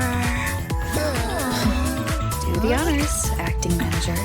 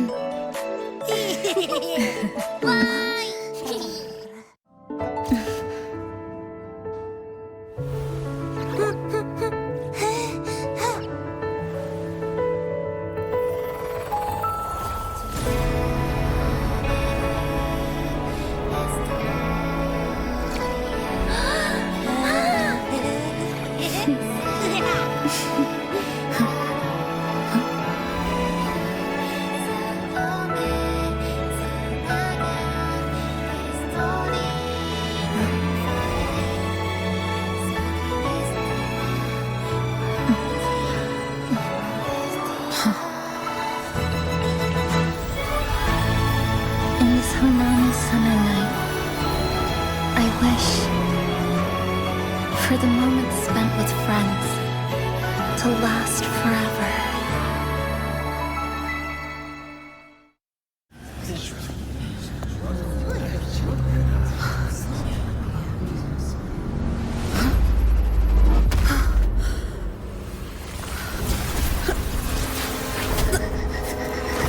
My frequency!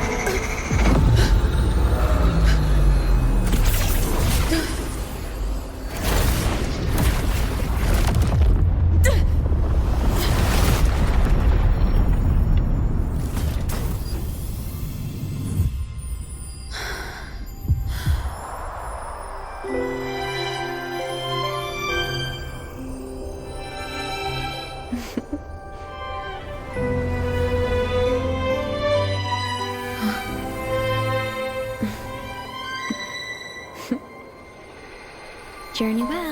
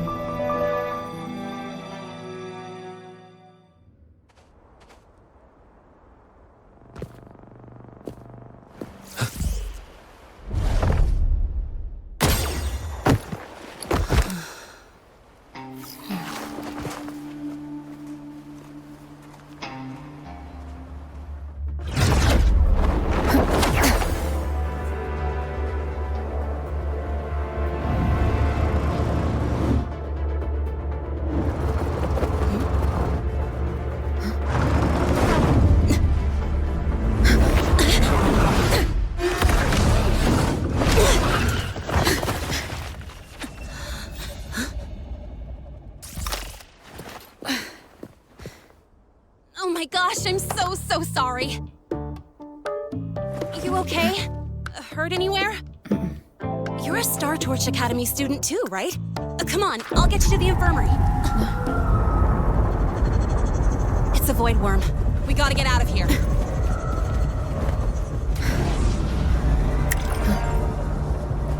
Hold tight.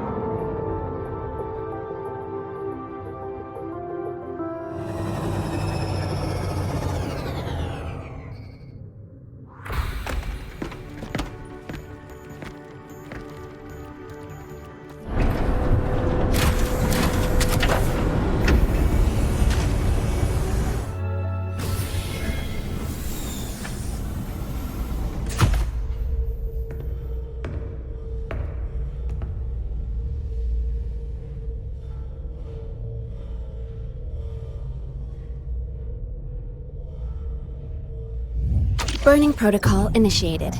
Resonance link confirmed. Burning in 5, 4, 3...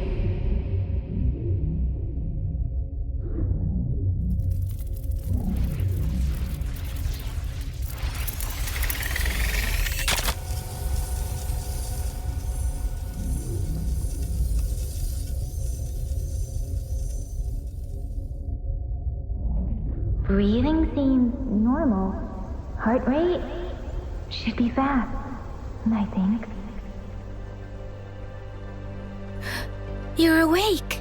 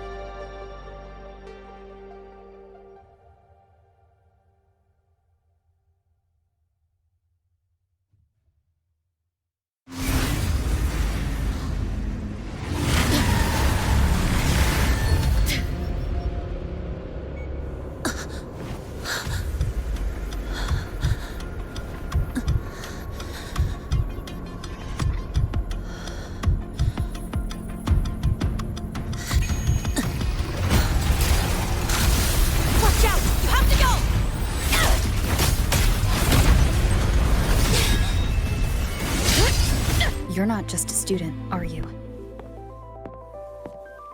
I've always wished I were just an ordinary student, but, well... Ever thought about throwing everything away? The responsibilities, the secrets you can't share, the constant weight on your shoulders.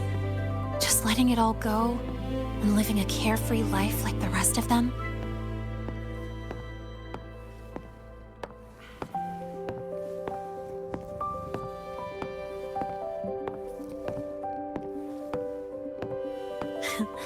Just a passing thought. I know it's not something you'd admit to, whether you've ever wished for it or not. Not someone like you. But we're not the same. I just really want to be like the other students here. Dark alleys. Hushed whispers. Greedy eyes hiding behind masks. That was everyday life for a mercenary. I used to wonder, what if the sky above me wasn't always black? What if there really was another life I could choose? Even if the price would forever haunt me from the shadows. I'd still take the deal. No question.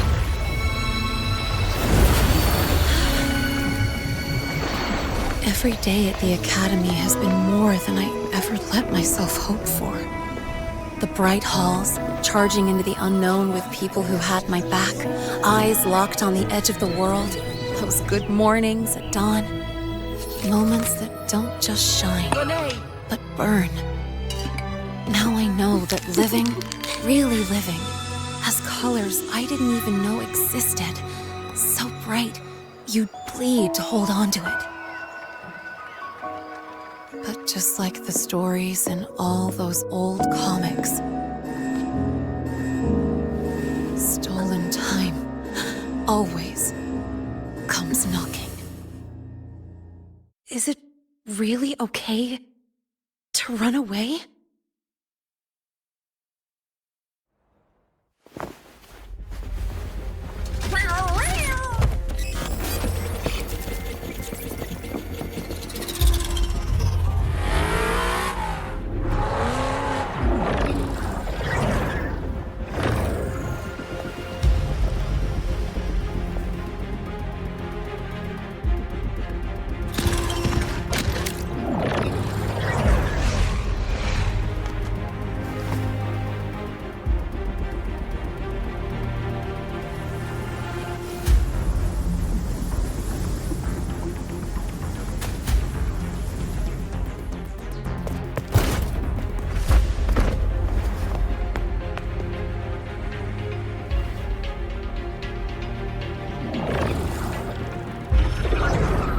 Will the Void Worm break into the Academy?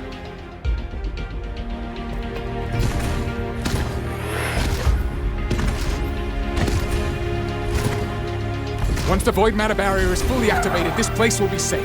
Don't fall behind the group. Watch your frequency levels and move quickly to the safe zone.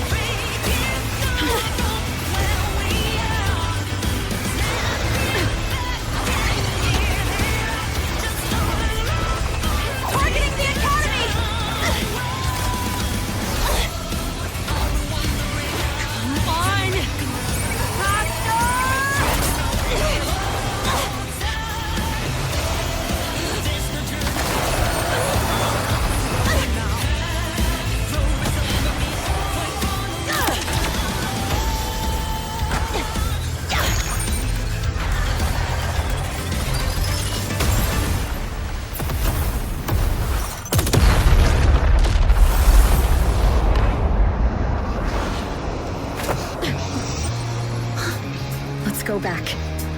Together.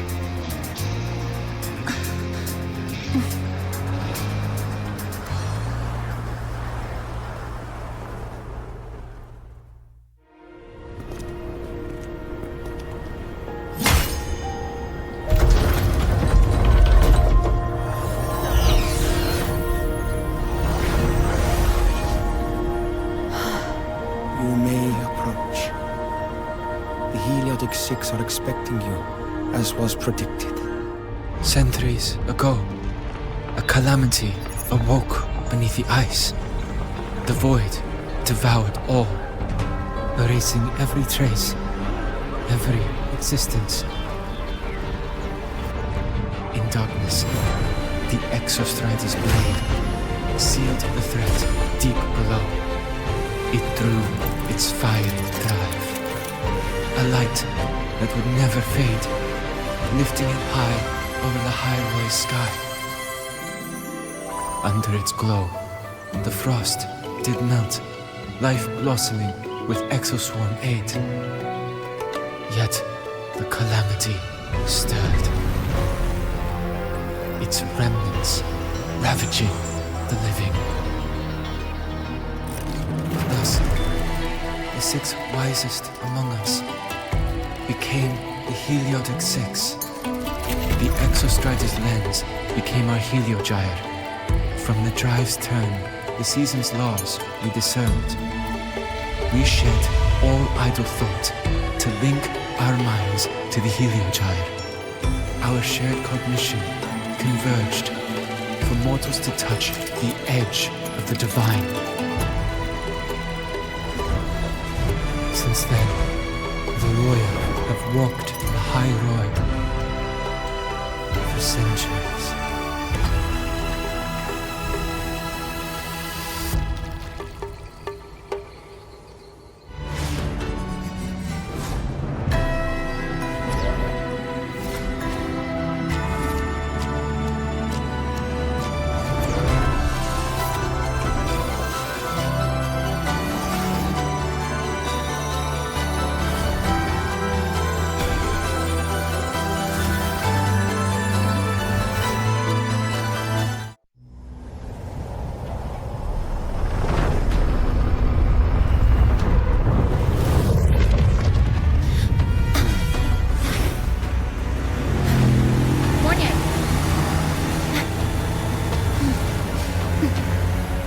Go, Mentor.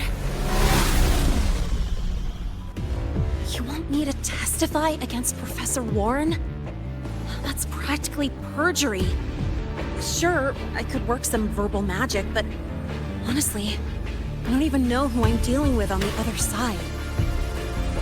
It is a dirty tactic, but it's effective. I'm confident in my analysis of those devices, but we'll need the university's verification to use them as evidence. In the limited time we have, the quickest way to detain Warren is your testimony. Professor Mornier, you can keep this recording. If I'm wrong, it'll be your guarantee later. Or you can refuse. Nice working with you, then. Thank you. It's a pleasure working with you as well. Helios launch sequence initiating. Void matter module calibration complete. Core energy system operation normal. Propulsion system primed and ready. Helios is ready for launch. Reburner ignition successful. 5, 4, 3, 2. Let our light shine in the sky.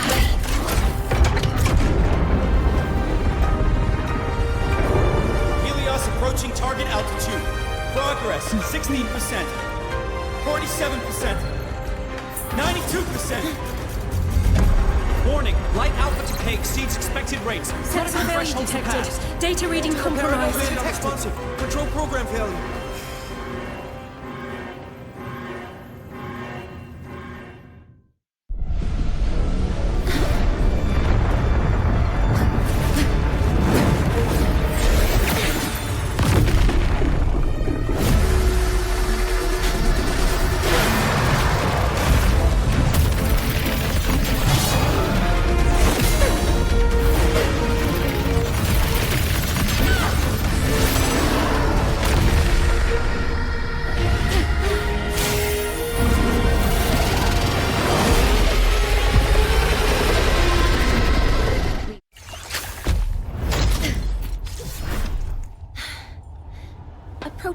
target location. Preparing to receive data.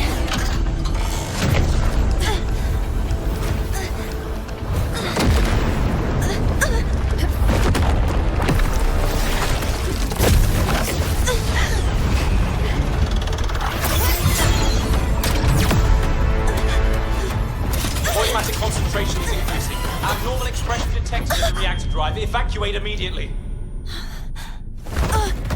Repeat, evacuate immediately.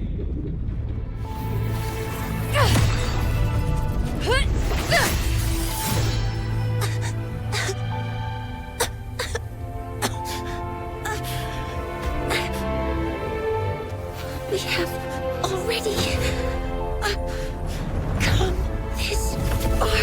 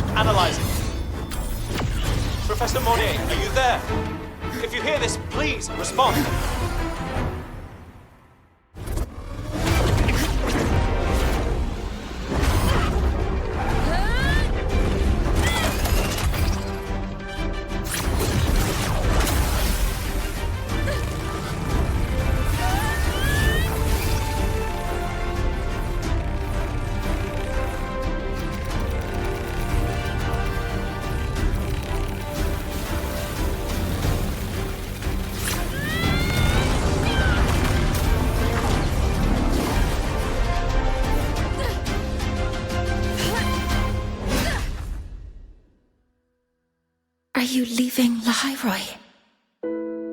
Yes. Sometimes, only by saying goodbye can there be progress and change. After all, even if I leave, Lahiroi will still continue forward on its own feet. Isn't that right?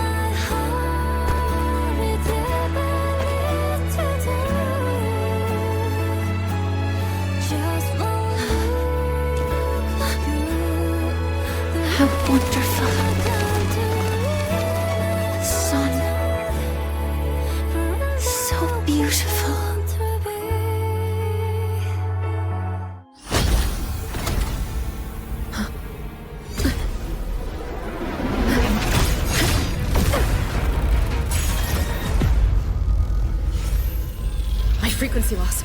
It's getting worse.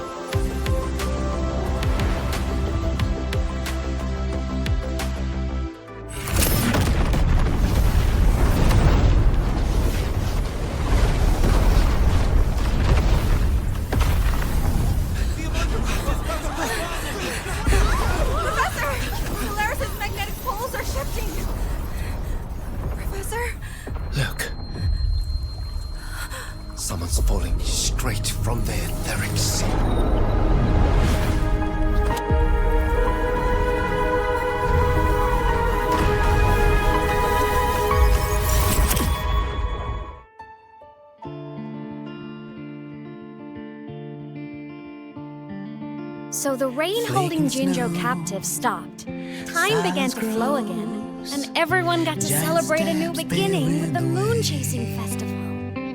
Then you returned to the Black Shores, to the place that's always watched over you from afar.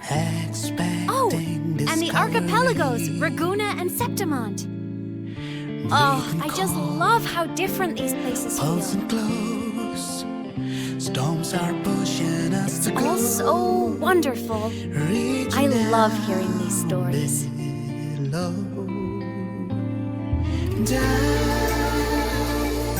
Deep into the space, across the stars, running away to all the places where we've never been. That's our curiosity. Linger on, wishing for the better days. Bring the dawn.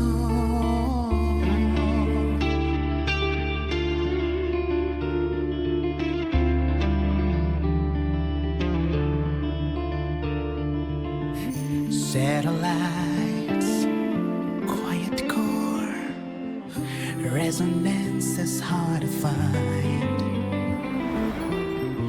Meteors crash towards frozen crust that can't crush, crave for the unknown.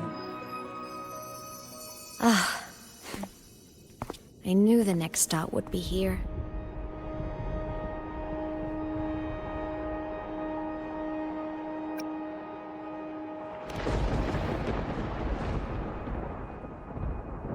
The cabin up ahead.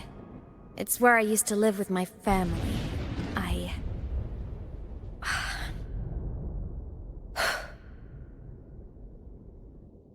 Sorry, I need a minute. I'm not ready yet.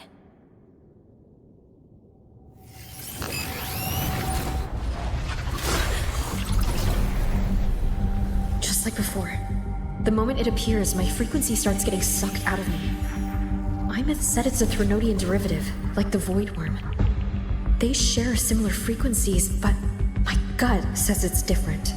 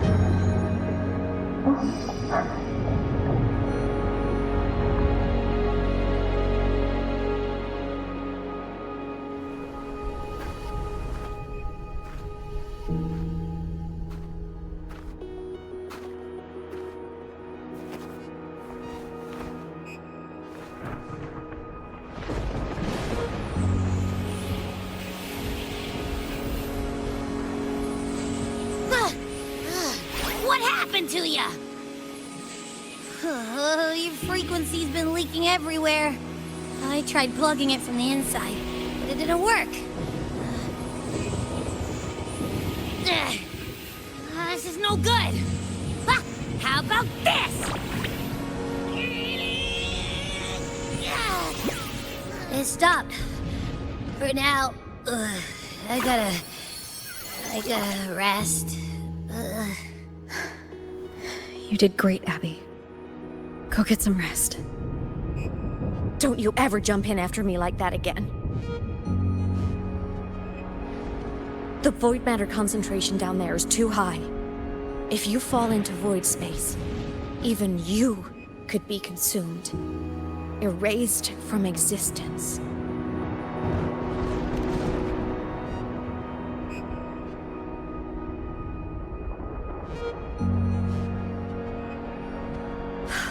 Always making people worry.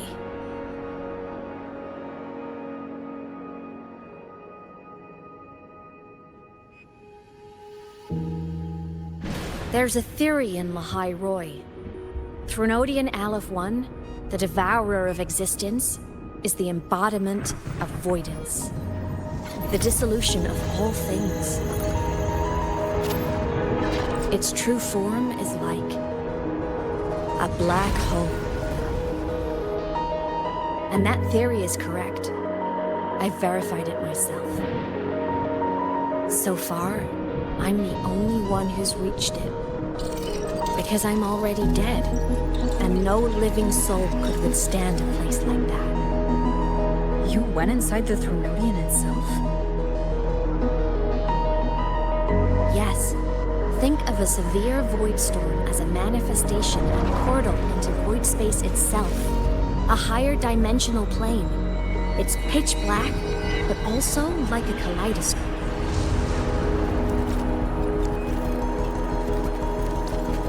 Inside, time and space aren't linear. Everything is warped. Things the Threnodian devoured from different eras can be sitting right next to each other. I know you fought many Threnodians, but Aleph 1 is different. It's already won elsewhere. Wandering through the void space, I saw the proof. A graveyard of civilizations it's already ended.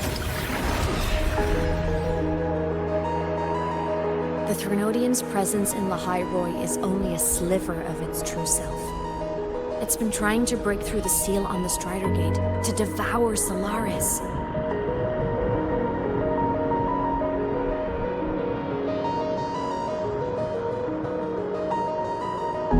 So, don't go wandering off alone. Not until the Exostrider awakens.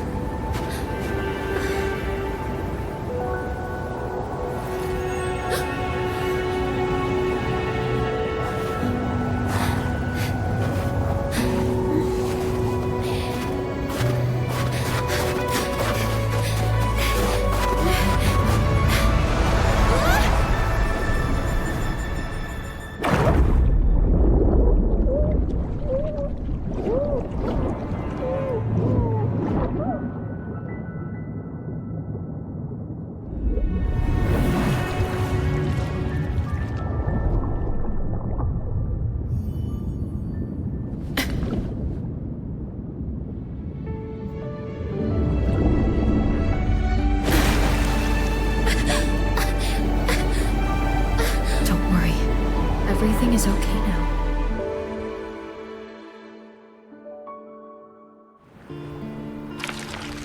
Imeth, once you get all your power back, will people be able to see you again? Hard to say. There's no precedent for my situation. It's all just theory. But what if it works? What would you want to do then? Haven't decided. But I'm definitely going on a proper tour of the Academy. If that happens, can you come with me?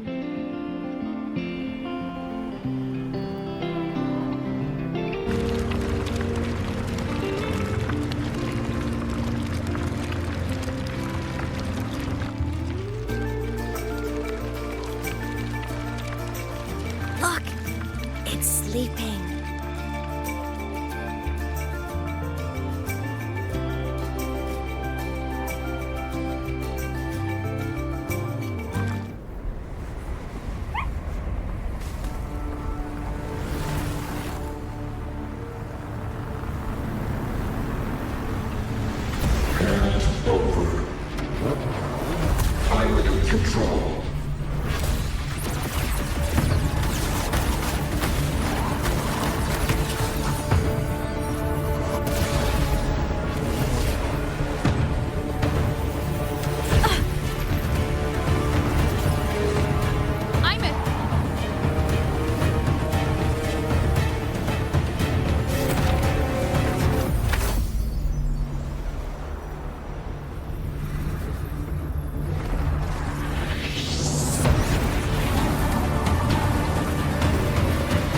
straight for the Exostrider.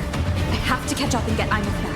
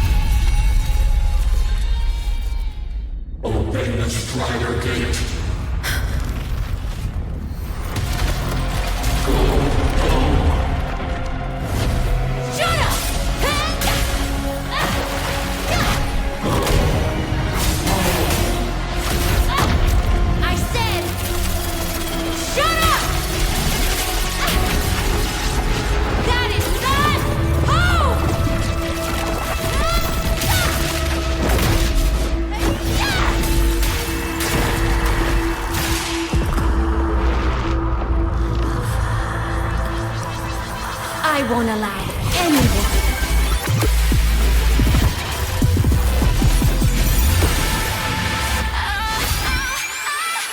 To harm Rover.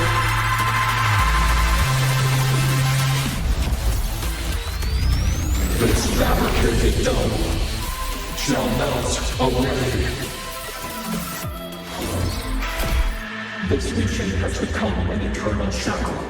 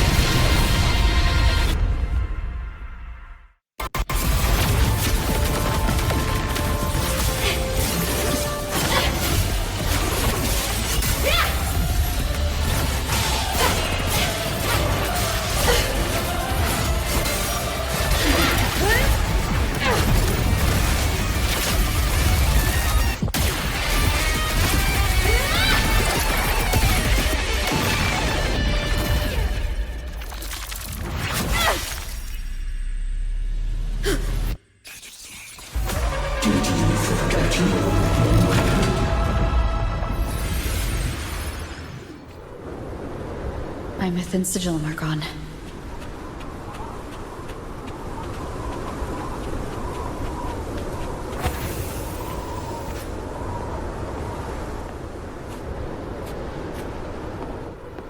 Is this Imeth's old dorm?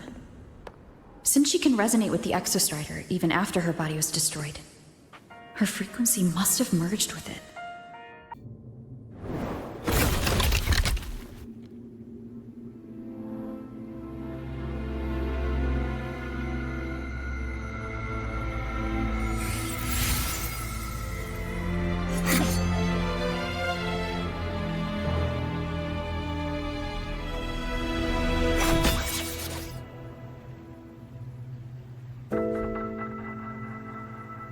Stop, Imeth. I told you to stay out of this.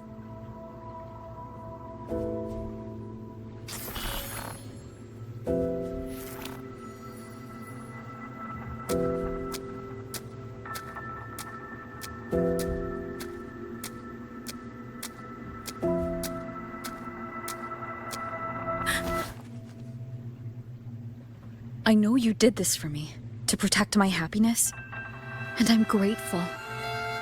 But it's over now.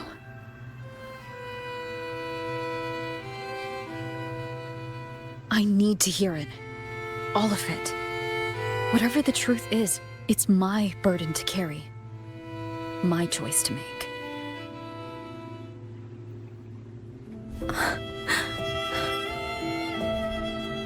Carrying this on your own hasn't been easy, has it?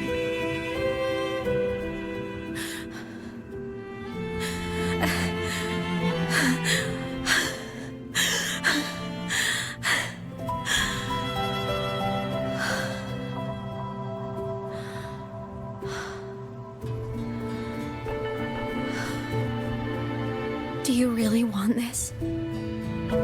Even if it changes nothing? Even if it only weighs you down? Things only weigh on us because they matter.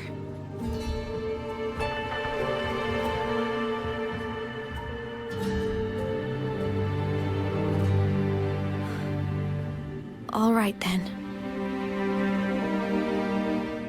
Back when we lived together, you once told me you'd come from a faraway place.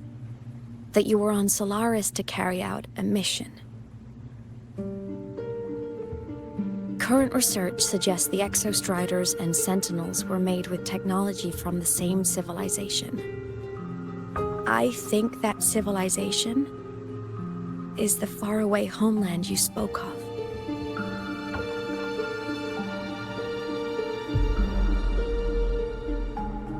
You never spoke of it to me or anyone else again. So I kept it to myself. Until I died and slipped into void space as a digital ghost. As I wandered through the ruins devoured by the Threnodian, I stumbled upon a faint frequency. Your frequency. Time is chaotic inside void space. There's no telling when it has been devoured.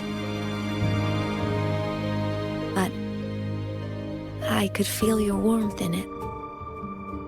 After so long without you, I couldn't let it go. I kept it with me. Guided by its strange connection to other frequencies, I traced my way through countless overlapping spaces until I found the remains of an Exostrider. That was when I realized that Exostriders were built to transport Sentinels. They trekked through stars to deliver Sentinels to Solaris. Until, during one jump, the Threnodian Aleph 1 must have noticed them.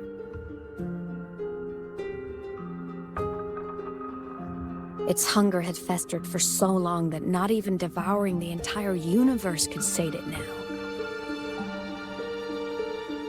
That frequency then led me to another relic consumed by the Threnodian. A creation built by the same makers of the Exostriders. It was beyond my understanding. I could only guess its purpose. A communication satellite. And within its ruined shell, I discovered frequencies tied to you. From those fragments, I saw the messages you sent home. Not about your mission, but full of longing.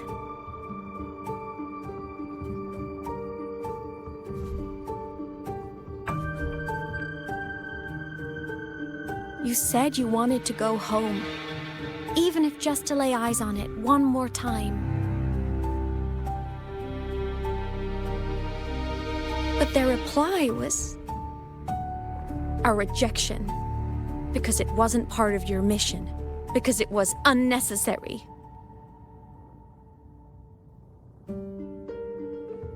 They were the ones who cut communications. They ignored every wish you had outside your mission. They forced you into this life of roving. And still, you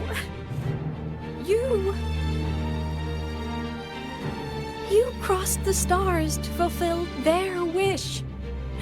How could they? How treat you like that! In that moment, I was drowning in pain. I didn't know how to help you. I didn't know if I should tell you. I didn't know what future you'd even want. That's when your frequency I'd been carrying with me, it was corrupted by the void matter. It tore through my power, and Sigillum was born.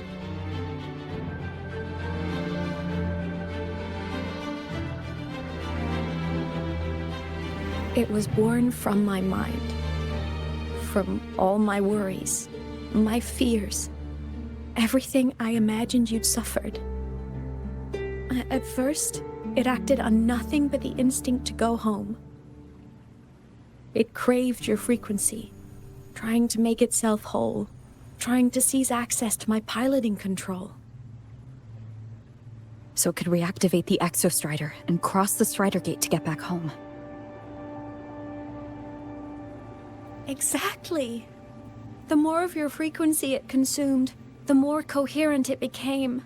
I couldn't let you hear those words, so I tried to destroy it. This is what I've been keeping from you. I'm sorry.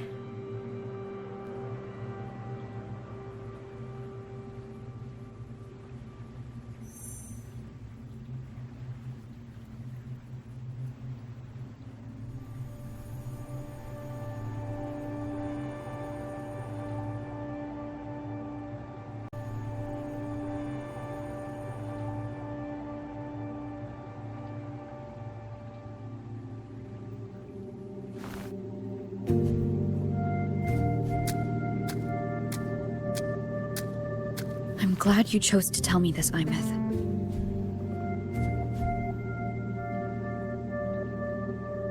Hearing this, it's a lot to process. I'd be lying if I said it wasn't. I just need time to figure out my next move. This homeland of mine. Even saying it feels strange to me. But don't worry. The journey I've had since losing my memories, the hope I found, that's mine to keep. No one can take that. Saving the world, I never saw it that way. The people and civilizations I met, they saved themselves. I was just there to help.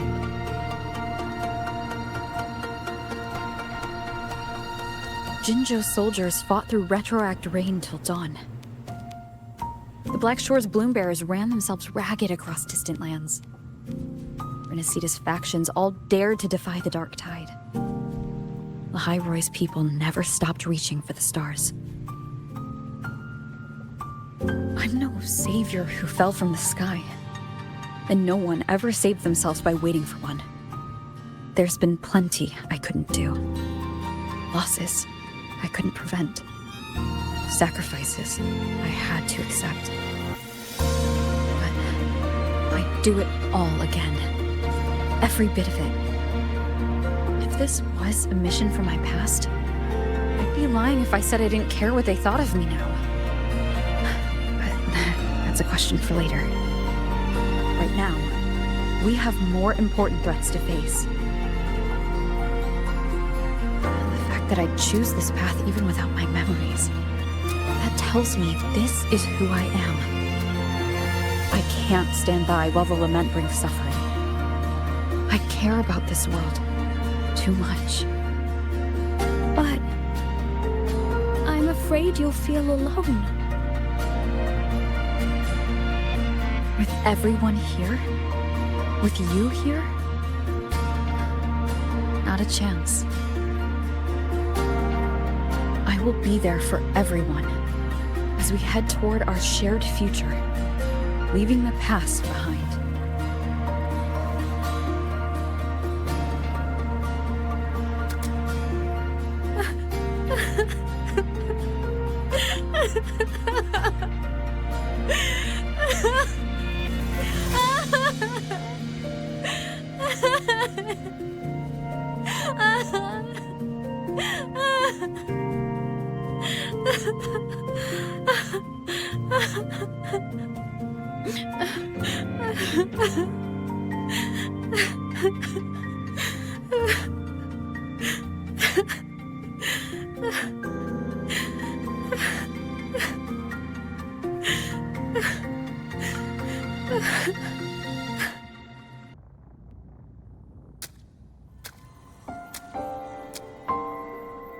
So, this is your choice. Is it worth it?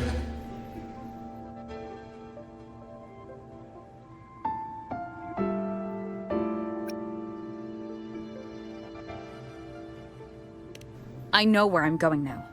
That's what matters. Not where I started. Then keep going. No matter what.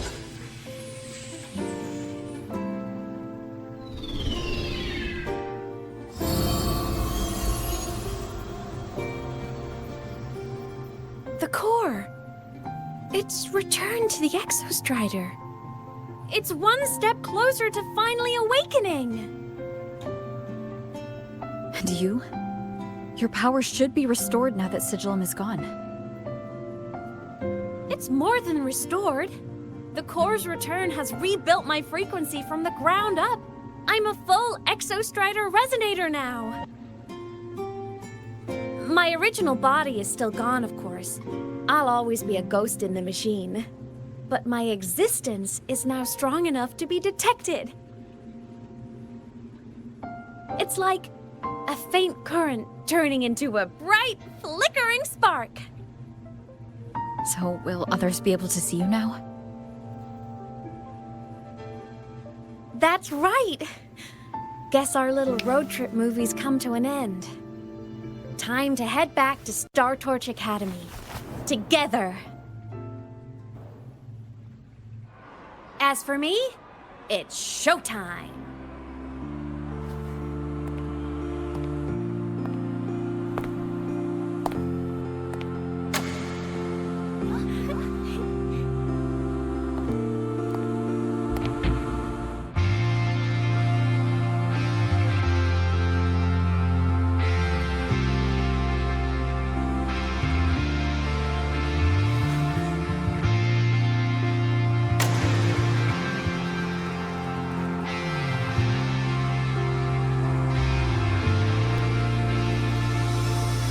Isn't it so incredible? We're here sharing the same time and space.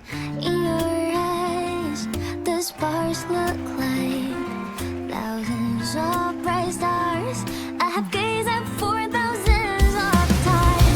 May all sweetness take flight. What the truth to be your guiding light. Let your curiosity set your spirit free and well like fire. If a lonely night surprised to see our dreams glowing brightly, every second is worth it. You build a love of miracles, someone in the treasures. The stream of shimmering daily moments read their way to my soul. It's not me from Zhezhi. Give my feet a solid ground to stand. So let's sing together. Every line I'm giving all goes back to you. Goes back to you.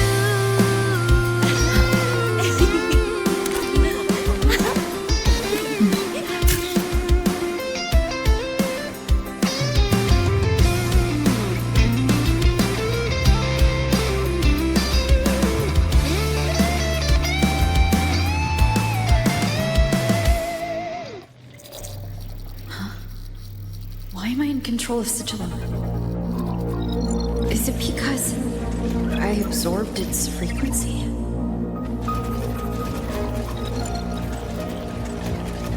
Imeth's mind space is even more chaotic than last time.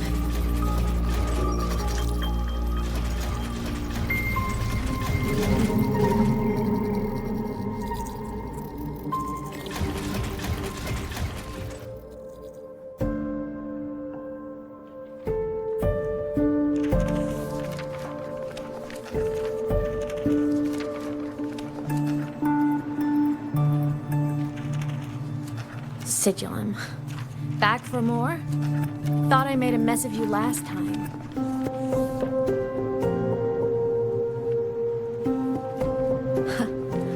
I can tear you apart 1,000 times, but you never really die, do you?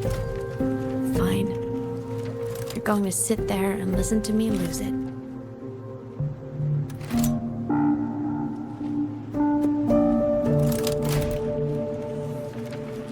After all, there's no one else to hear this.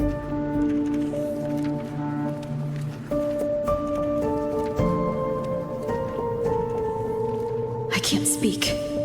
Or move. Was Sigilum incapable of speech back then?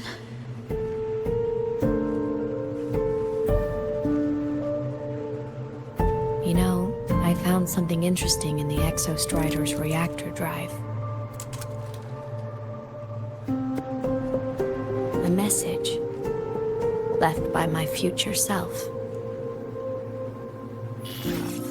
Years ago, while sailing the stars towards Solaris, an Exostrider caught the attention of Aleph 1.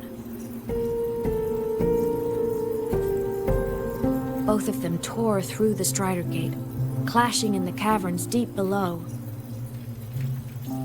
The Exostrider has combat features, but it was still no match for Aleph 1. Its body was shattered, energy nearly depleted, and void matter kept pouring through the Strider Gate.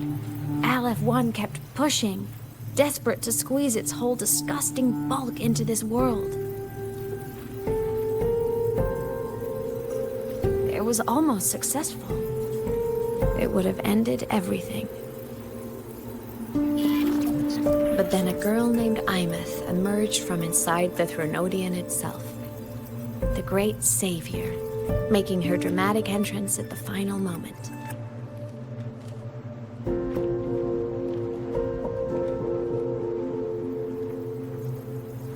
The Exostrider watched her touch its great sword, the one pinning the Threnodian. Their resonance sent a surge of power back into the reactor drive. It turned the massive blade, forcing the Threnodian back through the Strider Gate and driving a seal over it. But the human girl who had resonated with the Exostrider, she was dragged through the Strider Gate with the Threnodian, vanishing from Solaris forever. Imeth was the key? She helped the Exostrider seal the Threnodian? I was shocked at first, but the moment I stepped into void space, it all made sense.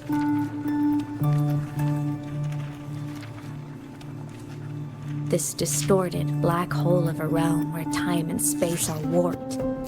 It appeared when the Threnodian came to Solaris. Anything lost inside can exist in multiple moments at once. Things caught in it can be thrown into junctures of time they were never part of.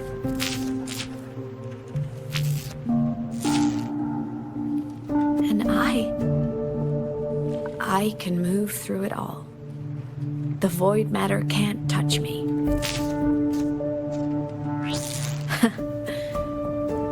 Do you have any idea what this means? Imeth, where is this going? It means I can use it to go back. Back to the very moment Aleph 1 descended.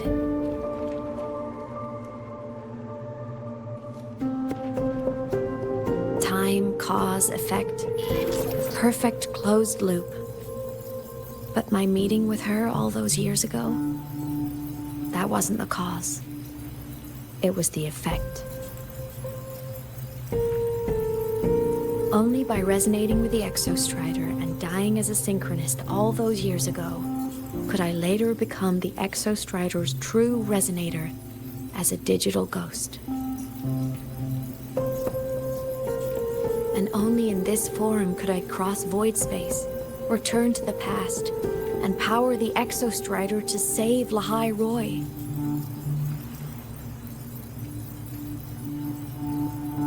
And only only because Lahai Roy survived could she have ever come here, rescue my younger self, and let me grow up here to become the chosen synchronist in the first place.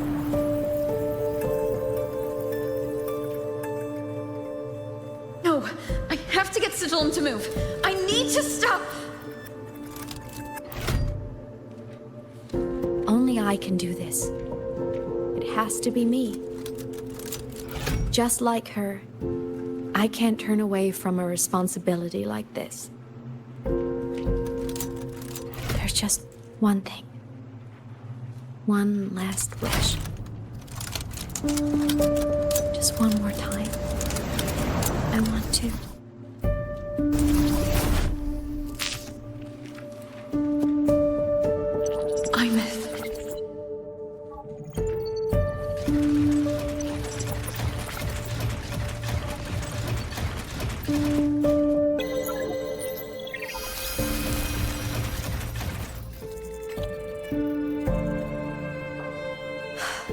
For over 10 years now, I've tried the same thing.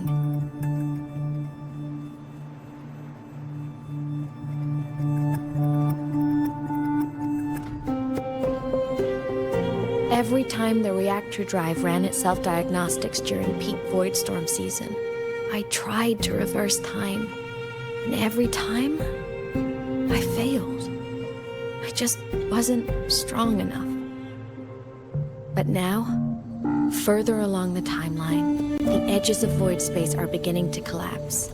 I don't know why the Threnodian is changing, but I know there won't be another chance.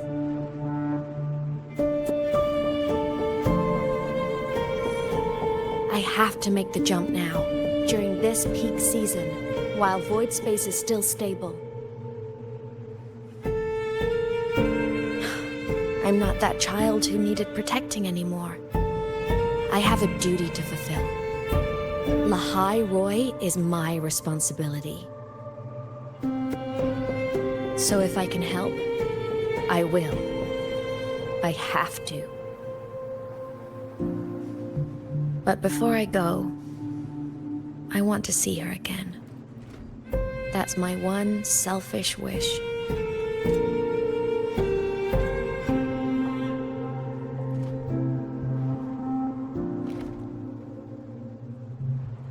I want to talk to her, to know how she's really been. I want to spend a little more time with my family. I was always afraid that when she finally discovered the truth about herself, she'd feel so alone. But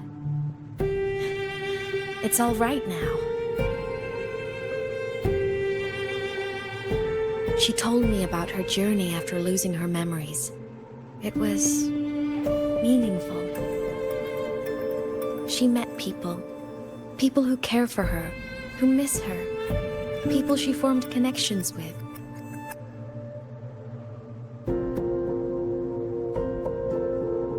So even knowing the truth about her homeland now, she won't be alone. She has a reason to keep living.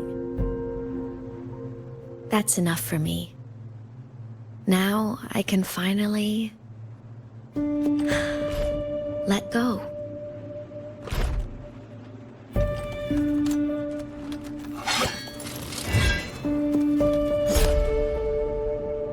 You?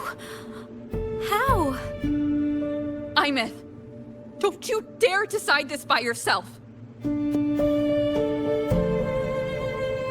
You're the one who taught me that my pain is no different from anyone else's.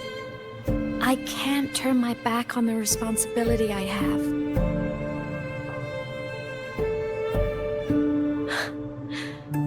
Forgive me.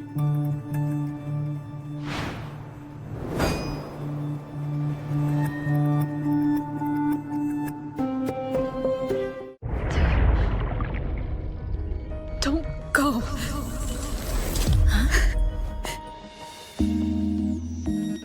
This can't be the only way.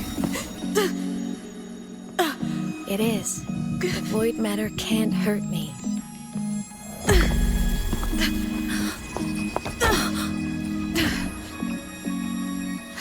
to save everyone on your own. This time, you have to trust me.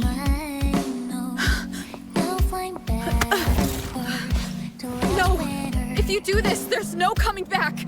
The Strider Gate will shut you out forever! This is the only way. The loop will close. And the High Roy will survive.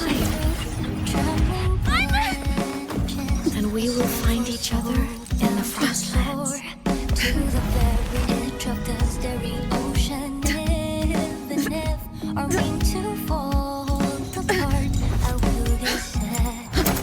You are for all time. Oh, yeah. May your path be clear. May it get away. Dreams are all crystallized. Please, critical little smile.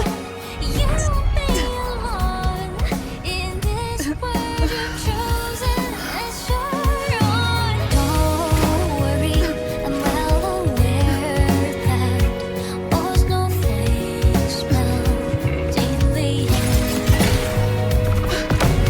air. Which is high, a world that almost free, so evident. Far more into that good night.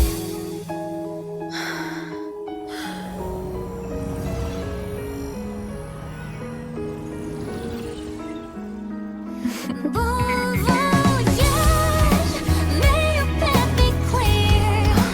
May you get aware. Dreams are all crystallized.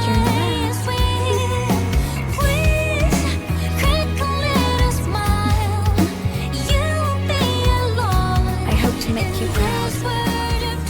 I hope I haven't let you down. Is such a dazzling riddle. Guess I'll spend my whole life unraveling. My body, it's breaking apart. I never regret. Have to overclock to get through. Oh, should have known that it'd be this brutal. We'll find their destinations in the cosmos. Meeting you in this whirling snowball. The most beautiful thing ever happened to me.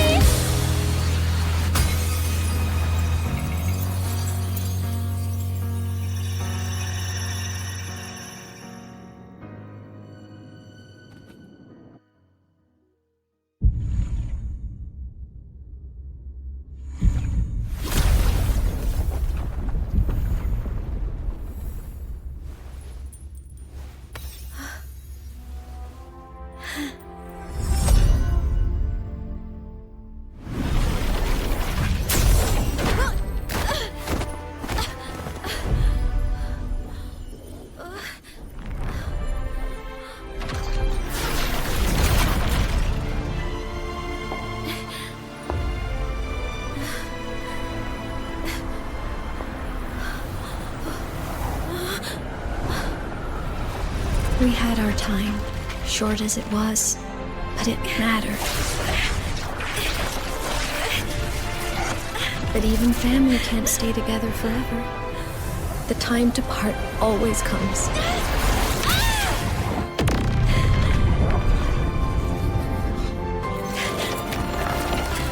I've long come to terms with this responsibility.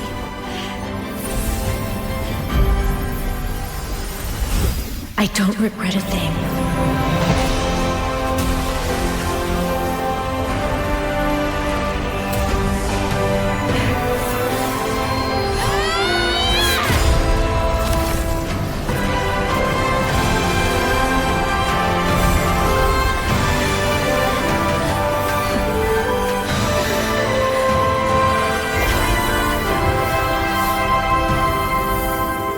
But still.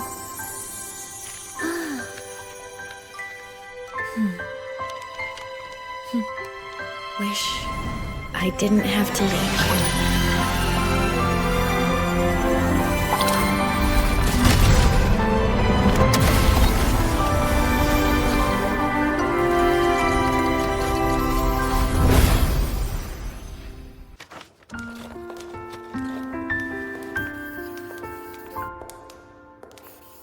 So, what kind of person do you want me to be when I grow up?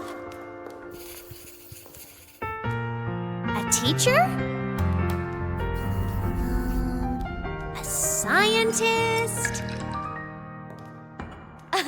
A singer? Which should I choose? Maybe a model? Oh, a pastry chef? Oh, what about an animal caretaker?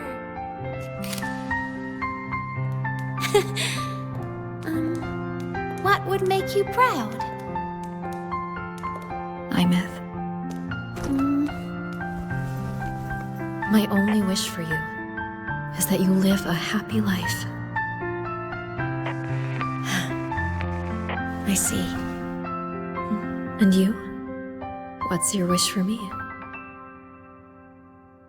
I wish that in your long, long life, you never forget how to feel the sorrow and the joy. Oh, getting to share this final journey with you makes me so happy.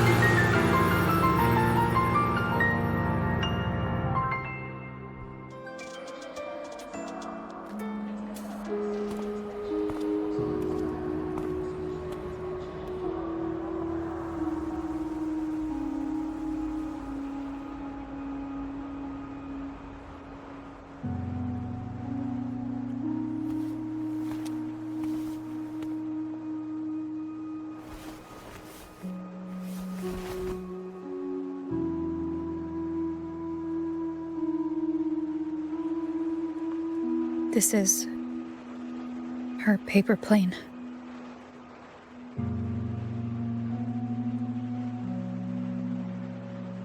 You can keep it if you'd like.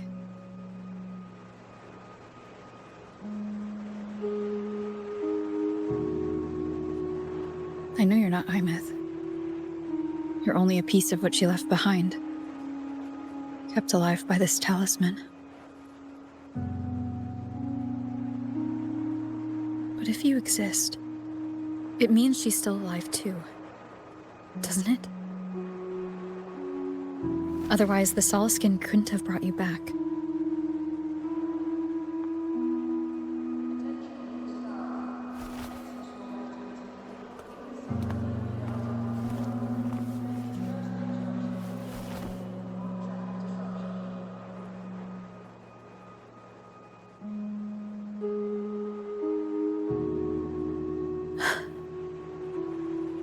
So, it wasn't for nothing. If I hadn't gone looking for Imeth, I never would have found this talisman.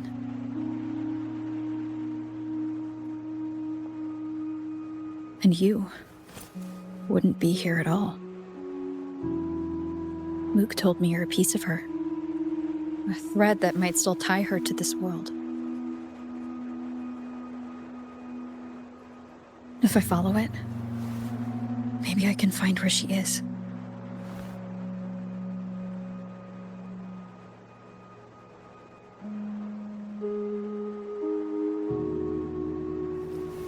He might have only said that to comfort me. No one has ever seen what's beyond the Strider Gate. It's all just guesswork. How long has it been for her since she was pulled into that chaos? Is she still alive? And if she is, how much longer can she hold on?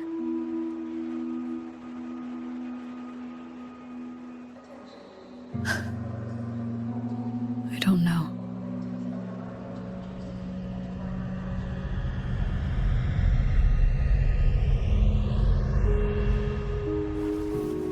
But I will hold on to hope. Because the world she saved is so full of it. So peaceful. And so beautiful.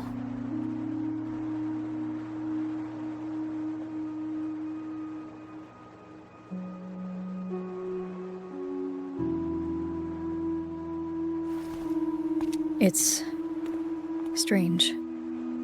Seeing Imeth so quiet like this.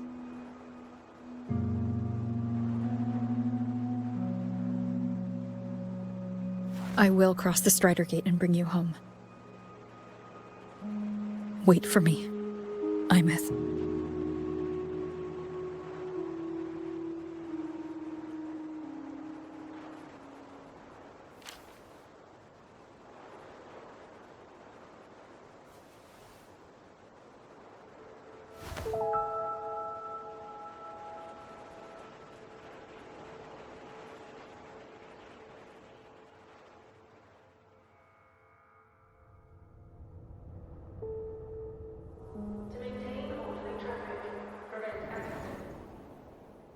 Don't be sad.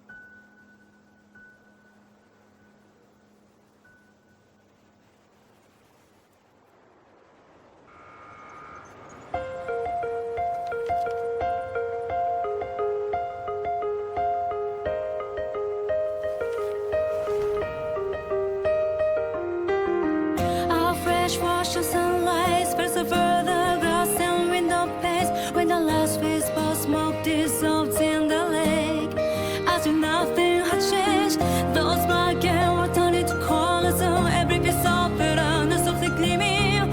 For myself, whispering your name as one touch my skin. I see time finally shaded chains, flying free like a paper plane in the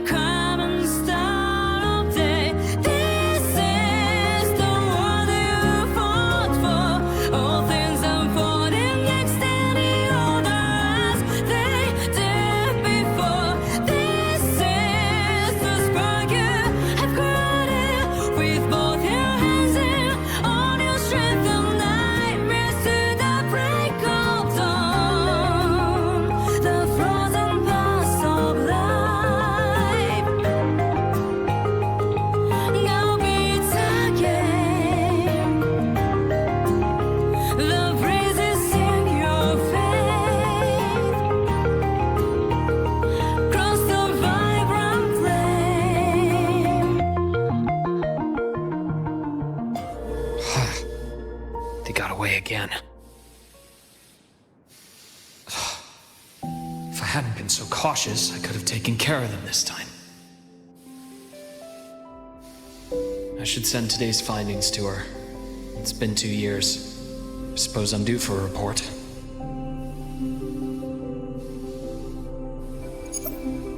Good. You got the intel.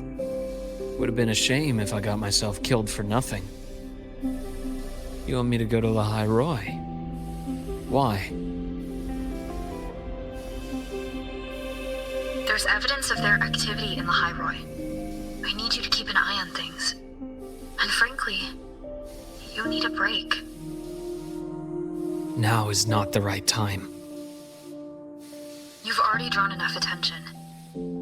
Do we really have to wait for you to get killed to decide it's the right time? How can a doctor save anyone else's life if he doesn't value his own? Keep pushing like this, and you'll be no different from them.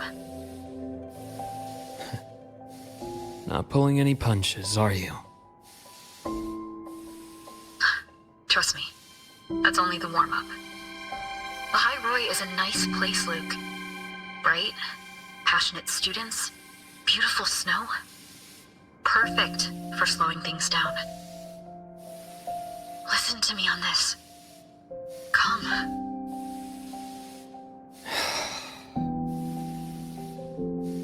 Very well. As you wish. So I've led a leisurely life in the High Roy ever since? No need to worry. I know my limits.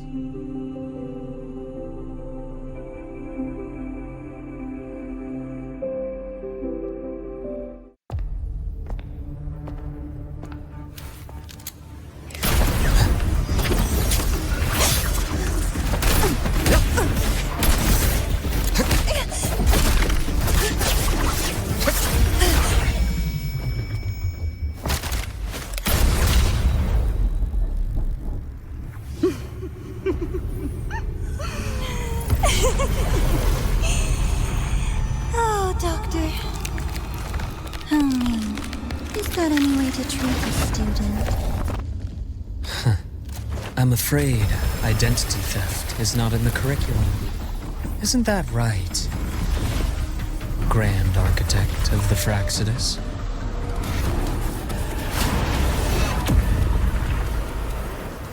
Since you insist on playing the student, I'll offer a lesson. It takes two to play a game.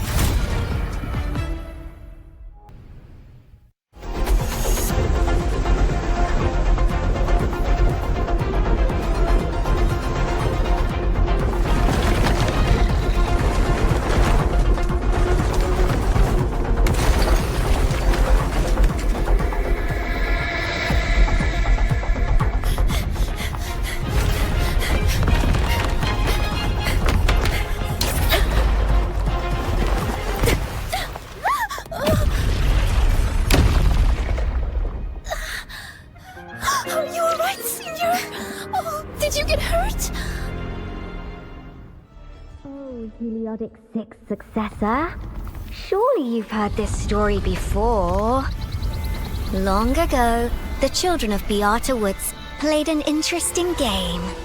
The elders strung runes into chains of stars, turning the forest into a maze of riddles. Each rune leads to the next. Find the first, and you'll know where to find the next. In the end, one girl made it through the forest. The applause washed over her.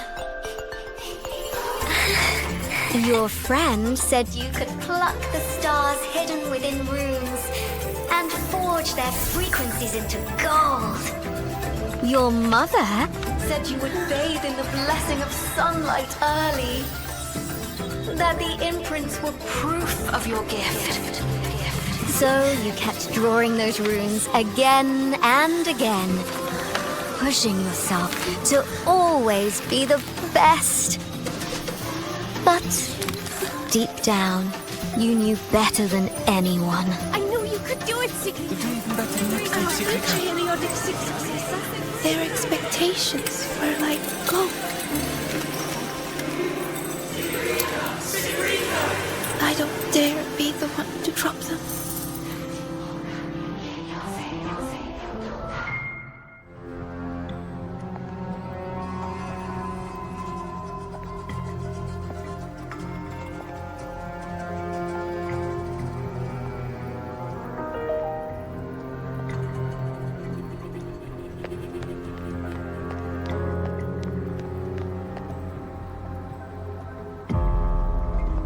Senior, what happened?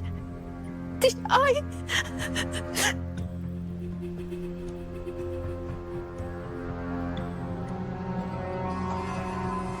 It's your fault, of course.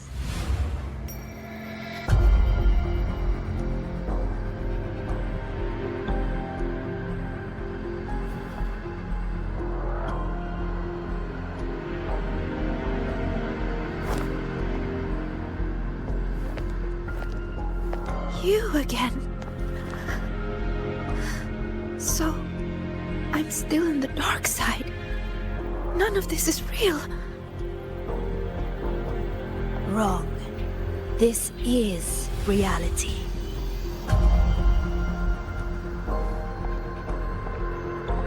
You failed. The dark side swallowed the Academy whole. And now, look around. I'm everywhere. What do you say, Sigirica? See? You failed again. And this time, it's real.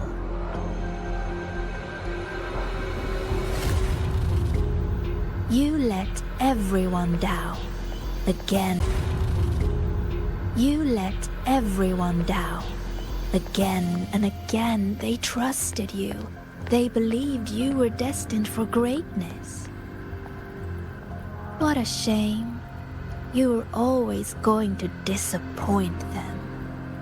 Your gifts were only going to lead you this far.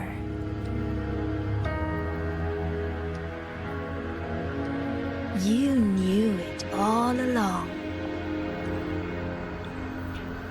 So, Don't listen to her, Segue. why not just it's just give a nightmare.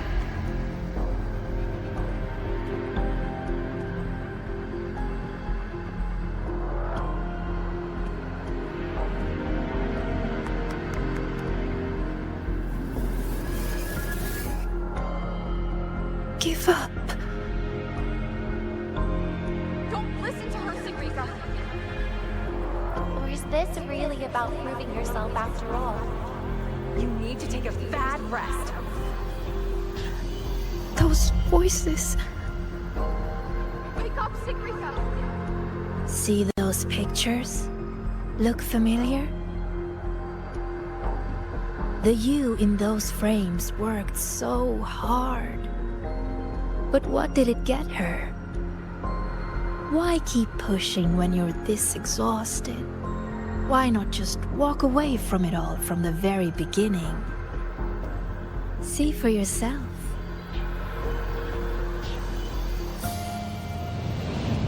You would no longer be haunted by their cheering. The duties and expectations they placed on you would never become chains. And all those tears you cried studying through the night, they'd be gone. Admit it. Doesn't that sound better?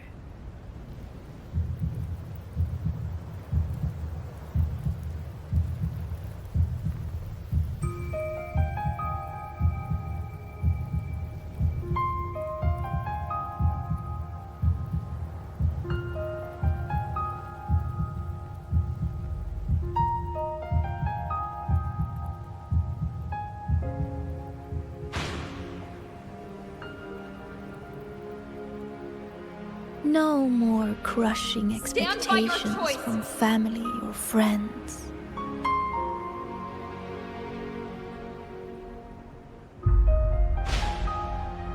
Or is this really about proving yourself after all? In that case, you need to take a bad rest. No more endless questions You from move professors. forward on your own terms. No more pressure to be more. No matter what happens, you, me, Rover, Dr. Luuk, we won't let the dark side ruin the Academy. Oh, and your dear senior. Wake up, Segue! You don't need to bother with her expectations either.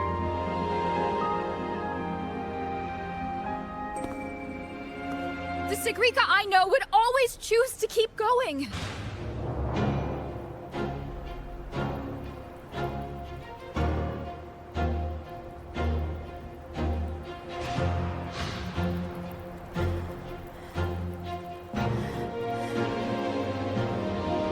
Enough! Maybe you were right about some things. I have asked myself,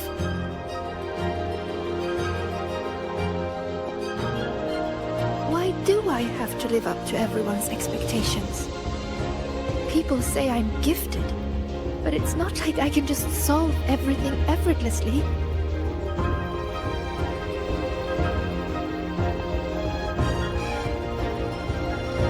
Their expectations are like gold. Bright, warm, yet heavy. I've never dared to imagine myself failing, scared of seeing the disappointment on everyone's faces. But now, I understand. As long as I keep moving forward, I'm the one holding that goal. A friend once told me to try our best till the end and have no regrets. Even if there are things I can't do. Well, I'm going to do them anyway.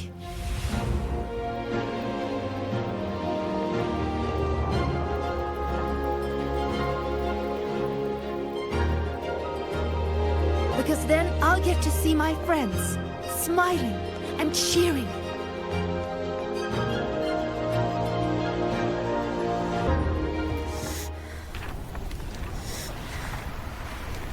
So stop trying to twist what I feel. You don't get to tell me what I think, or discredit my hard work. My friends would never blame me for coming up short.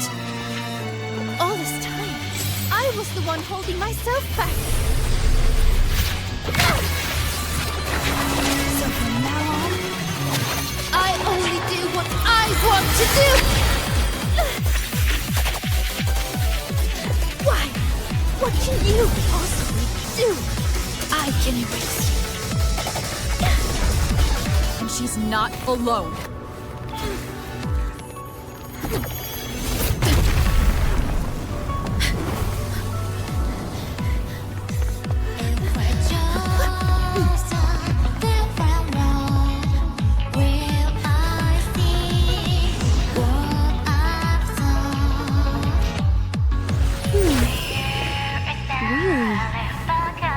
Life would have been a lot easier if she had just run away. But I guess finding her own answer works too. Hey! They promised not to use that!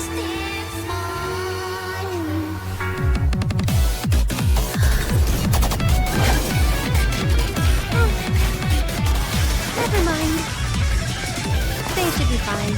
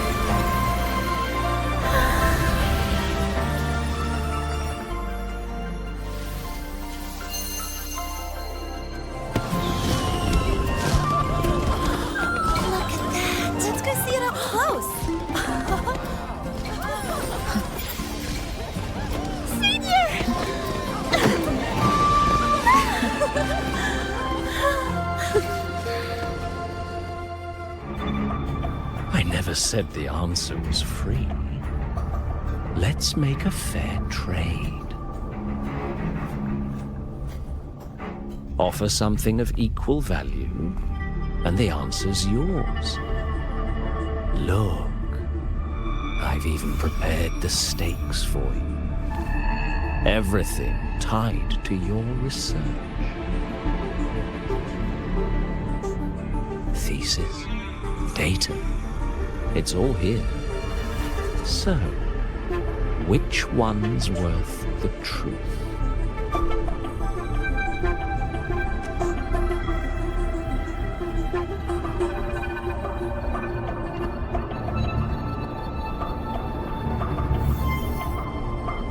See? No weight at all. Your report's worthless. Try again.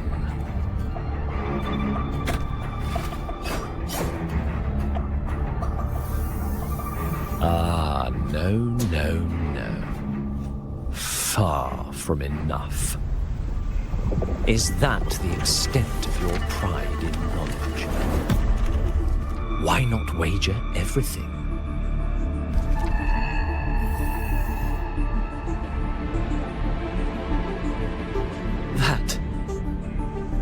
That can't be. But it can. You've spent all your chips. What else do you have left to trade?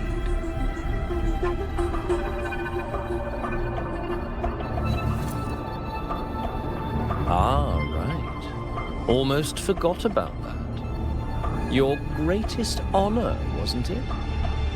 Let's see if it's worth anything.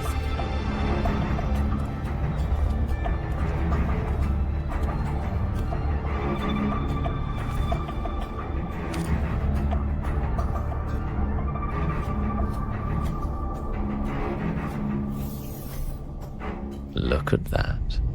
You've given everything, and yet you still can't trade for a single answer. Or maybe the scale is the answer. The so-called scientific pursuit at Lahai Roi contributes nothing to the advance of human civilization. And of course, it can't change what sleeps beneath Lahai. You know exactly what I mean. Enough! You don't understand anything.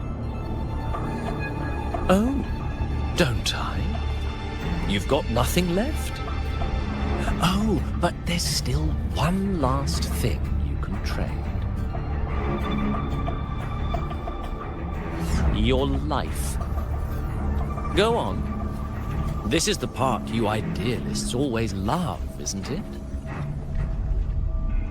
I told you, you don't understand. You're just preying on desperate seekers of truth.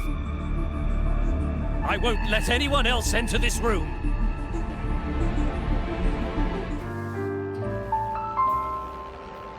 How ironic. The girl who built her life on her memory gift walks into an institute buried beneath the Frostlands and becomes its leader. A flock of lambs chasing the future crowns a shepherd who can only record the past. What can she offer? Drown in the relics of humanity's golden age? Or lead the innocent straight into the abyss?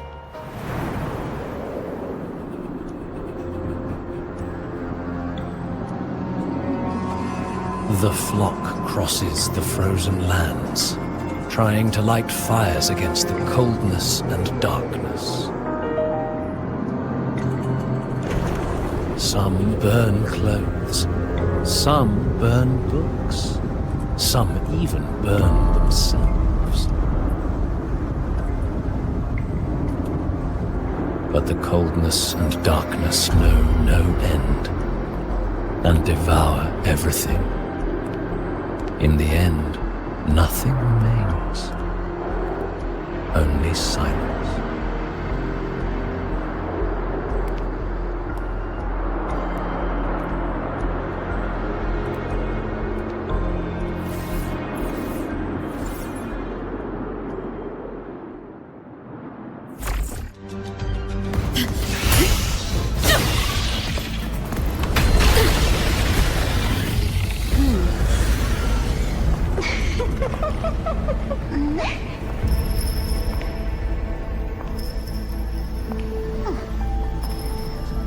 You're here.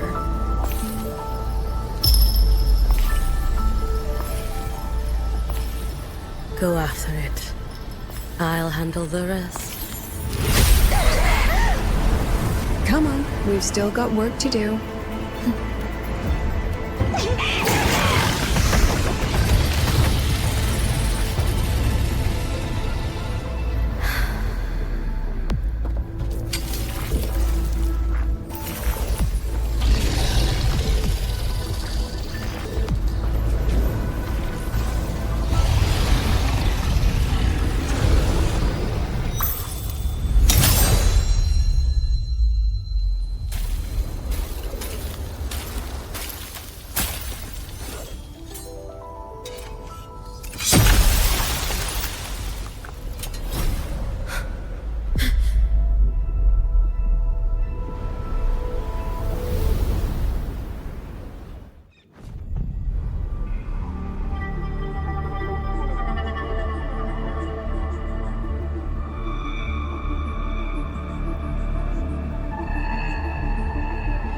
You said the things in the dark side wouldn't hurt them.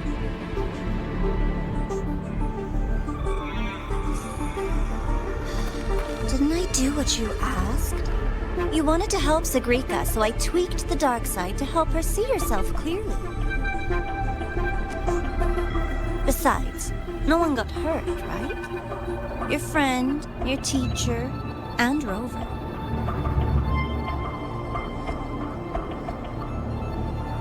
I should thank you, actually.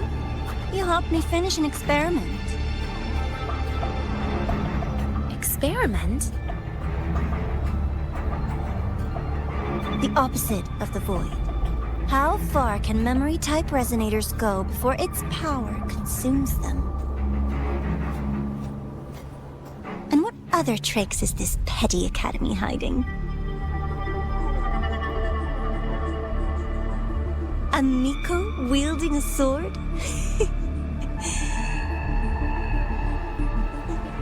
Come, my sweet darling. We've still got much to do.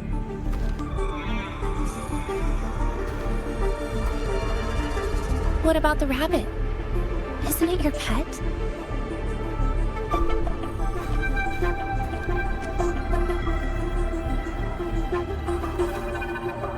We don't keep trash. We dump it.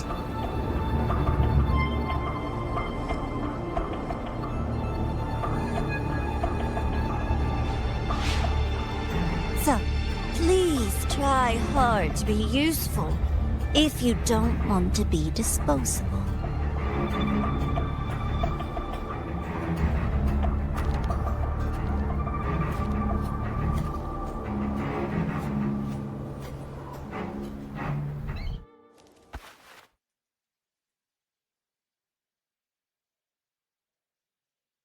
Hello, Lady Miko.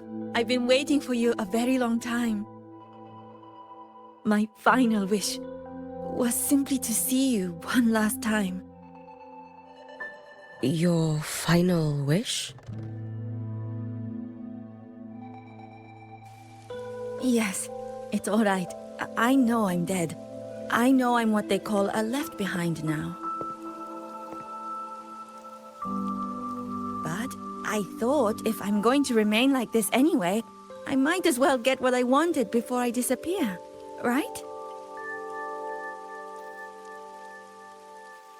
I've heard of cases where the left behind remain aware of their state, sustained by powerful desires, but for such a simple wish. You truly only wish to see me again.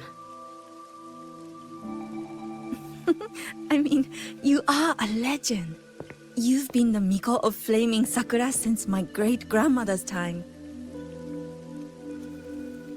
When I heard Honami was in danger, and that the Miko of Flaming Sakura would meet the Vanguard, I rushed here just to see you. You shouldn't have taken such a risk. If you wished to see me, you could have gone to the Flaming Sakura. I know. Everyone says you can just write your wish on the plaque, and Lady Miko will see it. But I worried. What if it never reached you?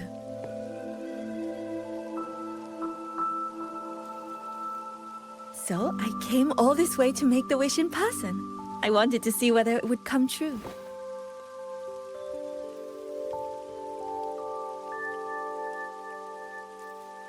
Very well.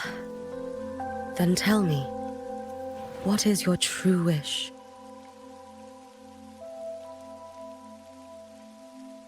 I wish for world peace. For people to stop living in fear of the lament. I want everyone to survive it. Lady Miko, my wish is that there will never be another Miko of Flaming Sakura.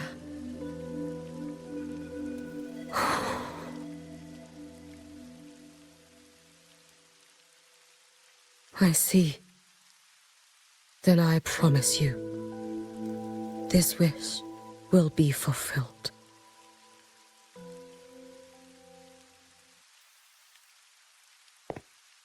I know it will.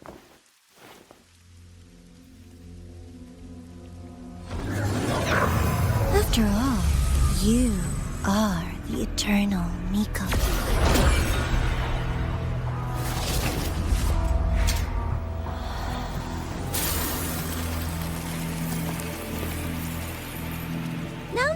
No need for that, Lady Miko.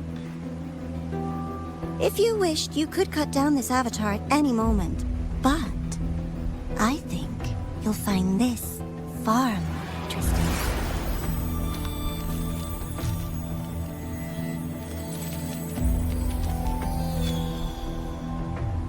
Yokuro's Shiratori.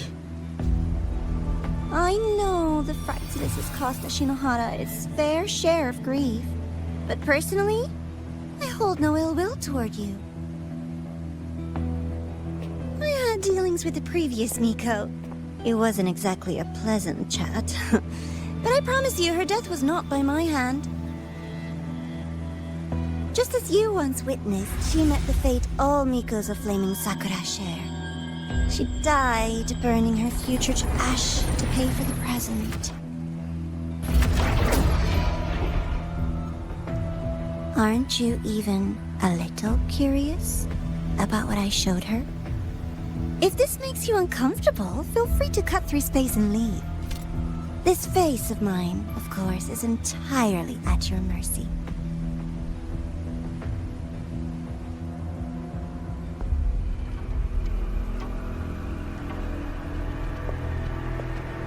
No need to dull my blade.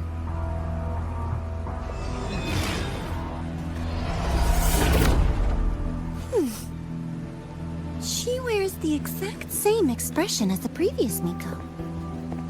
I suppose one day she too will be reduced to ashes by her own wish.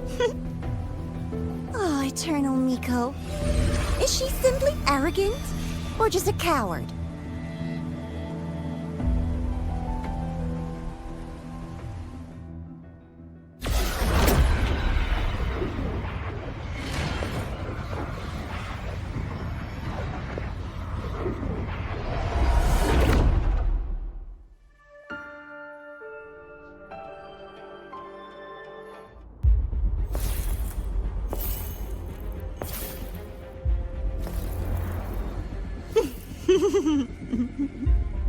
Thoughts on the show?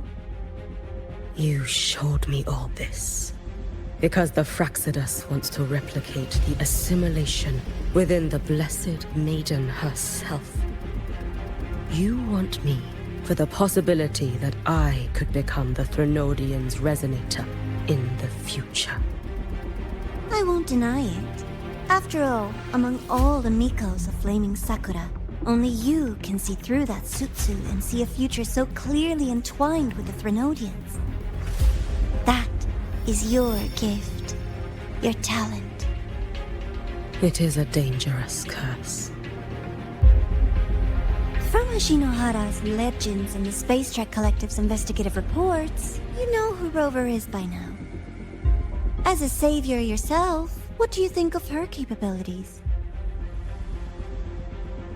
She's strong. You can afford to be more effusive. Unlike you, who failed Ashinohara time and again, she is the perfect savior. But let's be brutally honest.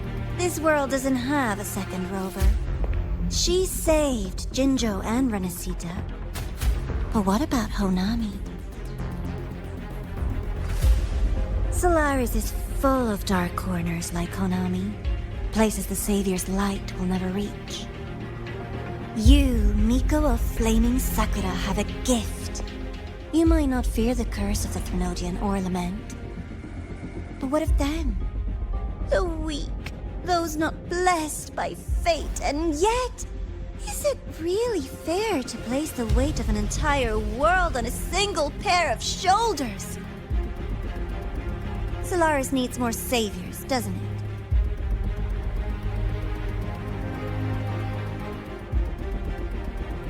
I'm just using the Threnodian to bring more of them into this world. You mean you want to use its power the way Rover once did? I've tried before, but a miracle like Fleur-de-Lis requires a billion coincidences. And Mia? Nothing but the delusional ravings of Leviathan. Even the one that appeared in Renacita at the end was just a hollow, mute shell. But with your help, everything changes. You could wield the Threnodian's power just as Rover did. Honami would not be a ruin, and Ashinohara would finally have its true savior. I have to admit, your proposition is tempting. I desire vengeance against the Threnodian. That is why I seek greater strength. I stayed in Lahairoi to forge a blade sharp enough to kill it. But I will not discard my dignity as a human for it. I will not become the very horror I hate. Not even for retribution. You stand on Honami's soil. You stand on a graveyard of millions. Go on. Ask them if your dignity as a human matters. I think they tell you that simply staying alive is what matters. Eternal Miko, you know your limits. You've crawled through countless defeats, barely protecting Ashinohara from the Threnodian's assault. But what of the future?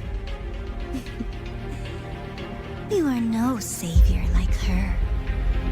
When you fall, who will take up the Sutsu? Who will walk this lonely, futile path next?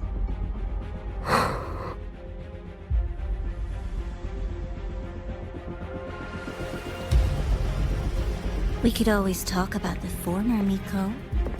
The bodies of the left behind are ephemeral.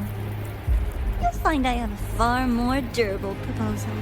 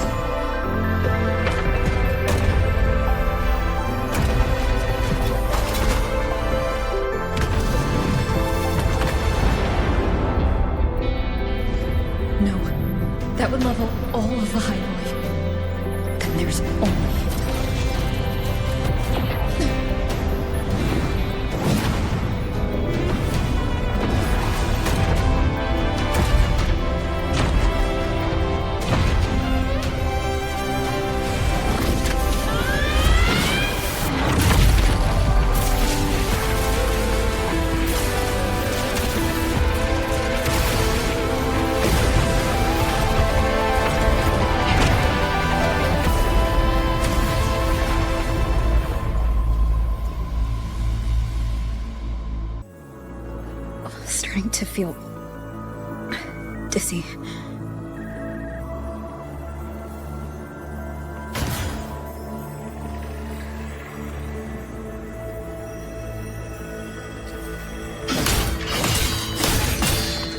Once said void space in the depths of the Threnodian's black hole is a higher dimension.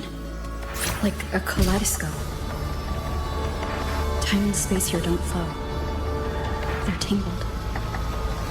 Is all of this inside Aleph 1? Those figures. That's Space Trek Collective in Voyant clothing. They're reaching for something. Can't make out what. That frequency. Is it Imeth?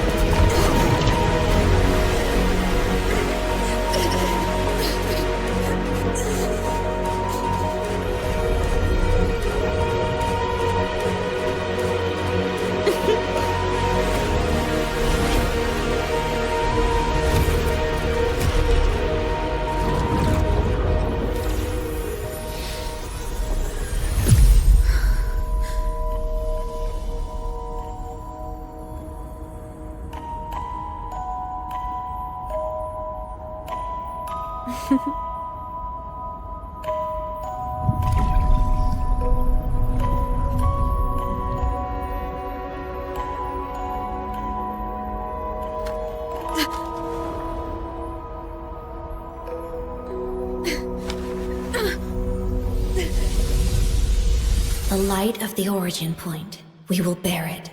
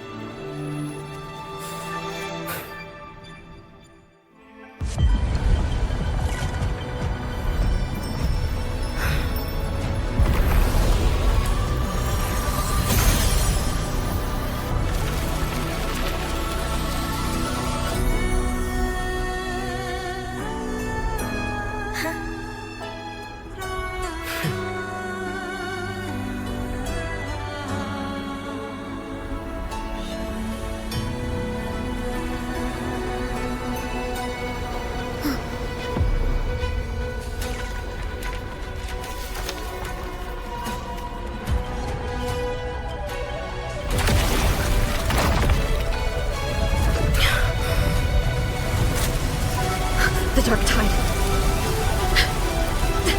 Hiyuki, let me help! No need. I must do this myself.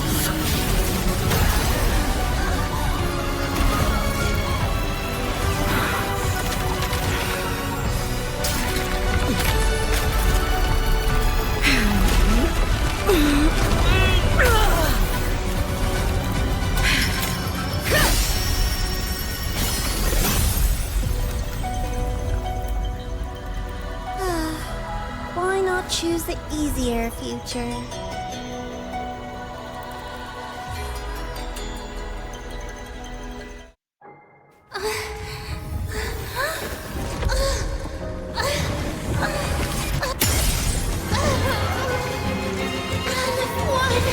I curse you!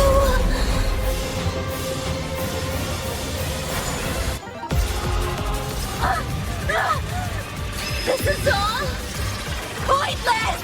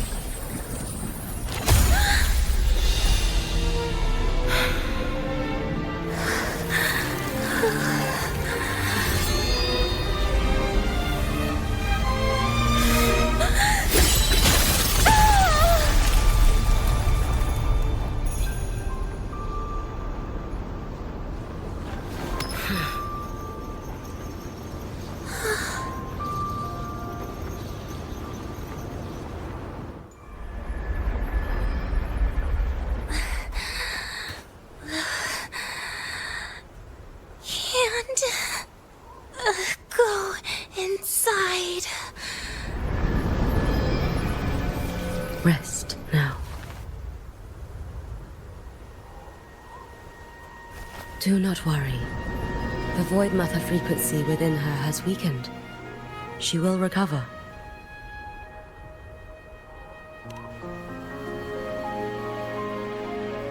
Forgive me, but I believe waiting for the Void Matter to spread would take too long. This will be faster. Allow me to handle this. There is not much time left in your deadline with Mr. Chase.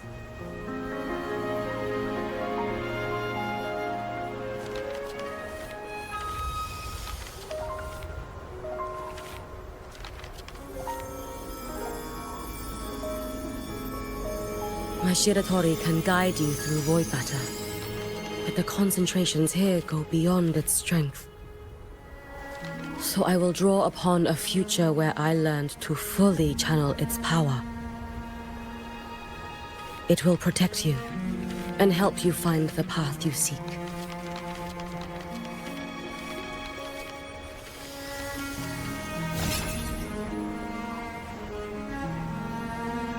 The rest is yours to face.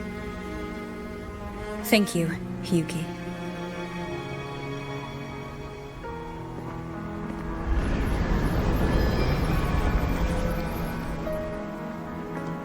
I've read the Space Track Collector's report on Imeth.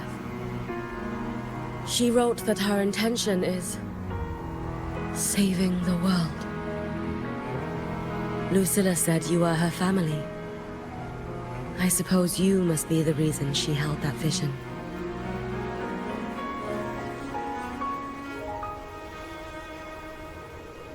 Do you regret it? Leading her to the Savior's path? To a life of pain and struggle? One must walk this path alone in order to protect.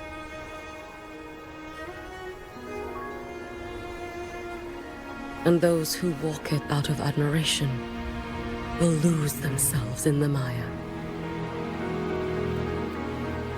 No, Hiyuki. I don't seek Imeth to confess my regrets. I want to find her, so I can tell her. I hope to make you proud. I hope I haven't let you down. I've always been proud of her. She chose to walk this path with me, so I know I'm not alone. Should I ever fail, I know there will be someone who will continue to protect Solaris. With your extraordinary strength, that is indeed possible. But for those who are too weak to save others, there is only futility waiting at the end. As I learned when I failed to save Ashinohara. All I can do now is hold my Sutsu tightly to ensure that after Hiyuki, there will be no more Miko of Flaming Sakura. That is all that remains.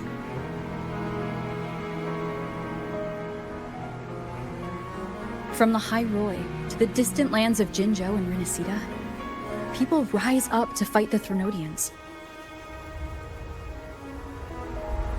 I've been part of that fight. But to pretend I'm the only reason they're standing? That everything fails if I do? That's arrogance. It's an insult to everyone else choosing to stand their ground.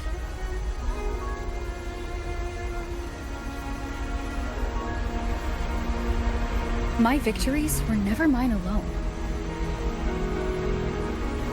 If even one person makes it to the end of this road, then we're still winning. Hiyuki, when you're walking alone and feel that weight, just stop for a moment. Look around. Stop. You'll see that there are people who draw strength from you. People out there who are proud of you. And when you finally reach the end of your journey, you'll know it was never futile.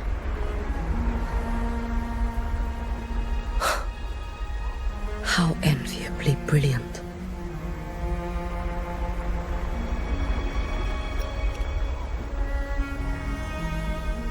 It is nothing. I will tell you when you return. All right. I'll be back soon. I will hold the line here until Duskvale initiates. I will wait for you. Together. With everyone.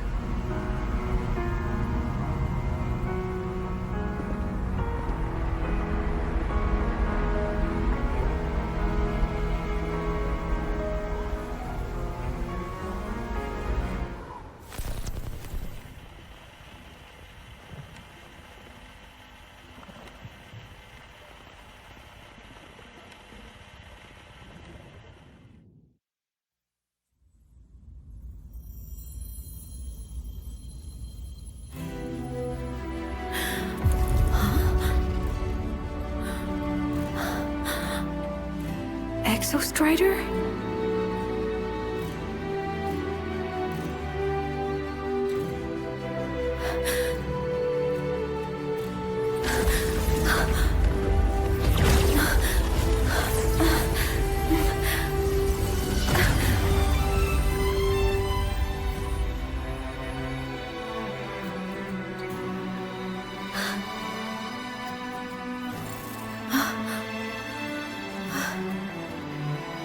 Someone consumed by void matter.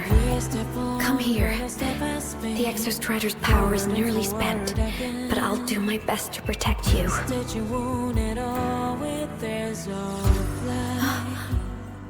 This frequency. No! Your existence is already nearly... Where am I? Did the void storm consume me? Am I dead? Is this void space a higher dimension? Our existence is fading. Did you just say that time and space have no meaning? Who's speaking? I can't see you, but I can feel you. Sound doesn't travel here. Thoughts do.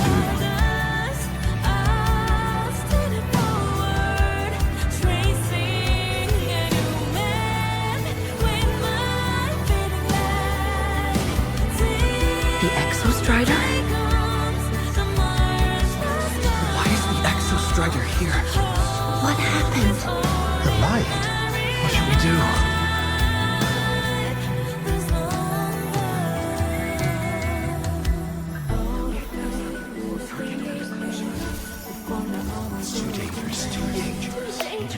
What are you doing? Is this meaningless? That's enough. It's futile. Our lives already ended in the void. I heard the Exostrider's cry for help. I want to find it. Time and space don't mean a thing. We'll never reach it. I know what the Exostrider means to the High Boy, but This is meaningless. You want to save it? How? It's futile. But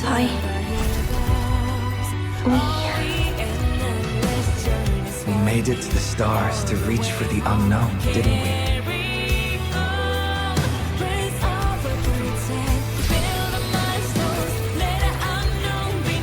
just another step on a long road of discovery. You... This is where we came from.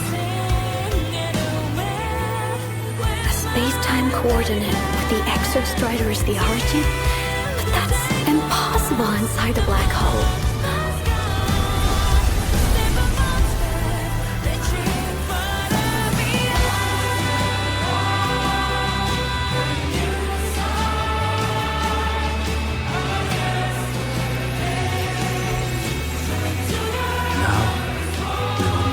The past with the future.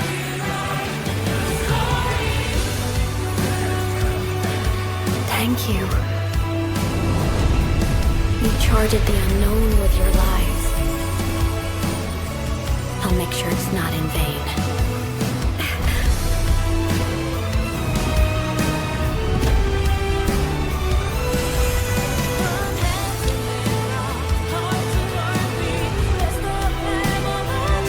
The light of the origin point. We will bear it.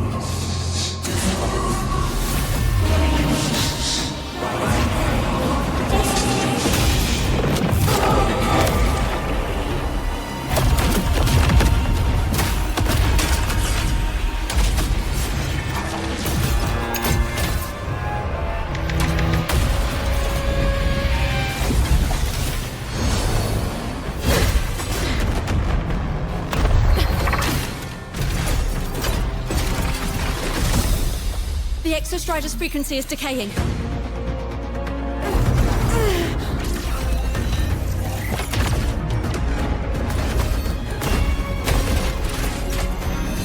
Its reading is about to flatline. Status on the drive replica. Almost ready. We just need the calibration data now.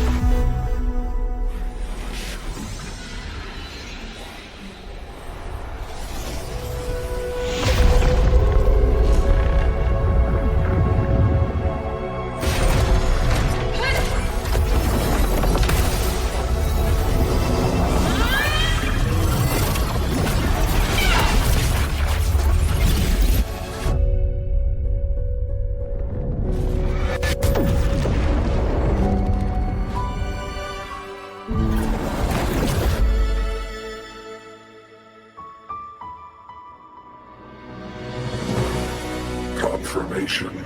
Battle concluded. Void matter responses within this sector have dissipated. But Threnodian LF-1 wasn't destroyed. Analysis. Resonator Imuth. Under current parameters, the permanent termination of Aleph-1 is impossible. Therefore, I exercised autonomous judgment and exiled it to the furthest reaches of this universe. Request. Arbiter, permission to remain. Before your final judgment, allow me to submit a log of my experience in the High Roy. Log retrieval. On multiple return transits, I was detected by Aleph-1. It pursued me, its objective to enter Solaris through the Strider Gate. It attacked. I fell. But Resonator Imuth answered me with her power, and I was able to banish a part of Aleph-1. I should have initiated a full system seal to await repairs, but I saw countless pairs of terrified eyes. Discovery. The Roya in the Frostland stood helpless before the Threnodians' void matter calamity. I saw panic and dread. Following the protocols shared with the Sentinels, I extracted my reactor drive and encased it deep within the ice. Then I powered down to slumber. Exception. A momentary reactivation occurred. Resonator Imuth resonated with me a second time. She required my power to mend the Strider Gate rift. I complied. That was when I became a digital ghost. But was that the second time we resonated? Or the first? Initial assessment. Upon reactivation, standard procedure was to request your retreat. Direct engagement with Aleph-1 was a tactical irrationality. But the human heart granted me a voice. The will of this civilization gave me the strength to stand with you. Component analysis. This drive replica forged by humans is crude and fragile compared to my original drive. I can feel each one of its pulse cycles, violent, eroding itself with every beat. The shrill, grating friction of wear. This is the first time I have ever heard myself. A heartbeat bestowed upon me by them. With this heart installed, I have acquired capabilities previously undocumented outside the Sentinel Mech series. Projection. Given Threnodian Aleph-1's abilities, we must assume it retains the capacity to return. Once the Strider Gate is fully sealed, I will remain on this side as its guardian. I will bar its re-entry into Solaris. Request. Arbiter, I was born from humanity's hope. Please permit me to remain here and protect them until this heart ceases to beat. Query. Resonator Imuth, are you willing to accept a portion of my power? When I first arrived in High Roy, your assistance allowed me to seal the Threnodian beyond the Strider Gate. Your current state is a consequence for which I bear responsibility. While I slumbered, you safeguarded High Roy in my stead. that once drew near has been severed. Henceforth, your companion will be an enduring life. Summary: I am experiencing the state defined as guilt. Oh, Exostrider, you're really wearing your heart on your sleeve, aren't you? But hey, I chose this path myself. Made my peace where it ends a long time ago. As for your question, this savior's got a career to uphold. Gotta level up if I'm gonna keep kicking bad guy butt, right? So your power? Hell yeah, I'll take it. Authorization. Resonator IMUT's agreement confirmed. Synchronization limit removed. Commencing resonance. Suggestion. Don't you dare feel guilty.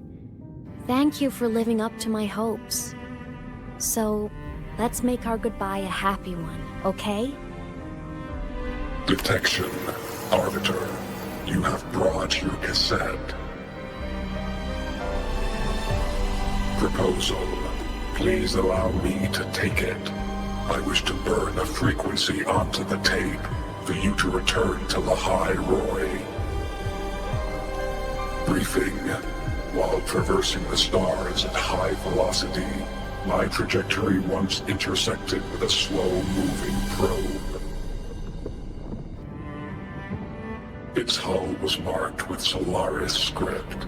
Its launch date is estimated to have occurred a long time ago. I intercepted and recorded the signal it has been continuously transmitting to Solaris. Its name is the Far Watcher. Objective. I wish to offer this recording as a gift to the people of Lahai Roy. Status. Strider Gate closure imminent. Preparing to return the Arbiter and Resonator to Lahai Roy. Query. One last thing, Arbiter. Will you permit me to alter my designation to bear the name Lahai Roy? Designation change complete. Thank you, Arbiter. Valediction. Farewell, Arbiter. Please deliver my temporary goodbye to the people who forged this heart. Prediction. We will meet again in the boundless sea of stars.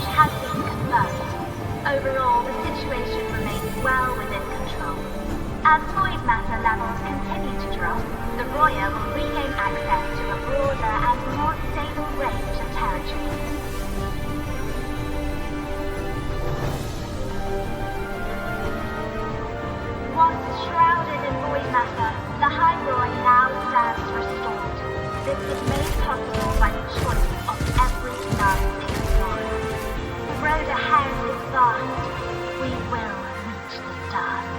And then we'll keep going.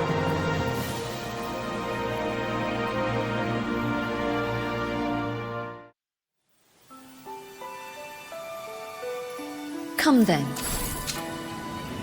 Miko of Eternal Flaming Sakura.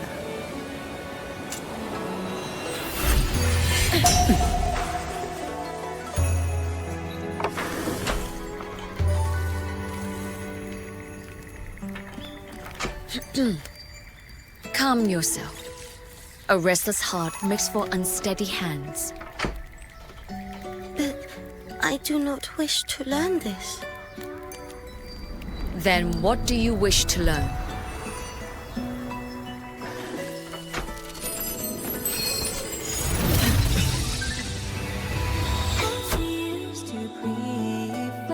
This girl will become a great archer. No, look at her hands. They are swordsman's hands. Not in this life. Her hands aren't ones to hold a blade. Isn't that right? Well now, you have refined your technique.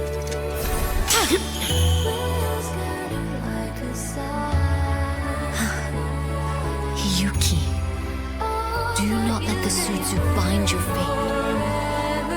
Go seek a future of your own.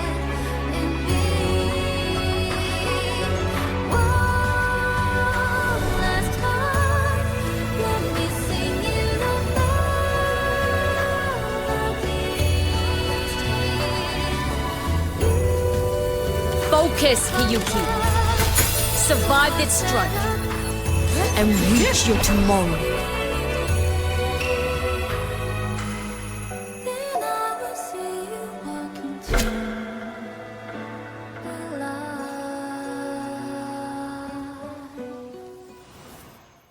Let them say, I walked with the crib of the void.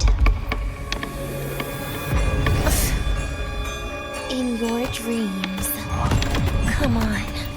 I'm not hiding from you again.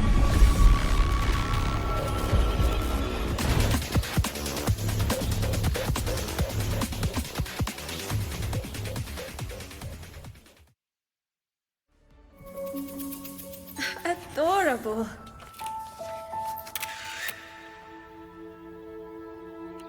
But it'll turn out better if you smile.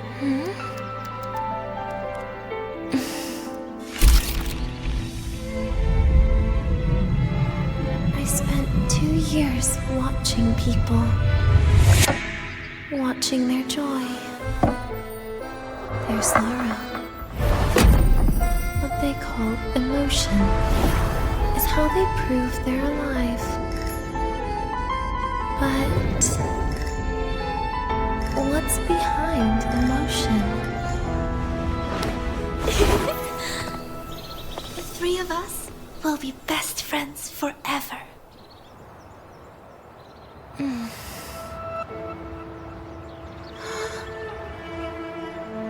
What's that look on my face?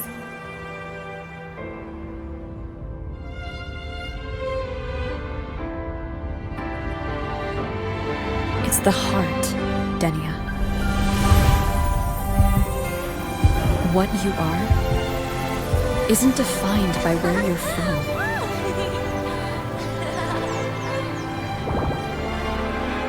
But by your heart.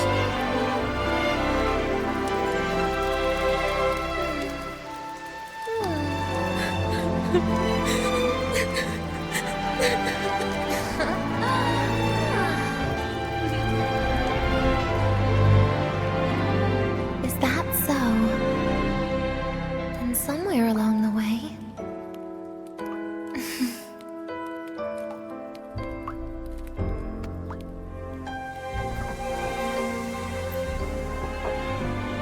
Well... Let's put an end to this.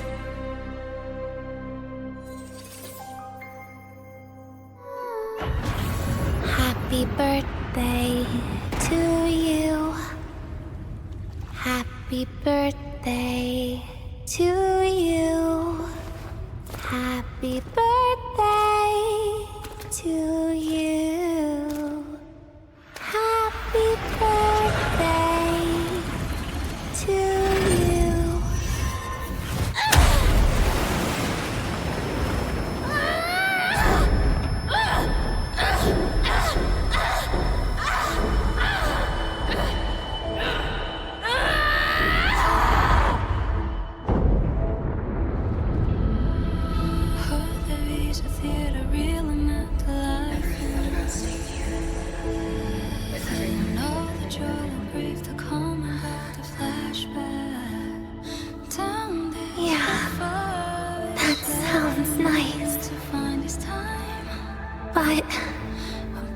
But sorry, I just can't. However, there is one thing I can do for you all.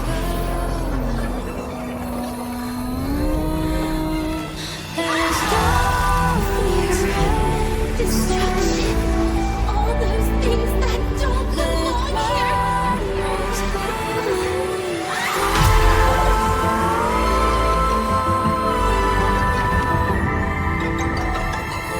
From now on, they'll be gone. Back to the void with me.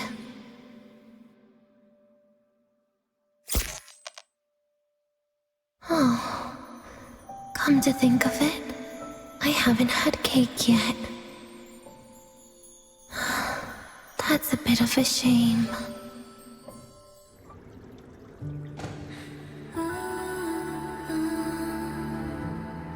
I assume by the time you get here, Rover, everything will have ended. Sorry I had to say goodbye this way. This is where it all started. The Fraxidus' Lahai-Roi plan, where the Grand Architect first made contact with Aleph 1, and where I was created. I took the Threnodian fragment the Fraxidus left here. Leaving it here would only cause more suffering. As for the experimental data, consider it a parting gift from me to the Space Trek Collective. To be honest, I did think of telling you everything about this place. But sometimes gifts can be incredibly inappropriate. Your worries were correct. When the book page was removed, I received the Grand Architect's final message. Now, I am the last anchor point between Aleph 1 and Solaris. If I die according to plan, its fragment will disappear along with me. I used to tell myself that was karma. But what does an ending like that mean for Segrika? For Nastasha? For someone like you, who always tries to save everyone? You're the Grand Architect's greatest rival. So making you betray your own heart is a bigger prize to them than the Threnodian fragment. It would mean that after all the frustration and failure, you are no different from them. You'd end up going down the same path. But if you had removed that page, the fragment would have lost control after receiving the message. It would have tried to find me, attempting to connect with Aleph 1 out of instinct. So, when I think about it, it's a good thing you never got to finish what you wanted to say back there. I was a child who showed up at the Fraxidus' door out of nowhere. Became their Threnodian lab mouse by accident.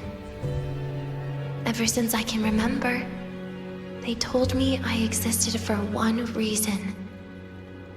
To make that moment happen. I've questioned myself countless times. What is the point of everything that I've been through? The answer is always the same. There is no point. Birth, pain, struggle, death. None of these have meaning. The That's why when I first heard your story from the Grand Architect, I absolutely hated you, Rover. If someone like that is actually out there, then where were they during the longest, most painful days of my life?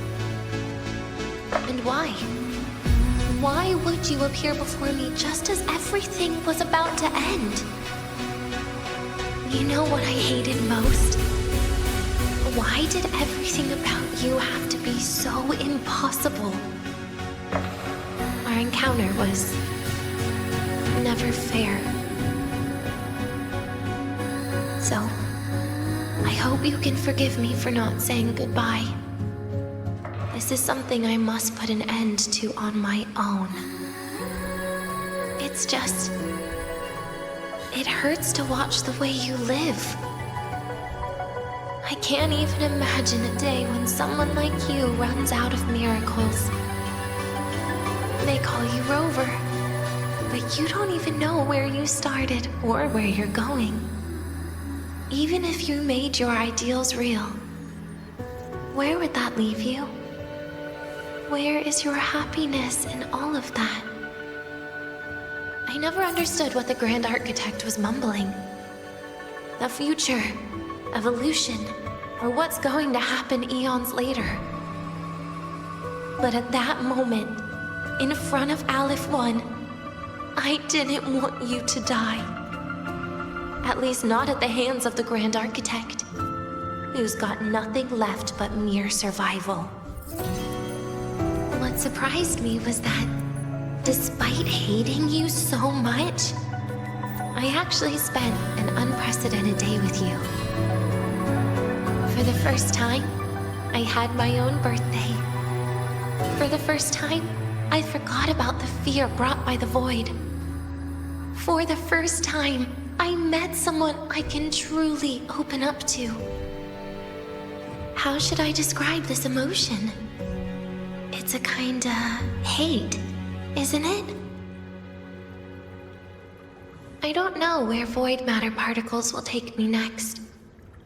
If I could start over, I'd like to visit the cities Nastasha talked about. To visit places where there are no void storms and Solaskin. Maybe I'll try picking a different major. Try napping in different classes. And taste different cakes in every cafeteria I go to. Then no matter how many times it'll take, I'll come back to Lahairoi. Back to all of you. Whatever you wanted to say, you can tell me the next time we meet. Oh, I almost forgot something important. Actually, all those powers the Grand Architect displayed, including shape-shifting, are not her true forte. Those are derivatives at best. And the shape-shifting has a catch. She needs long-term observation and analysis of her target to pull it off. It's just the idea of her using my face to talk to you. It makes me sick. So let's have a code word, just between us.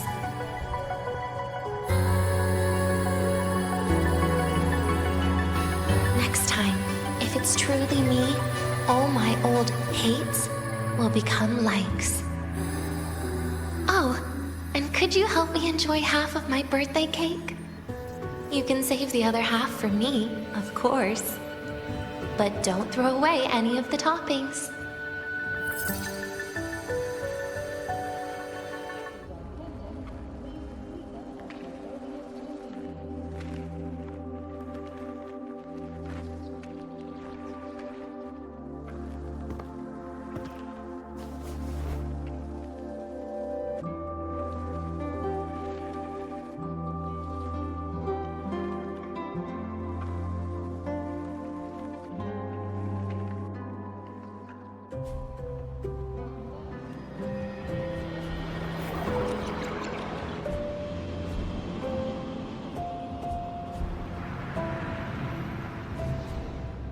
Denia, do you have any clues about that scene in your memory?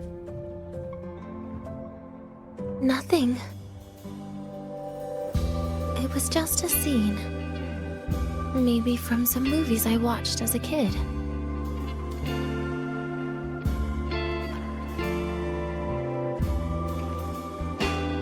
But maybe, in my opinion, you still have a chance to. Now you're reminding me of what Nastasha once said. Huh?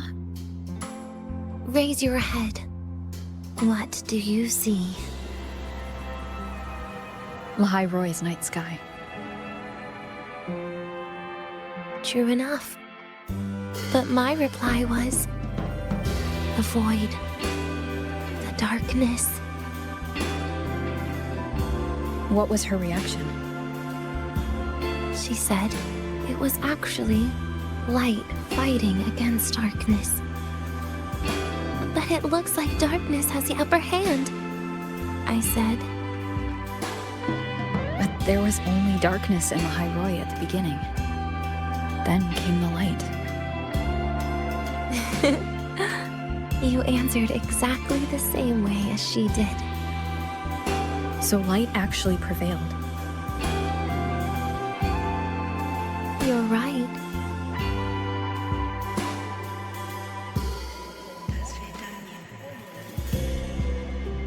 I guess if you never give up, the story will one day have a good ending. No?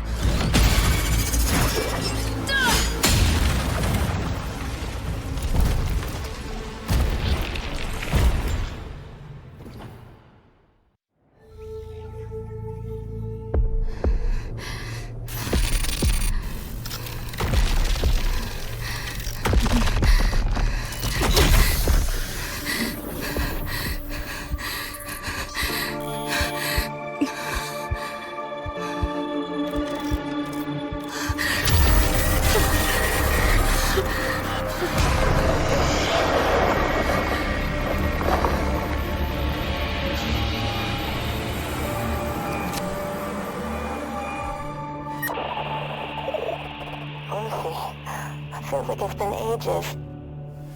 Hey, yeah. You, got anything for insomnia?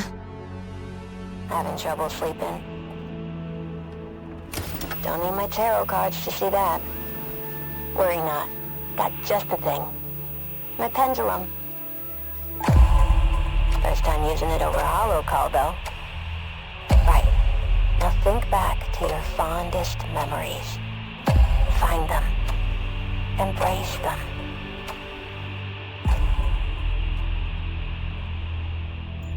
David?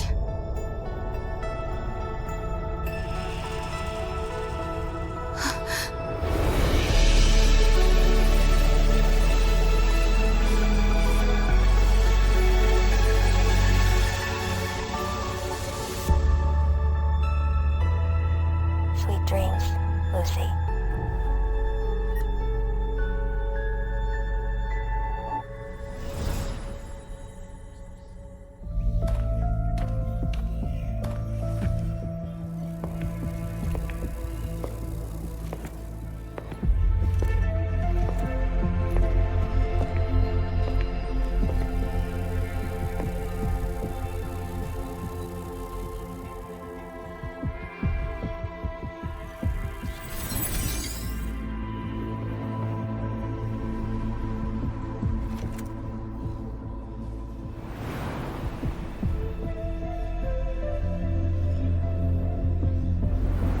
Can't go any deeper.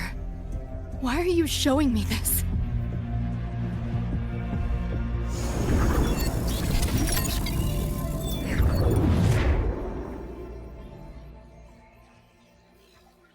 What are you mumbling to yourself for?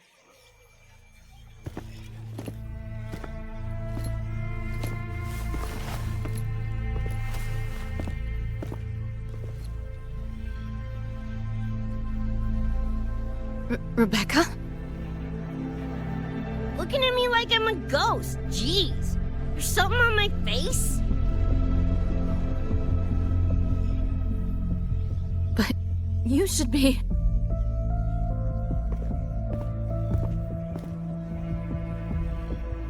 It's been a while, Lucy.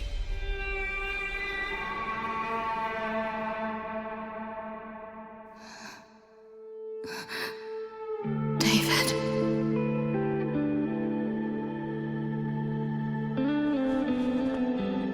Is it really you?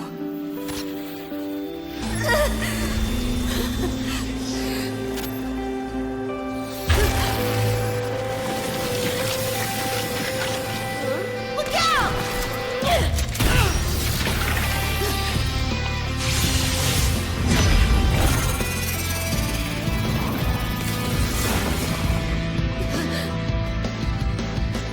Run, Lucy.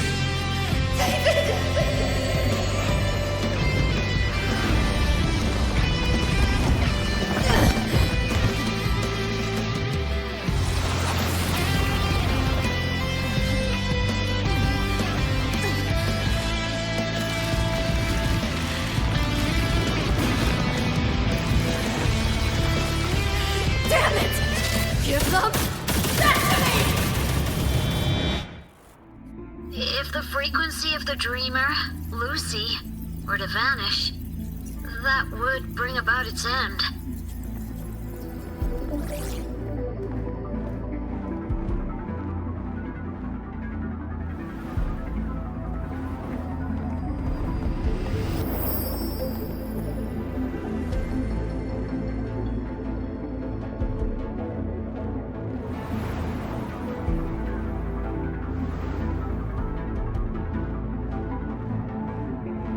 You wish to see your friends killed again?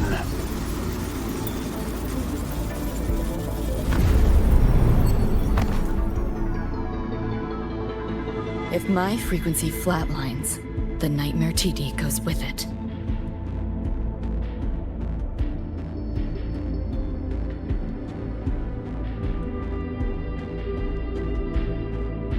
If it comes to that. Alert! Unidentified hostiles detected. Certain areas are now in lockdown. All non-combat personnel evacuate immediately.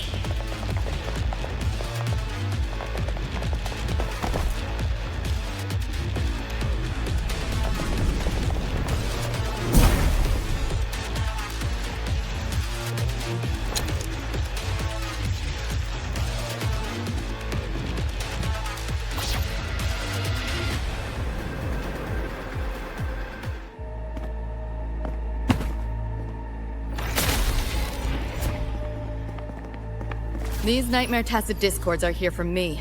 I'll hack the door open. Get her out when I do. What about you? I'll stall them long as I can. Rover, my crew will be here soon. Lucy.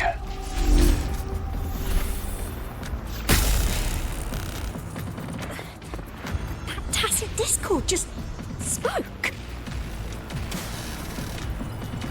Lucy, listen. Do not resist. Everything will be easier. You want to see David, don't you? If you remain in the dream, I can make it a reality. Shut up. Do not lie to yourself. What reason do you have to return to that cold, empty world? Accept my offer. All of us win. Or would you rather see everyone slaughtered?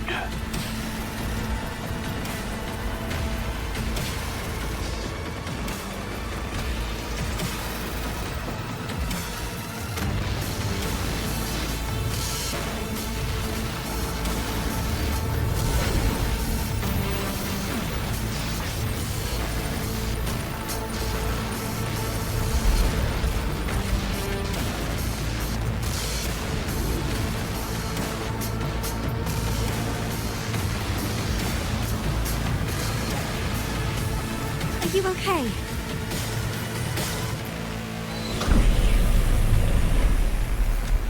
I'm fine. Just hurry, go!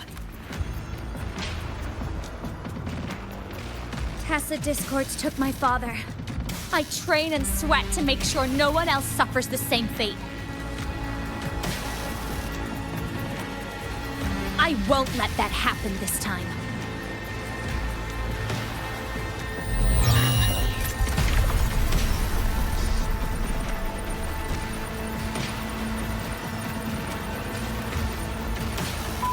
Get away from them!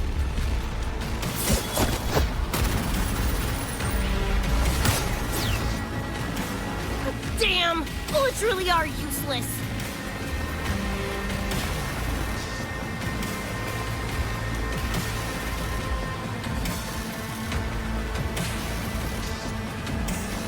Don't know when to quit, do ya? Show your face if you got the balls! Quit hiding in that distortion field! Listen up, you freak! Corporal lapdog, whatever you are! I'll blow you to bits!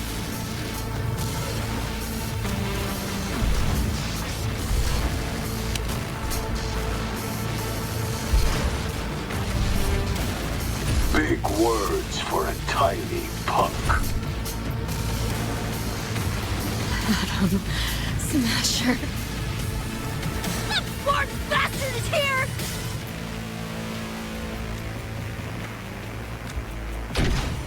Not really. It's only an illusion the nightmare made from your memories. Not the real person you know.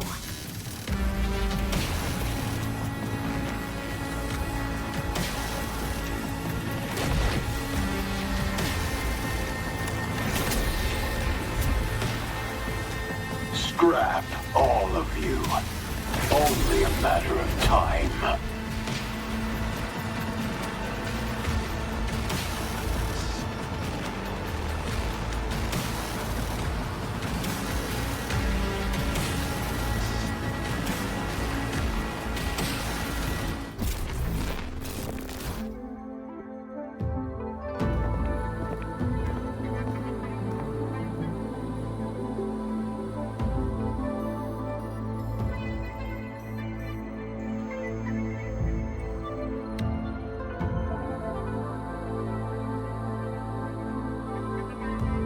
Is this Night City?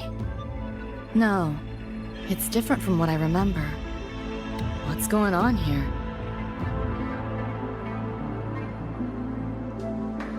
Lahai Roy seems to have affected your dreamscape. The frequencies of both are mixing together. What we're seeing is the overlap.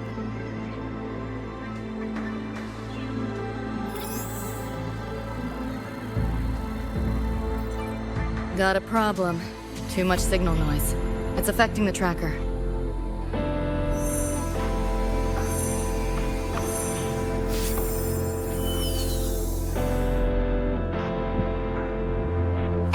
My time to shine!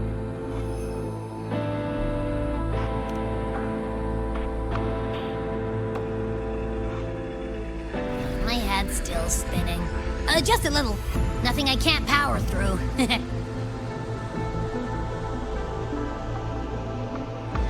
Thanks.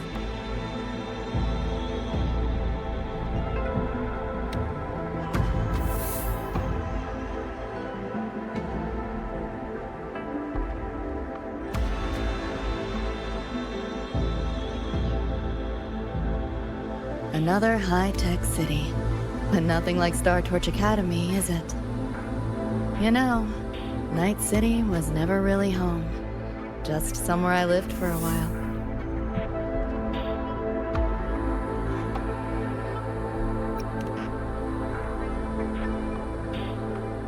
Can't say I love it or hate it. Some peeps see it as a place to plant roots. Others, a place to escape from. It's true I once found a sense of comfort there, but now, feels more like a bad memory I'd rather forget.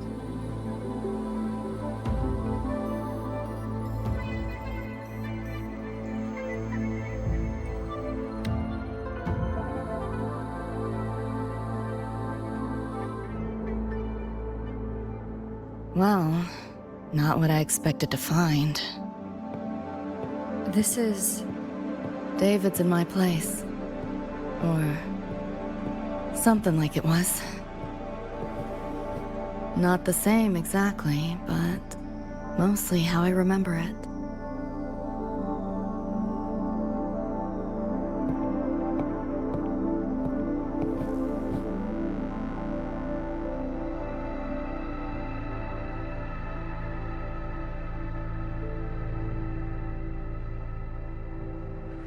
Always ran ads late at night, for anything you could think of, even tickets to the moon.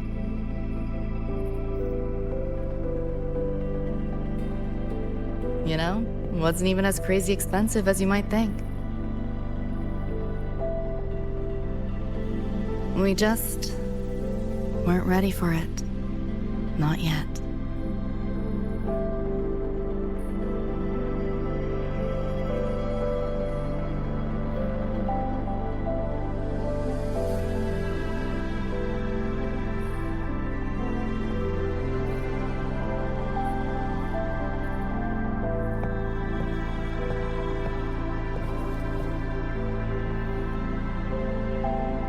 David couldn't stand the smell of smoke.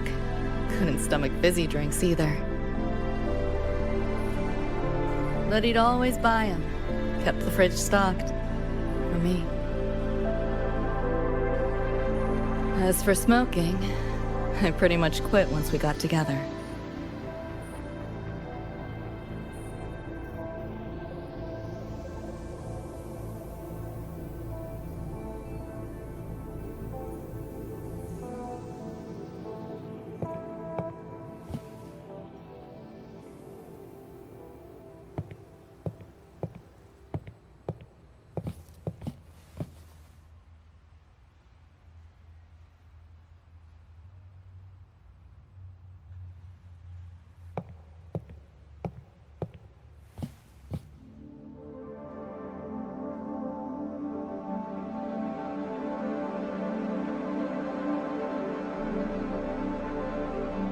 When he couldn't sleep, David would just sit here. Sometimes he'd turn on the TV, stare at the screen, zone out. The more Chrome he installed, the more often I'd catch him sitting here.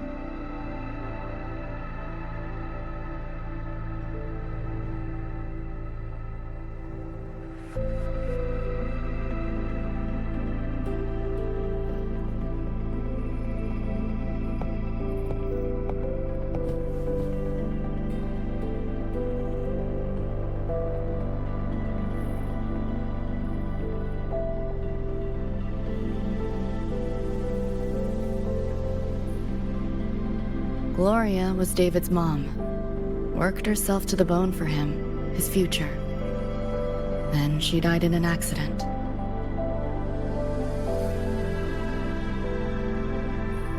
After that, David dropped out of school, became an edge runner.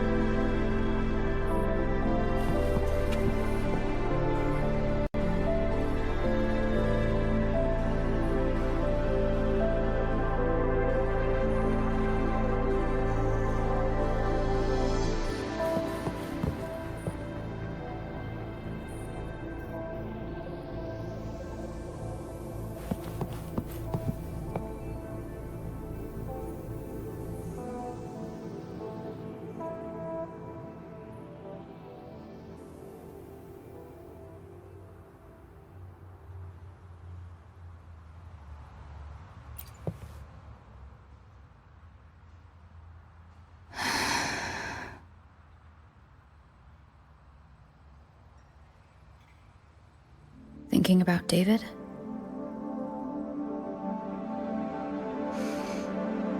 Yeah. He just never got to see his dream come true. Smasher took that from him. The Ivory Gatekeeper said there's no such thing as dying in the Somnoir. As long as we find the other dream band shards and piece them together, we can see him again. Not talking about my dream. Talking about reality. Atom Smasher. Night City's top merc. Arasaka's most loyal attack dog. At the foot of Arasaka Tower that day, he killed Rebecca. Then, he killed David. Then, the Rebecca with us now is... a ghost. Like David, she's just... a phantom, born from my dreams.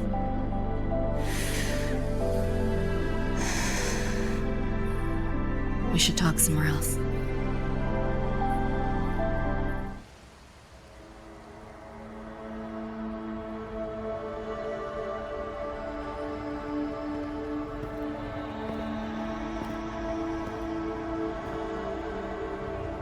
Hell of a backdrop, isn't it?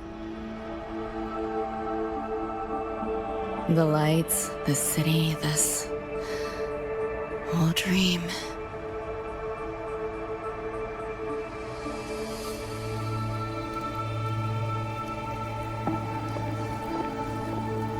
Every day, people flood into Night City chasing something. Nobody's dreaming of becoming legends.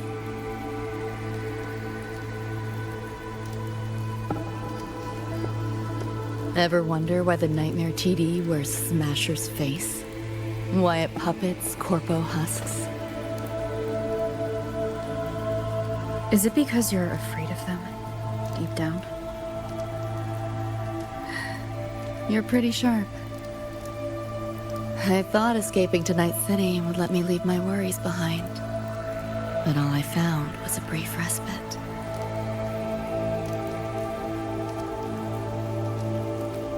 During that time, I joined Main's crew, and that's where I met David. He stuck it out at school best he could, took all the bullying, all for his mom's dream. Same thing with our crew. A little recognition from Maine, and he was fully committed. No looking back.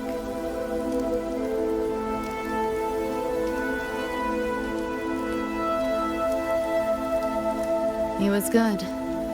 Truly good. A person like that. Rare breed in Night City. And that's why he never laughed at my dream of going to the moon. Only that he'd fly me there himself.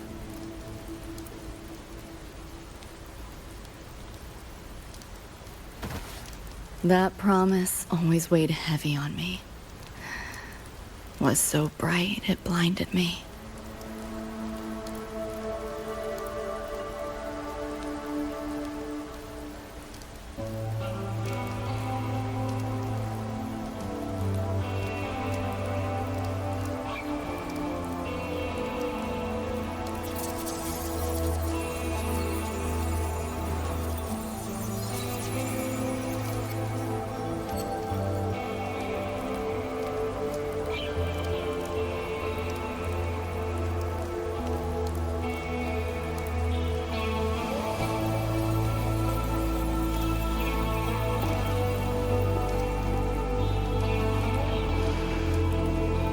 Yeah.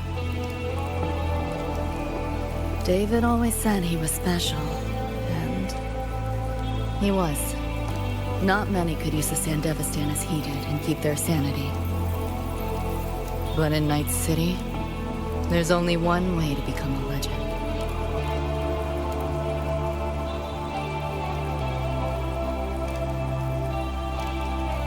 Flatline.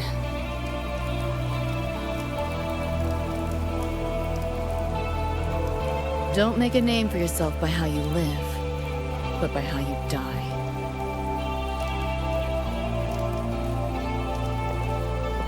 He launched a full-blown assault on Arasaka Tower. All to save me. In the end, he did. I lived. But he and Rebecca, they died that night. And eventually, I did go to the moon. Alone. You know, David? The moon. It's too quiet without you.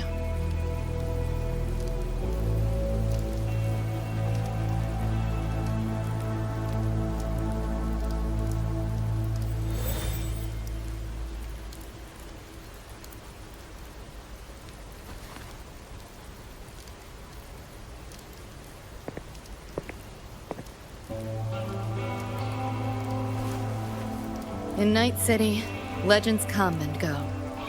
His might fade as so many others have. But I won't forget.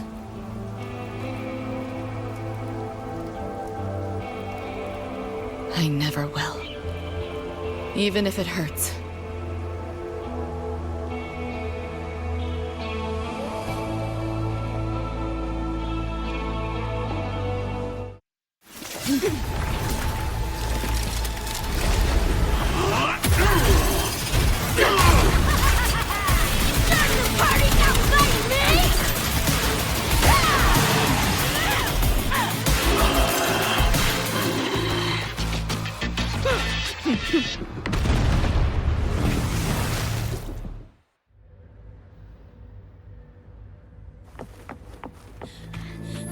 Run!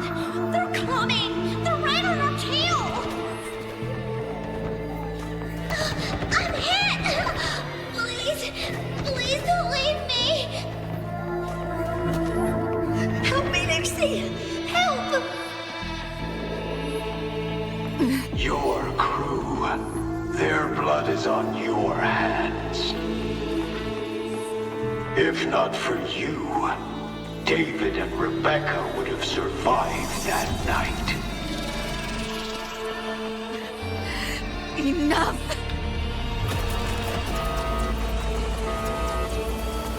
The entire academy will be swallowed by the Somnolor at this race. Our attacks couldn't even make a scratch. We're at the end of our ropes. You put them all in danger. It's all your fault. Shut up!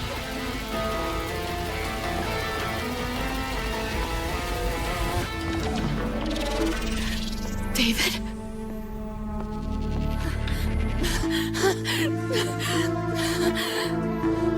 Wait! Don't leave me! Lucy. I'll see you on...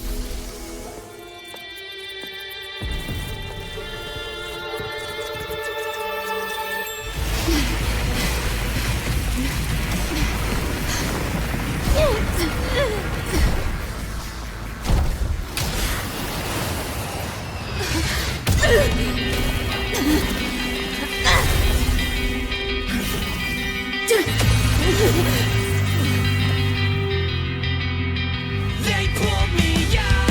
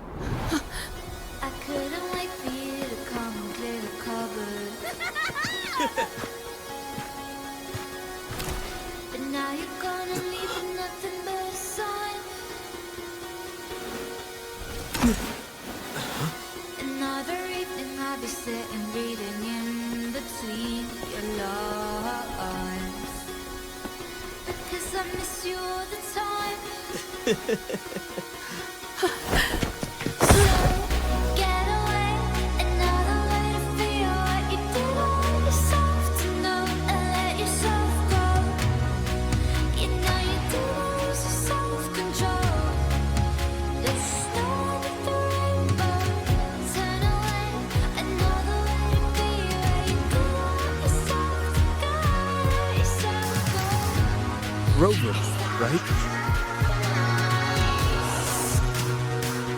Heard a lot about you from my backup on Lucy.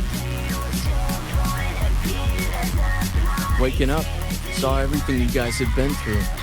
Like fighting a nightmare. Sorry for all the trouble. And thanks.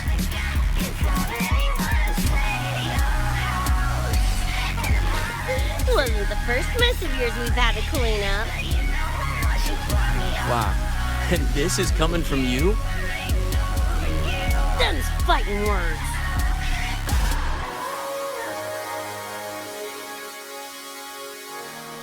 All right. Enough reminiscing. Got bigger biz right now, don't you?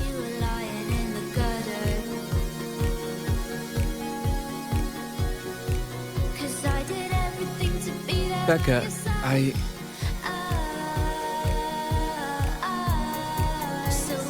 Go on. Clock's ticking.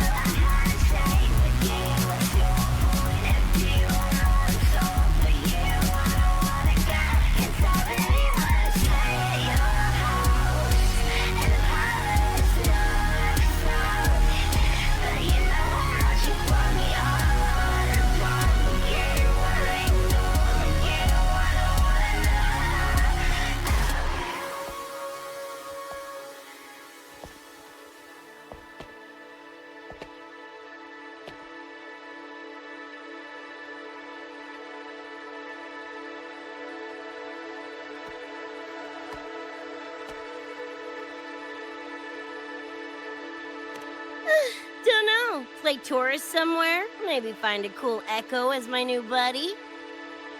You know, honestly, kinda like it here at the Academy.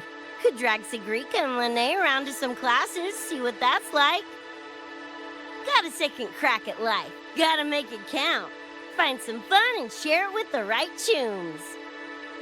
What about you? Wanna be a cyberpunk? Seriously, Rover, I think you're built for it.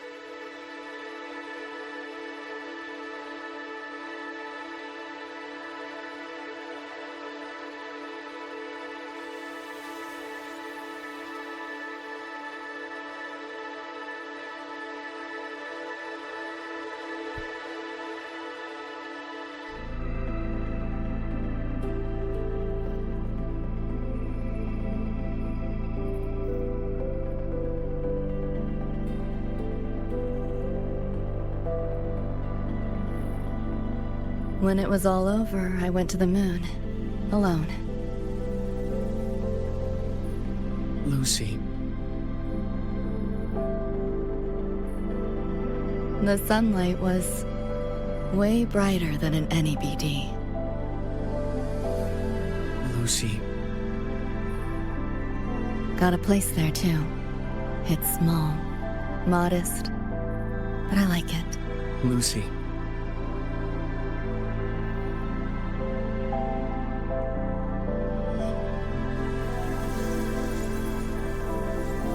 I'm just a dream.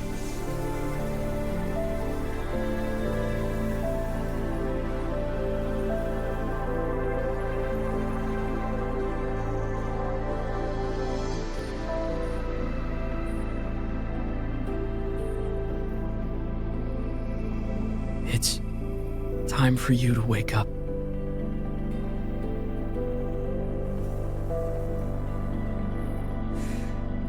But I still have so much to tell you.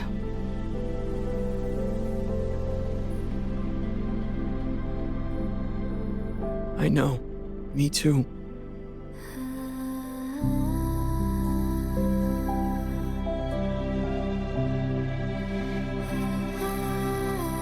You don't need to hear the words of a ghost. Not anymore.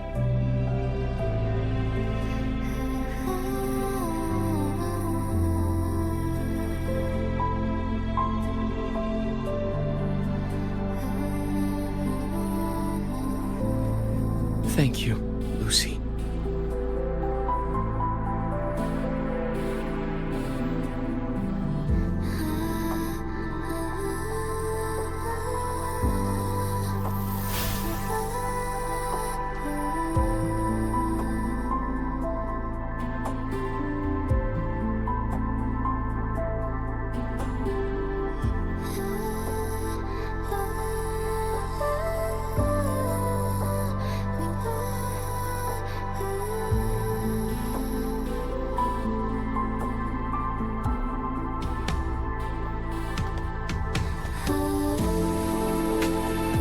Said and done.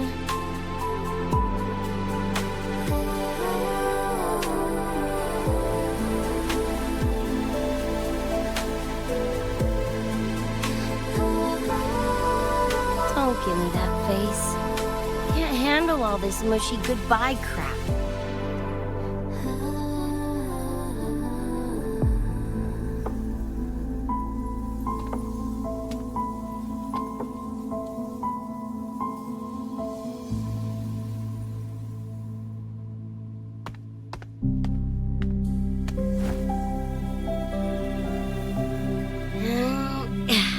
Later, Gonk Brain. Take good care of yourself, you hear?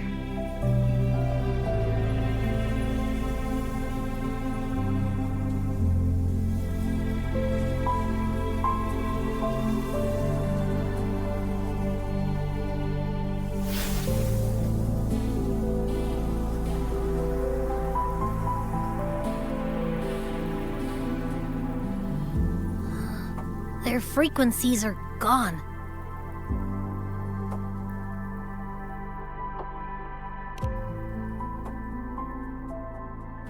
Even though it was all a dream, I'm glad I got to see them again.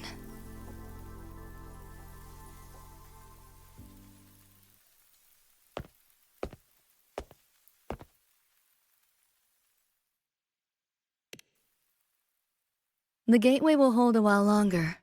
Gonna head back to the academy first. Clean up the mess those nightmare TDs left behind. And after that, I'll let tomorrow decide.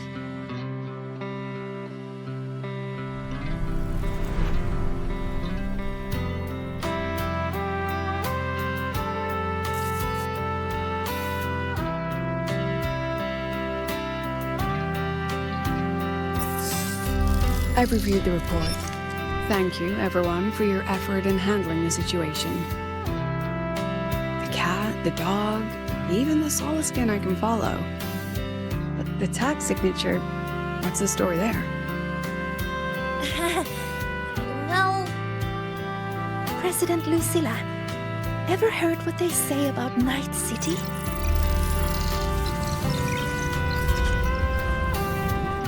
I'm gonna train until I clinch second place.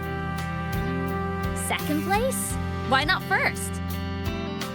Because I'll wipe Rebecca's record that way. Duh. So second place is the goal. Second's no walk in the park either. You want to get there, you can't slack off. Well, my two dear seniors, Vanilla and Verma, up for some range time? You're on. But fair warning, I won't go easy on you. The leaked frequencies have all been cleared. All contaminated sectors are back to normal now. Couldn't have done it without you. Calculations of yours made all the difference. Thanks. Didn't imagine that the Sun Noir's depths could manifest as your moon. Yeah, a train to the moon. Wouldn't believe it if I hadn't seen it myself. It makes for one interesting case study, doesn't it? Did you get to say your goodbyes? A quiet exit was the plan, but a certain cat had other ideas. Couldn't mind its own biz. You don't look all that bothered about it.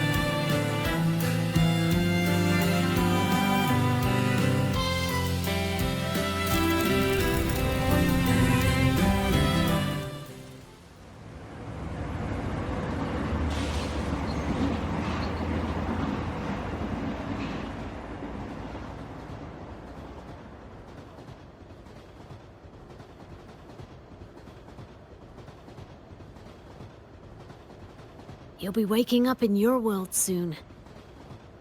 Once you pass through the gateway in the Somnoir's depths, you'll return to your world. Everything that happened in La High Roy, it'll fade like a dream.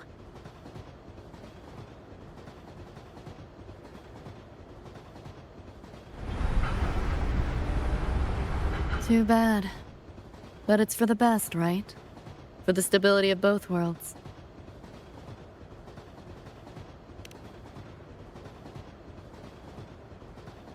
Yeah. The Academy's biz, my own, all tied up.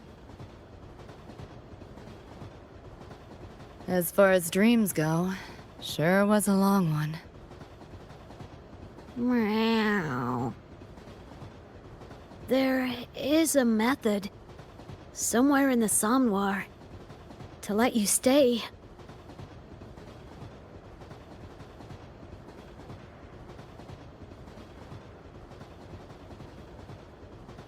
Thanks. But I want to go back. It's their wish. And mine, too.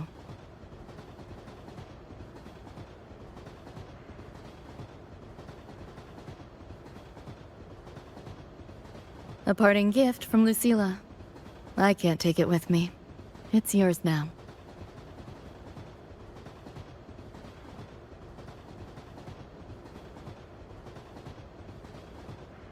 Thank you. End of the line. Time to go.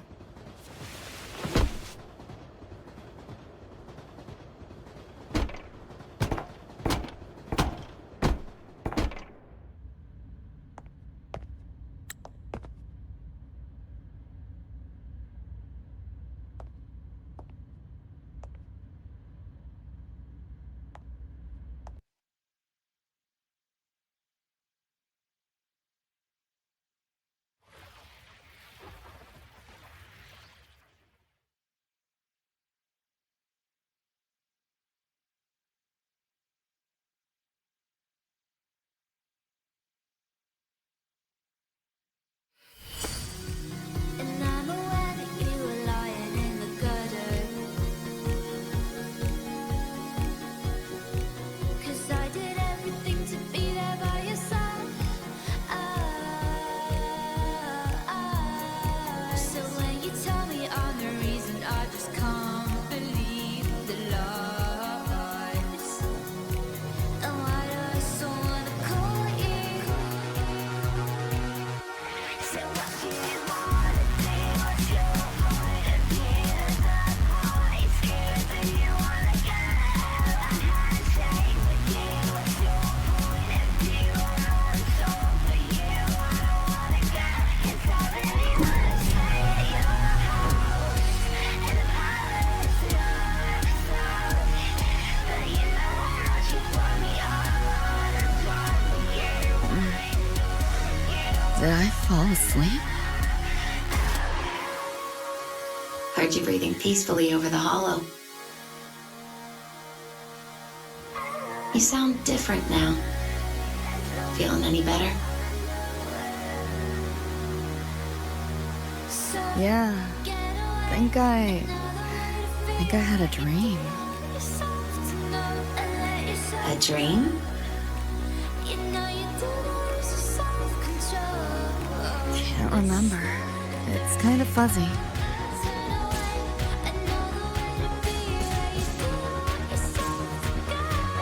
But it was a good dream. That I know.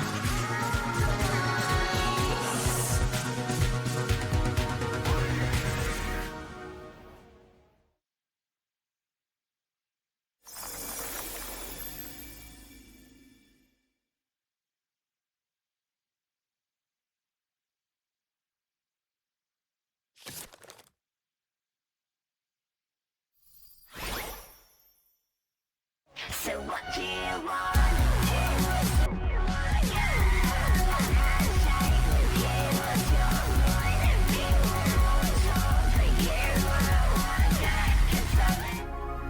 Rover, can you step a little to the side?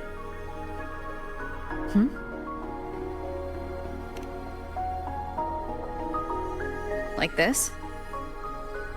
Perhaps a step forward.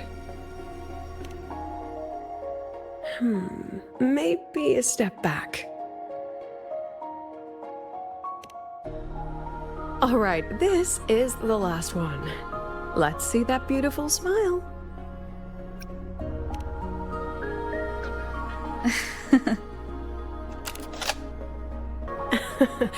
Has anyone ever told you that you're not the most photogenic? They have now. No more teasing. This shot will have to suffice.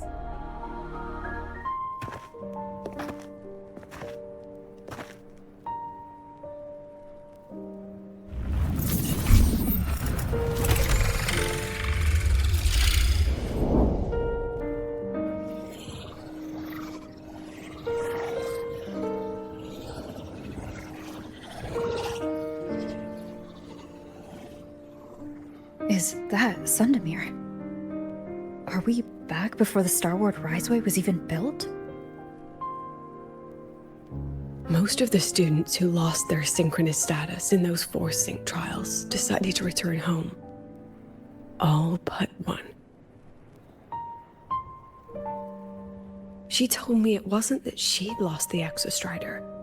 The Exostrider had lost her. She said she designed a revolutionary transport method. A rocket piercing the sky. A way to bridge that sky and the Earth. This was the day she tested it. Her first crewed flight. Then that wasn't a falling star. It was... a spacecraft. Carrying the most brilliant student I've ever known.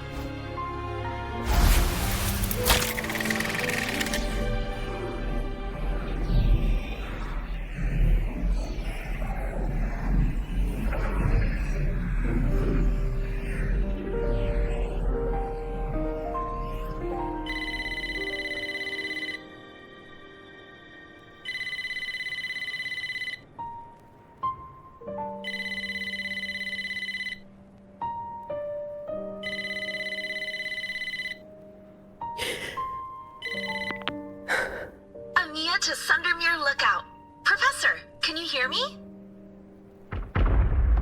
Yes. The weather couldn't be more perfect today. Oh, and I just saw a super huge solaskin. I'll snap a picture for you as soon as I can.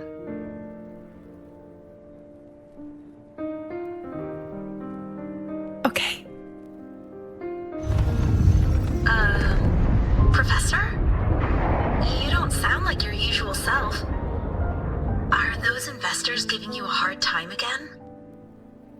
No, it's not that. I haven't slept much lately. I'm a little tired. That's all. Professor, do you trust us? Hey, remember that old Huanglong saying? Know the way at dawn and, something at dusk? Ugh, it went right out of my head.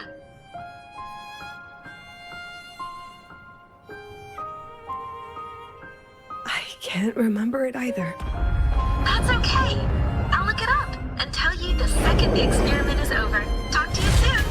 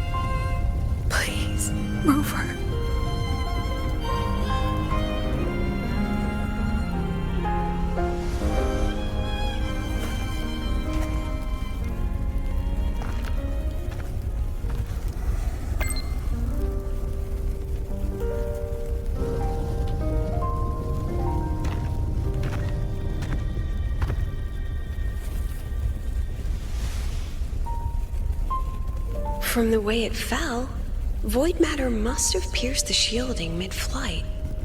But if we'd reinforced the coating...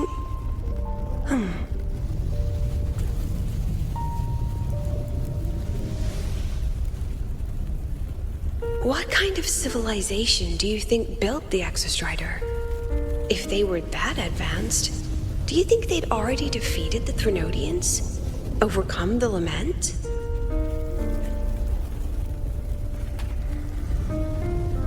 But before they reached the stars, they must have fallen too. Again and again.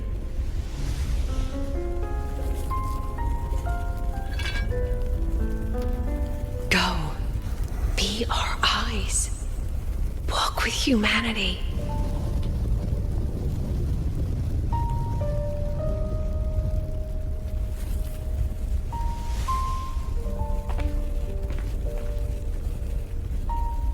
Please, give this to our teacher. Humanity's smallest step. And everything we had to give.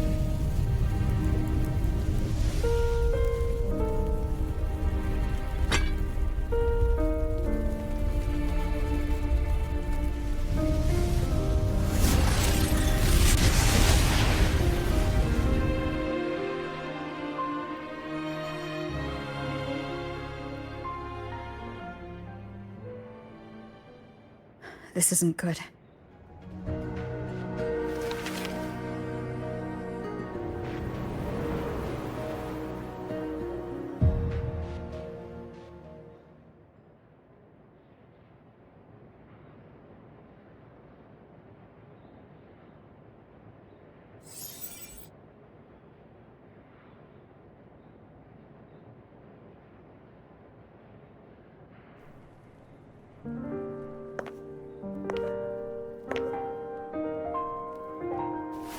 So this is why you wouldn't tell me what your plan was. This way out you've been building for the Synchronists. It's just a dead end, isn't it? I don't want the new Federation to lay their dirty hands on my students. But the more I think about it rationally, the more I realize I can't reject their offer. Because on what grounds can I propose a plan that might kill them?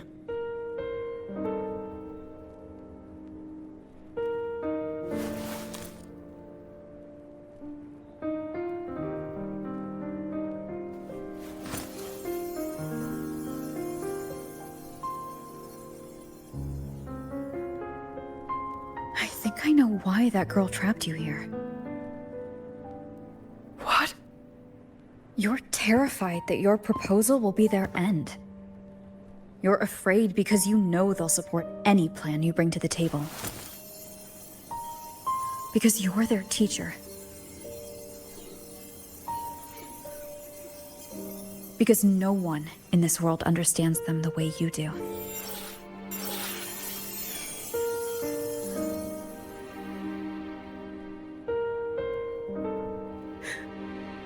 Another lesson from my own student. Huh.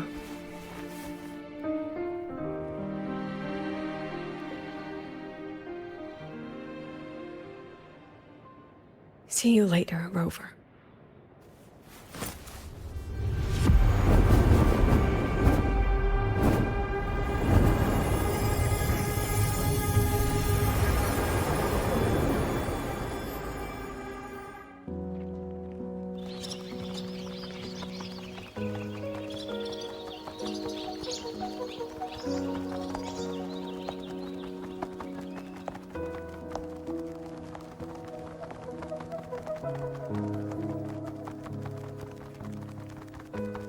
I hope humanity can soar even higher.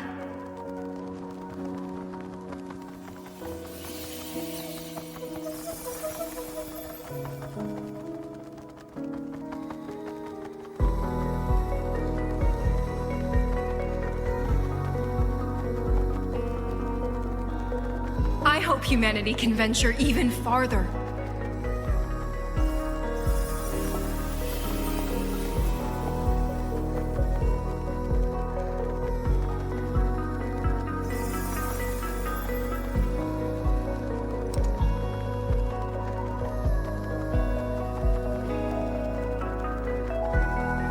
I hope humanity can weather any storm.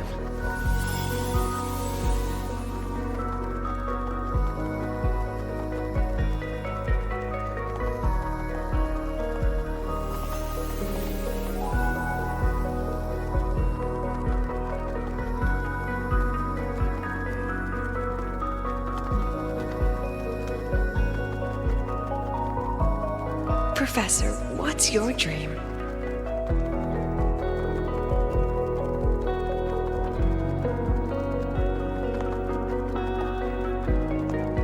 My dream? My dream is simply to see all of yours come true.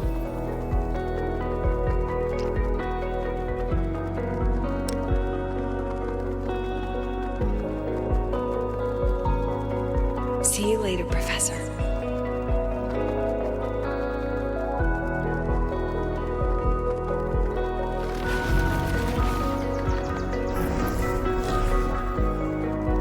Let's go.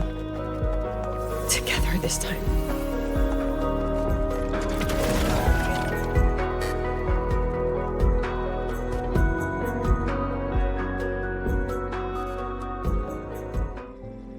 Professor, can you hear me? I hear you. Loud and clear. The weather couldn't be more perfect today. Oh, and I just saw a super huge Solaskin. Yes, I see it too. You're right. It's absolutely huge. Great. I thought you weren't gonna believe me. Right. I'll see you soon.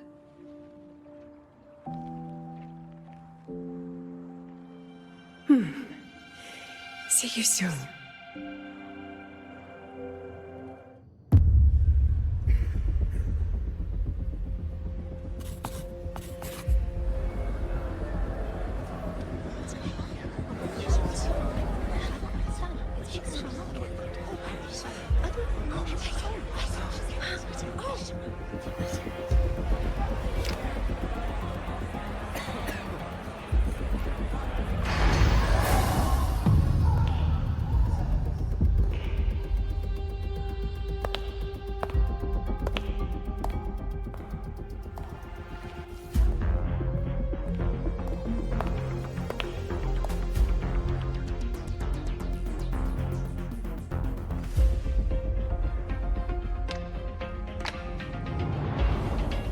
President Lucilla, I am Cameron, Permanent Secretary of the Space Trek Collective Board. By appointment of the board, and on behalf of the Investors Conference, I hereby convene this second special inquiry concerning the synchronous program of Star Torch Academy.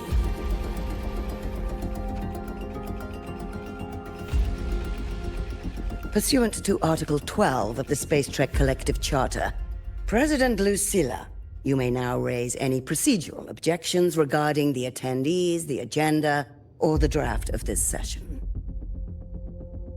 I would like to know the national composition of this review panel, Miss Cameron. This panel consists of 10 members, all from the new Federation. 5 serve as special representatives, and of the remaining 4 permanent board members, 2 have abstained and delegated their voting rights to the Federation. Additionally, we have Mr. Alto, attending as independent auditor on behalf of the Black Shores. Then, Ms. Cameron, I believe the current composition of this panel fails to comply with charter regulations governing review committees. According to the regulations, any participant authorized by a board member shall be deemed to hold the same nationality as that member. The panel's composition is perfectly valid. Pardon the interruption. If that's the case, then Rover, currently a student at Rebel College, can also be considered a panelist appointed by the Black Shores. Here's the paperwork. Welcome, Rover.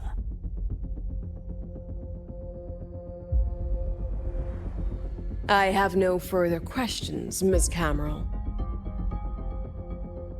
Then, per the agenda, I will now relay the investor's resolution, following our previous inquiry.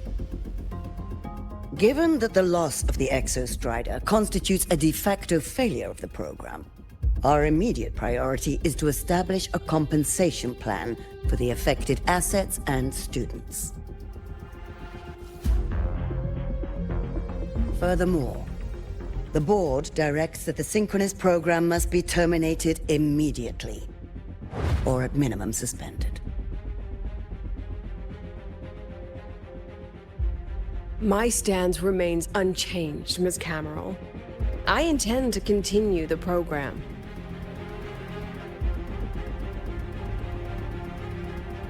We require a justification.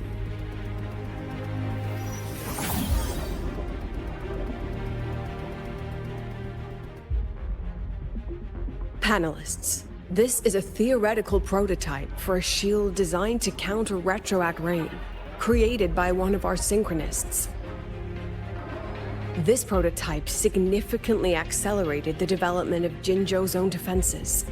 It saved countless lives during the war against the Threnodian Overthrax.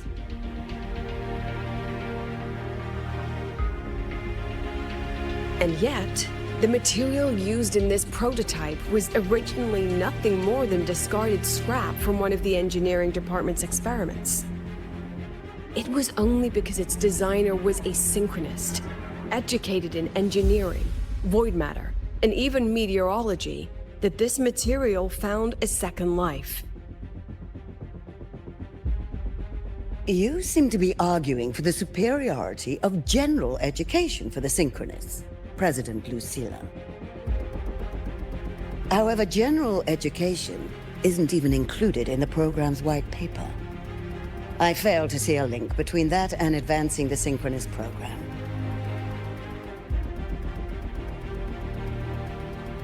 The shield is an impressive surprise, but given the cost of gambling on such a slim probability, the cost-effectiveness is simply too low.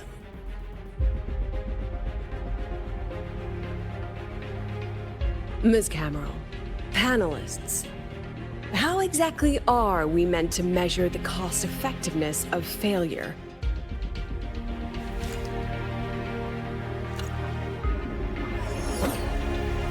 As you can see, this shattered component comes from a failed experiment.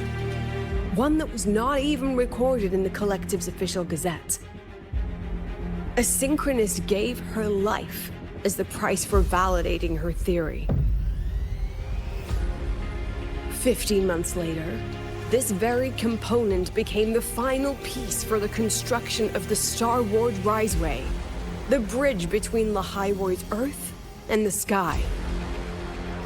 Humanity does not always set out for the sake of victory, Ms. Cammerl. Our synchronists know from the day they enroll. No one knows when the Exostrider will awaken, and the odds that they'll be the one to pilot it are slim. Yet they come anyway. They march toward likely failure from the very start. So I ask you, can you truly say that such failure has no value? And how can we call that a failure of the Synchronists, when the Exostrider was the one who banished LF1 from our world?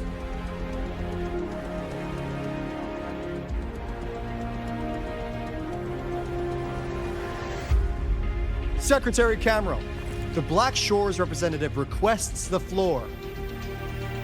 Proceed.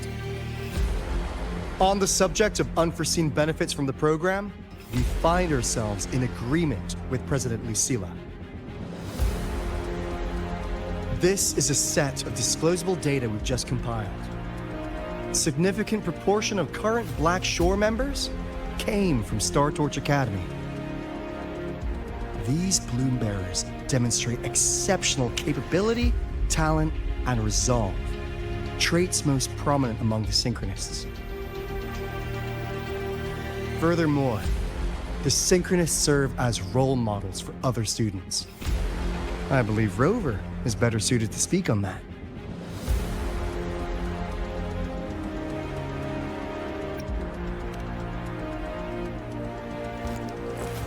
The synchronous program is a search for a way out for our civilization.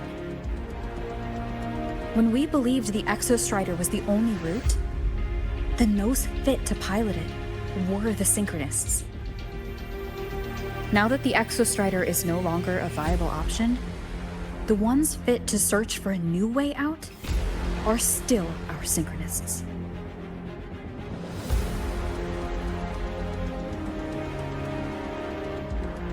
Yes, which is why I must disagree with evaluating the synchronous program purely in terms of cost effectiveness. I urge investors to reconsider the criteria used to measure its value.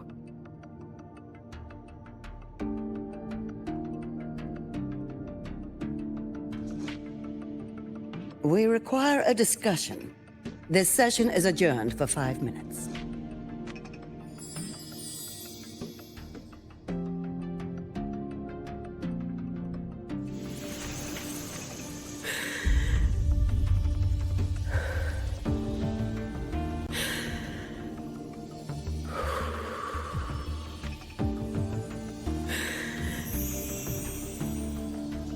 Let them see your potential. Let them see your value. But that is not enough. President Lucilla, following the review panel's deliberation, we fully recognize the potential value of the Synchronists as an independent academic division, as well as their role model effect. However, as Rover stated, only those fit to shoulder the burden of finding a new way out deserve the title Synchronist.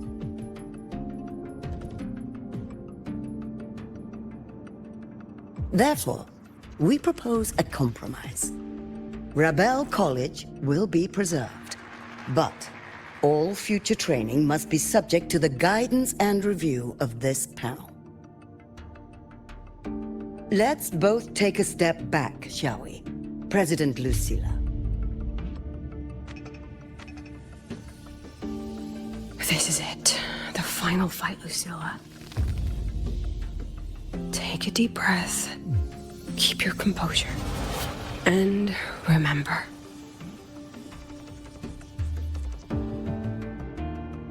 Everything you regret. Everything that brings you joy. Everything you have lost. Everything you have witnessed. The answer you chase.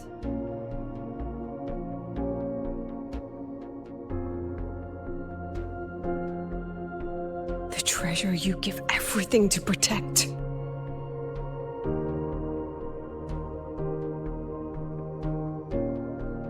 No, that won't be necessary, Secretary Camel.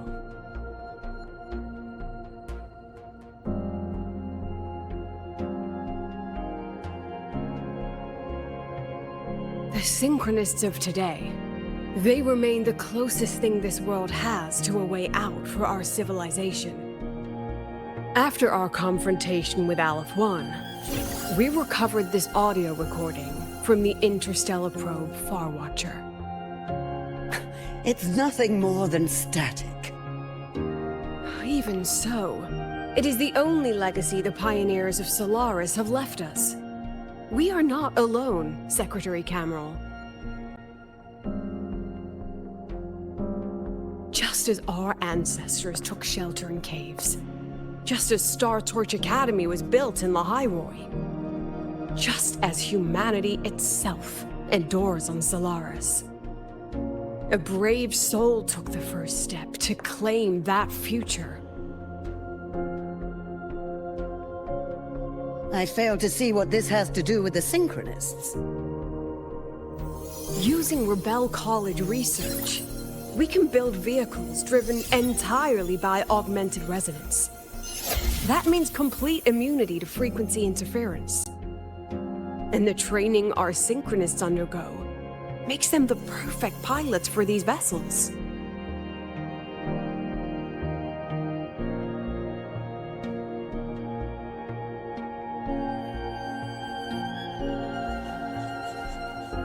But the Strider Gate has been sealed. Not to mention, whatever lies beyond can hardly be called a route.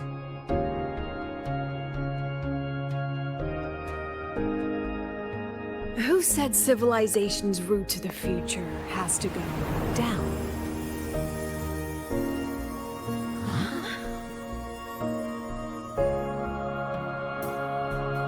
The stars.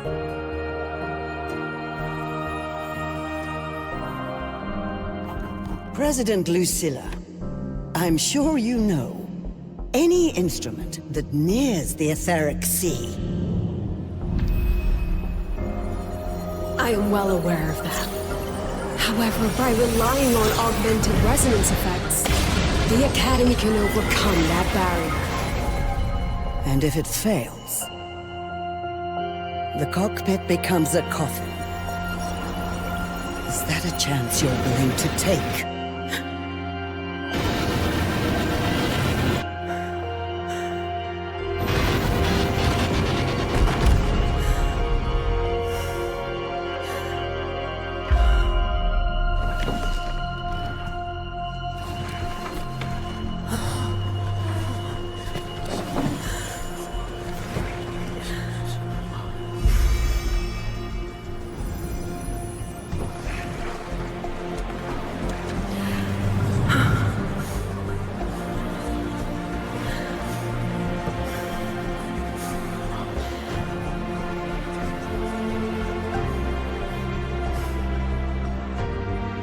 This is our decision.